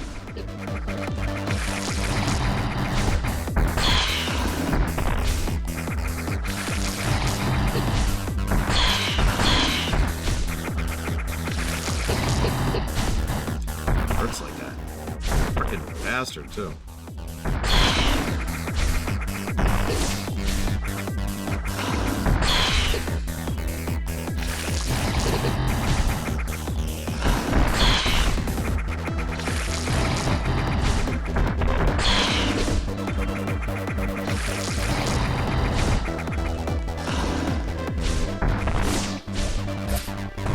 No, no, no, no! God damn it.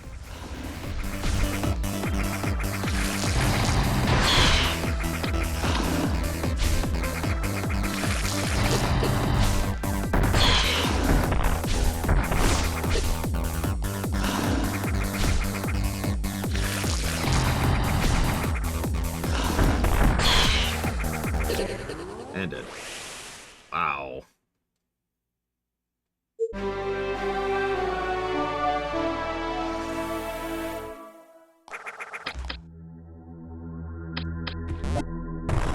I'm also pretty sure power bombs did absolutely nothing to him.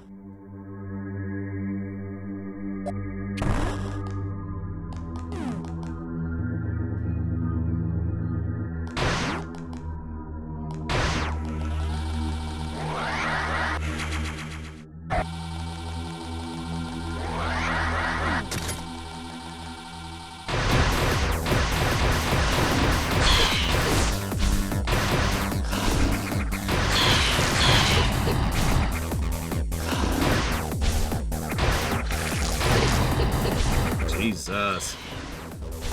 He's got a long iframe period, too. Did you notice that? That's almost 2 solid seconds of iframes. That's crazy.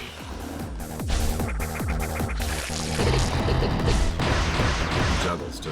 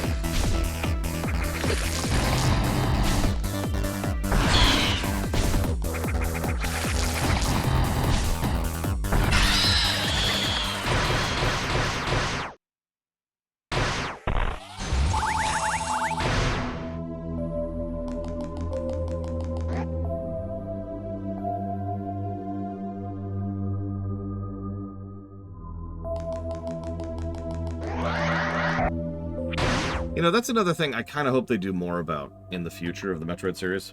Nightmare. Nightmare was in Other M for functionally no reason, and in Fusion. But they never do anything with it. Like, it's just, they never explain it, they never really process it, it's just kind of there. You know, I think that's something that could be developed, is all I'm saying. You know, instead of the Metroids. Okay.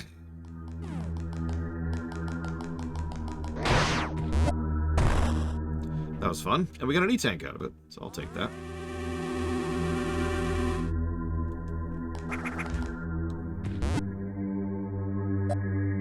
Yeah, let's go check the bridge.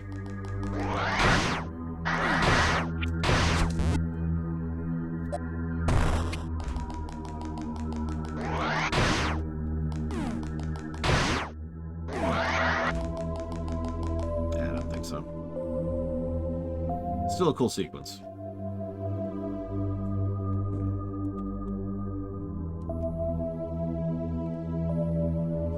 Don't worry, Javin, we'll never see those again.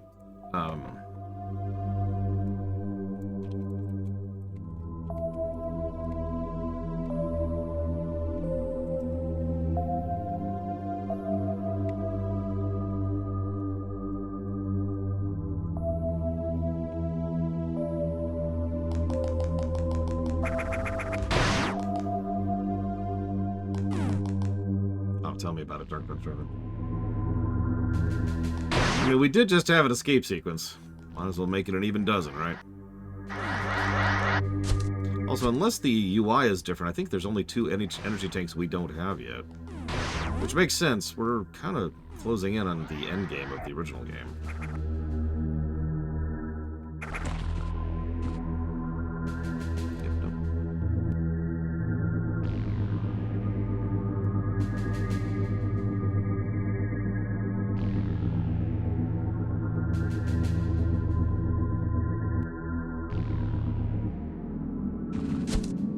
Kidding, gentlemen. Alright, so that's one of the things that I wanted to go grab with the power bombs. We'll grab another couple things. Then we might break for lunch a little early. Depends on how long this takes us.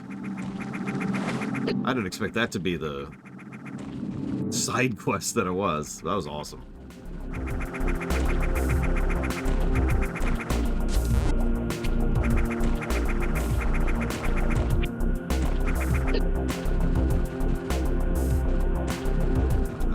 Where am I going?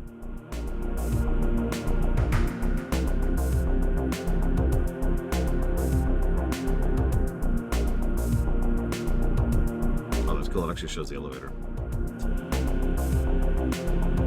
Oh, yeah, by the way, happy Cinco de Mayo, everybody.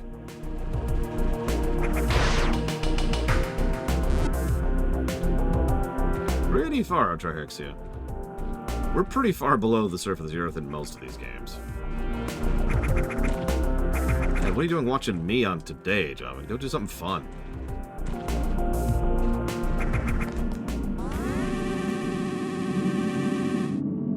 Like play AM2R yourself, but with the fan patch that makes it 50,000 times harder.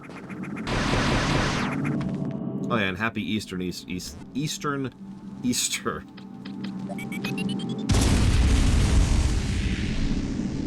That's interesting. That's not what I was expecting. To the map! To the map. Okay, there's no way in there. Okay. Cool. Depressing, but cool. Oh, let's go get the other power bomb thing while we're here. Which was... over here somewhere. God, where was that stupid thing?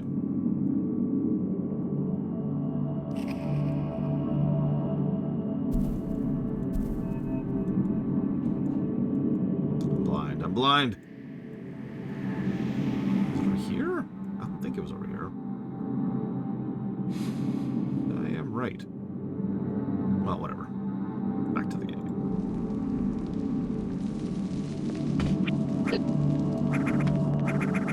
Yeah, I've always liked a short, punchy explosion sound. I actually talked about that when it came to the Ultima spell in the Final Fantasy series.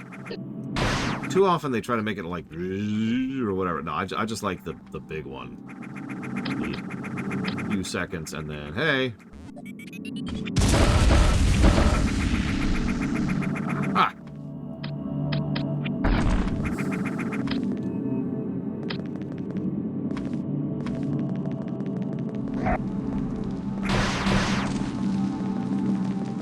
Sort of.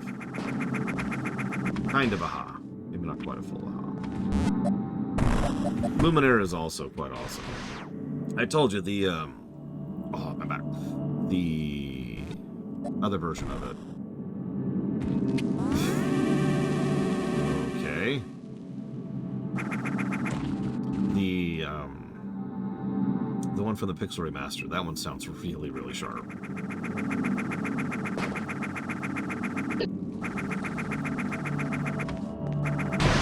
I'm going to give up on this for a second, because we have to come back through there anyways. Is there ever a items collection thing in this game? Because in Zero Mission, there wasn't until you got to the post-game sequence. Which is a weird feature, but, you know, whatever.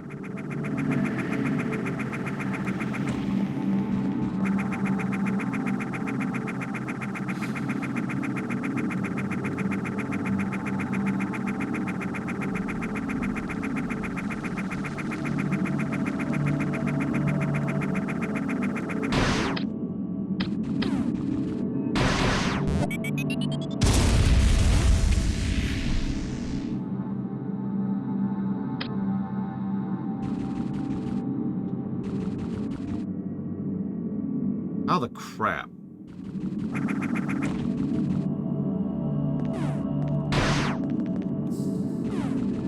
Yeah, I didn't think so. Oh, and I've got to put the bomb too? Oh, no.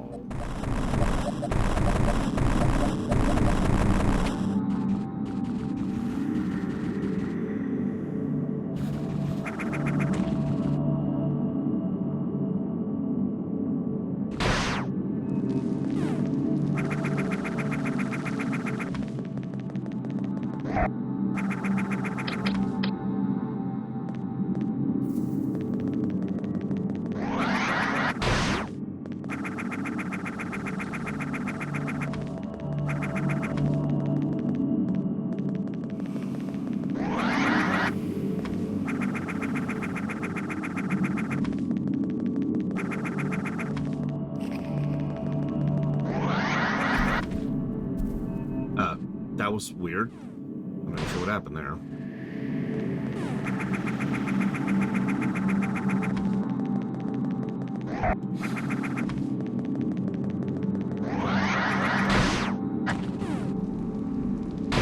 losing it on transition.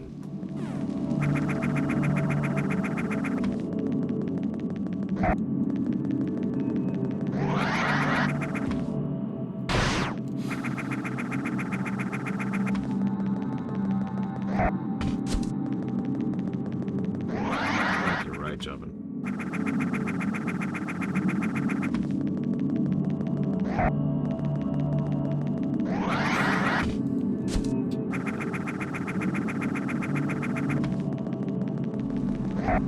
I didn't really want lunch anyways.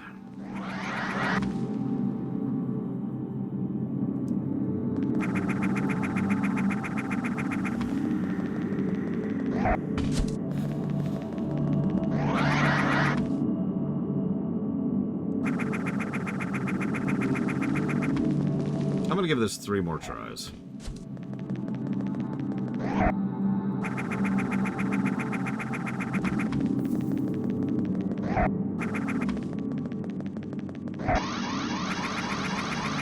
No. Okay.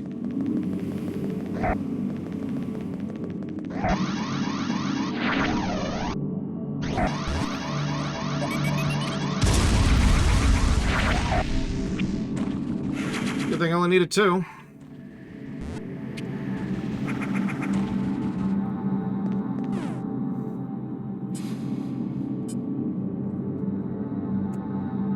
Didn't expect to get that, to be totally honest with you. Okay. Now to figure out that other thing that I don't have.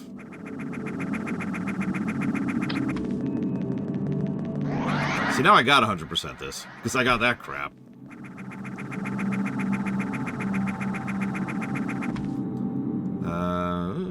Yeah, so...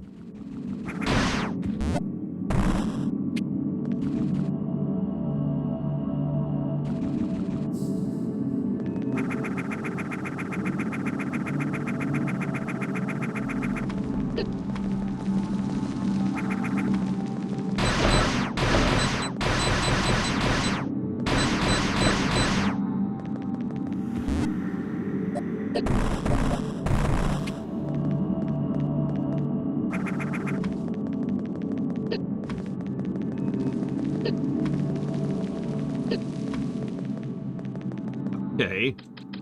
Let me make this clear. Oh, too high. I'm not going to fully explore the map. No, I'm just going to get all items. Maybe. We'll see how bad it is. Oh, bull crap!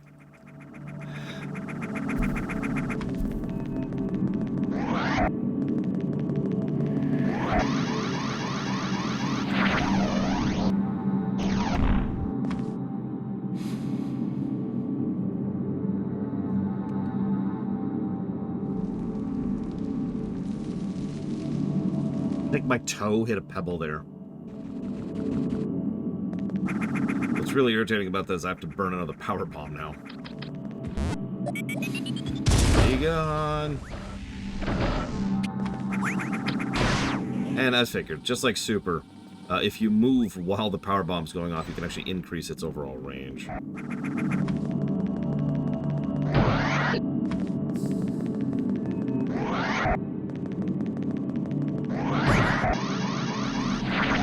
That's not it.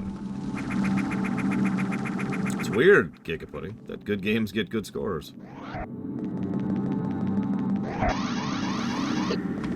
Okay, fine, you get to die. I was gonna let you live, but now you're dead. This is what your hubris has wrought.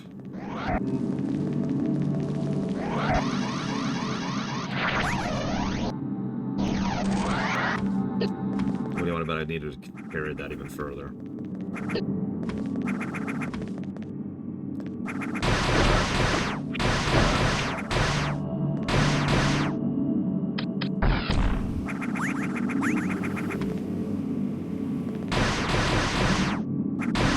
never figured out this area.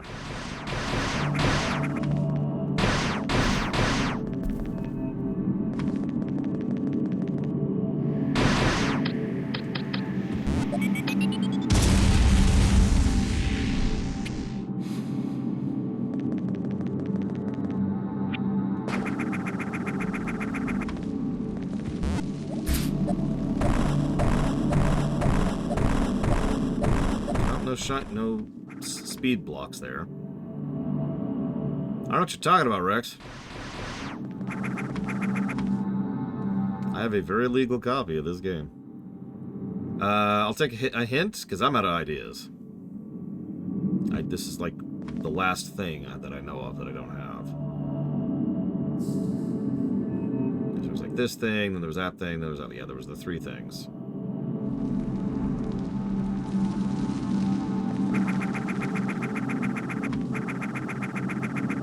I can't do this yet. You know what? I'll accept that. Here, hang on. Since we just got rid of our other marker, we'll just place a marker there. We'll come back for that.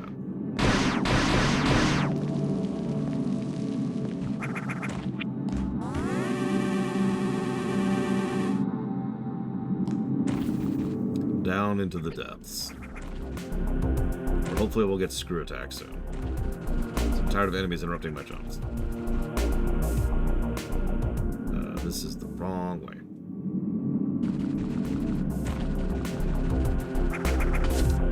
Gotta go back to the island. Sorry. Need that show.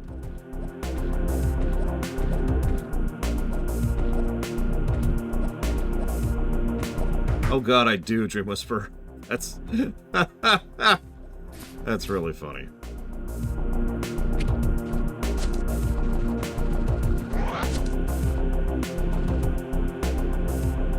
Okay, so... Yep. Nope, I'm right.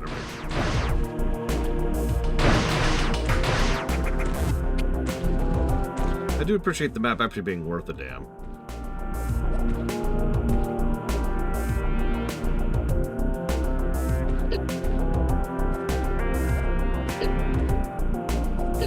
Appreciate these enemies being like, we're gonna get you. Hey, where are you going? Come back. No, I've been laying in wait here for 3 days.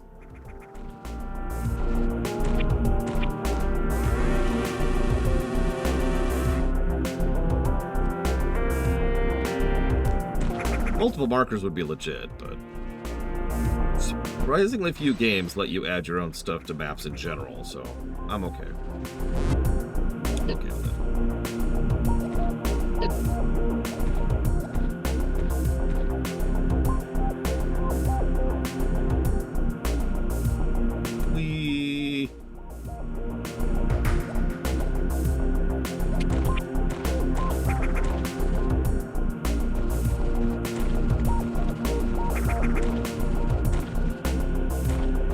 Alright, what lies further down?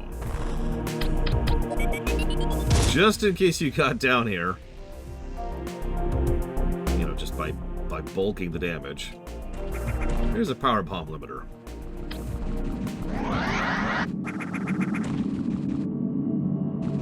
By limiter, I mean barrier. Oh. You're now in nowhere.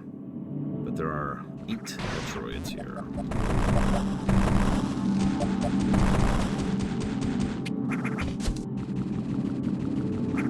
I mean, that sounds kind of cool, Dark Prince Raven. Probably a similar gameplay loop to something like, say, Power Wash Simulator. Oh, okay.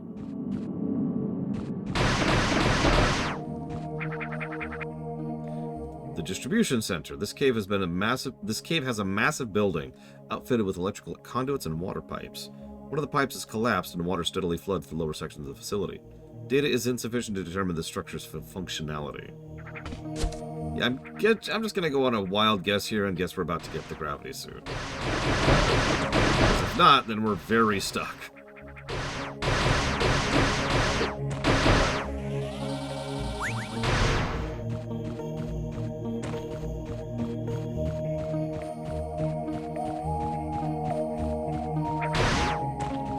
I do like the different doors depending on which area you're in, just to indicate the type of area you're in. Little bit extra bit of visual storytelling there.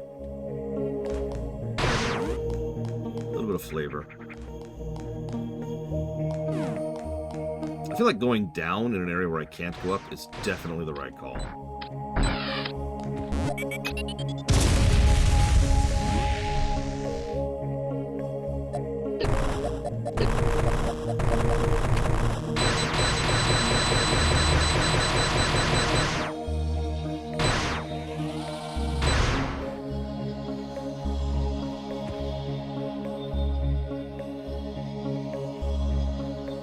Oh, we might be screwed.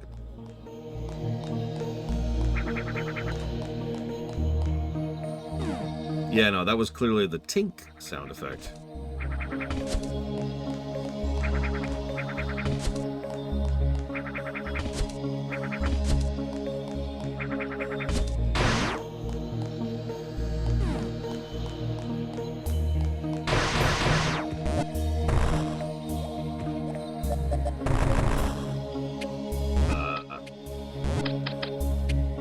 Come on. Oh my god, I can't spider ball underwater. Come on, I got other ways.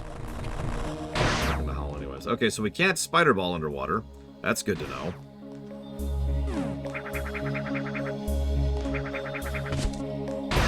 Okay.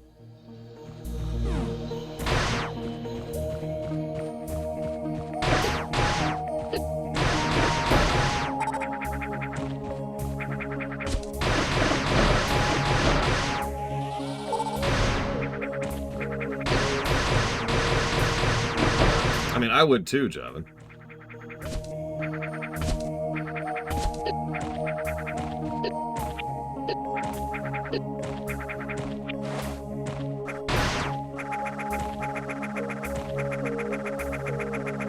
Okay, let's explore a little bit first.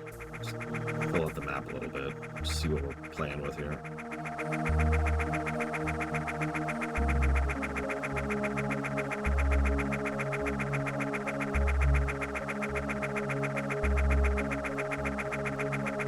What, it's a little bit faster than Spider Ball. Give me something.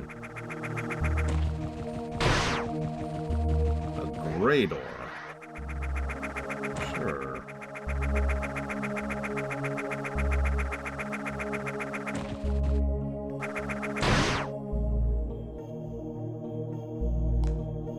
No, it was a missile.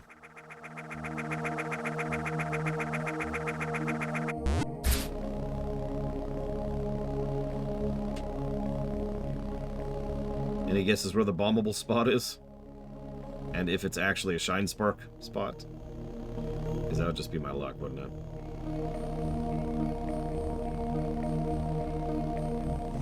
We'll try the obvious first.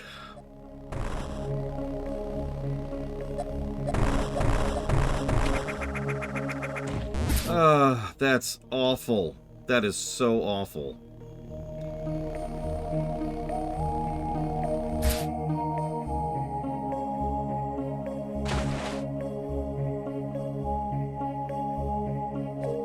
Left of the ledge. Okay. That's going to be post-gravity suit. Someone remember that. Left of the ledge.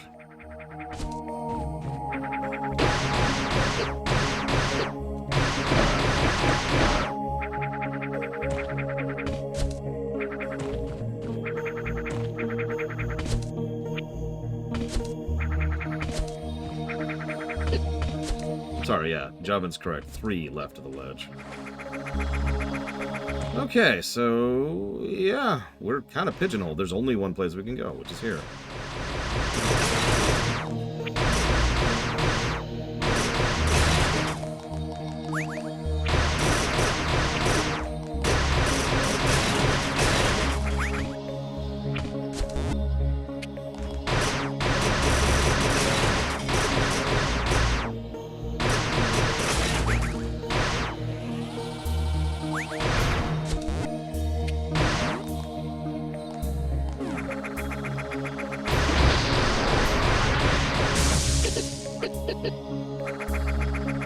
Interesting.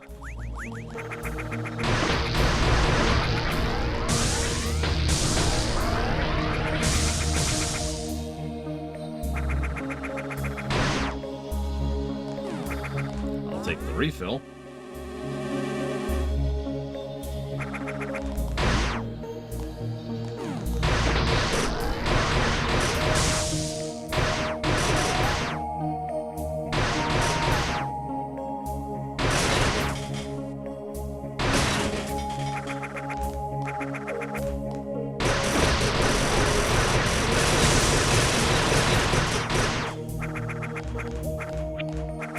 I just say I love the plasma beam. In pretty much every Metroid, I love the plasma beam. It's just a basic upgrade, but God, you know, it does exactly what it should. I appreciate that.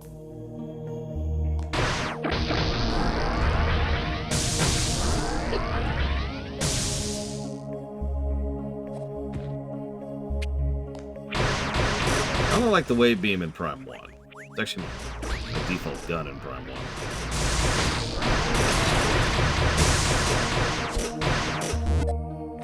1. Until I get plasma. Yeah, no, I get the same vibe, Jonathan.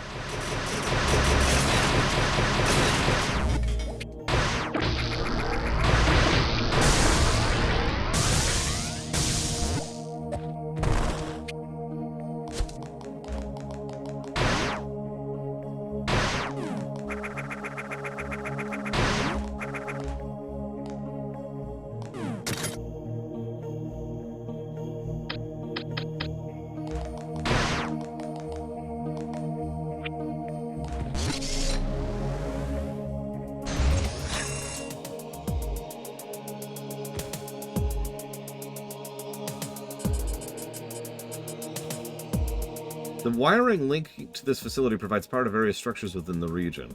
All excess energy is stored in portable spherical cells, which are distributed throughout the intricate passages of the cave via vacuum pipes and carrier drones.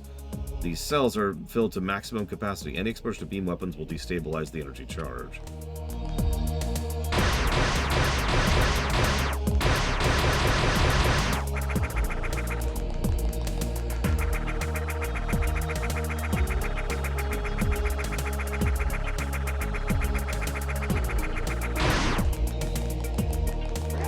And yeah, it makes perfect sense given how automation heavy the Chozo are that they would actually have a drone network.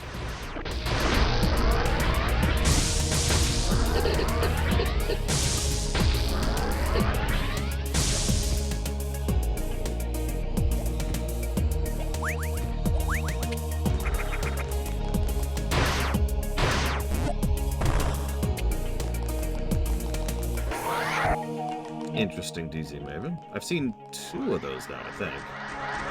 Memory serves.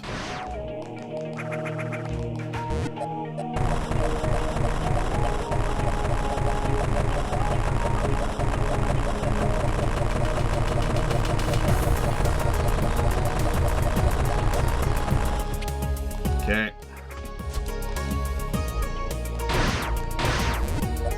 See, I played too much Factorio not to think about power distribution. Or Dyson Sphere Builder. By the way, did you ever try out Dyson Sphere Builder, Jonathan?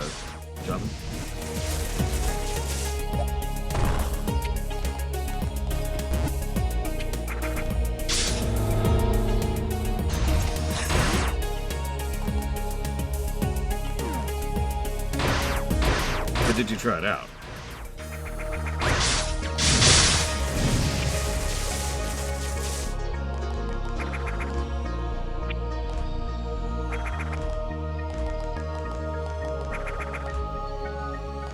Ruth.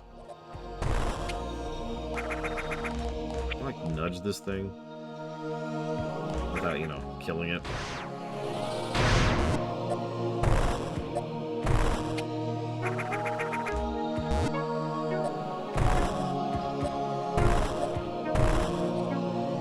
Or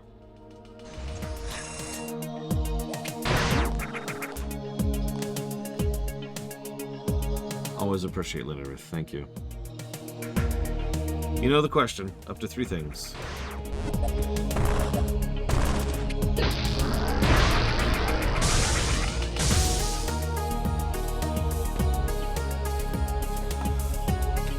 They really do, Ross.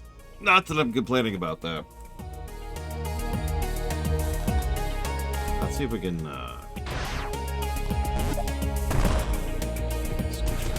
here. Oh, you know what? Perfect. You know what? I don't actually blame you on that, Javan. It's a damn shame, though, because you can probably see how bonkers that game gets, right? It's just, It scratches an itch I didn't even know I had. You know what I mean? And I like builder games. Right. So, I'm actually going to chop off here. Shit! I just lost my controller. That's the reason, clearly.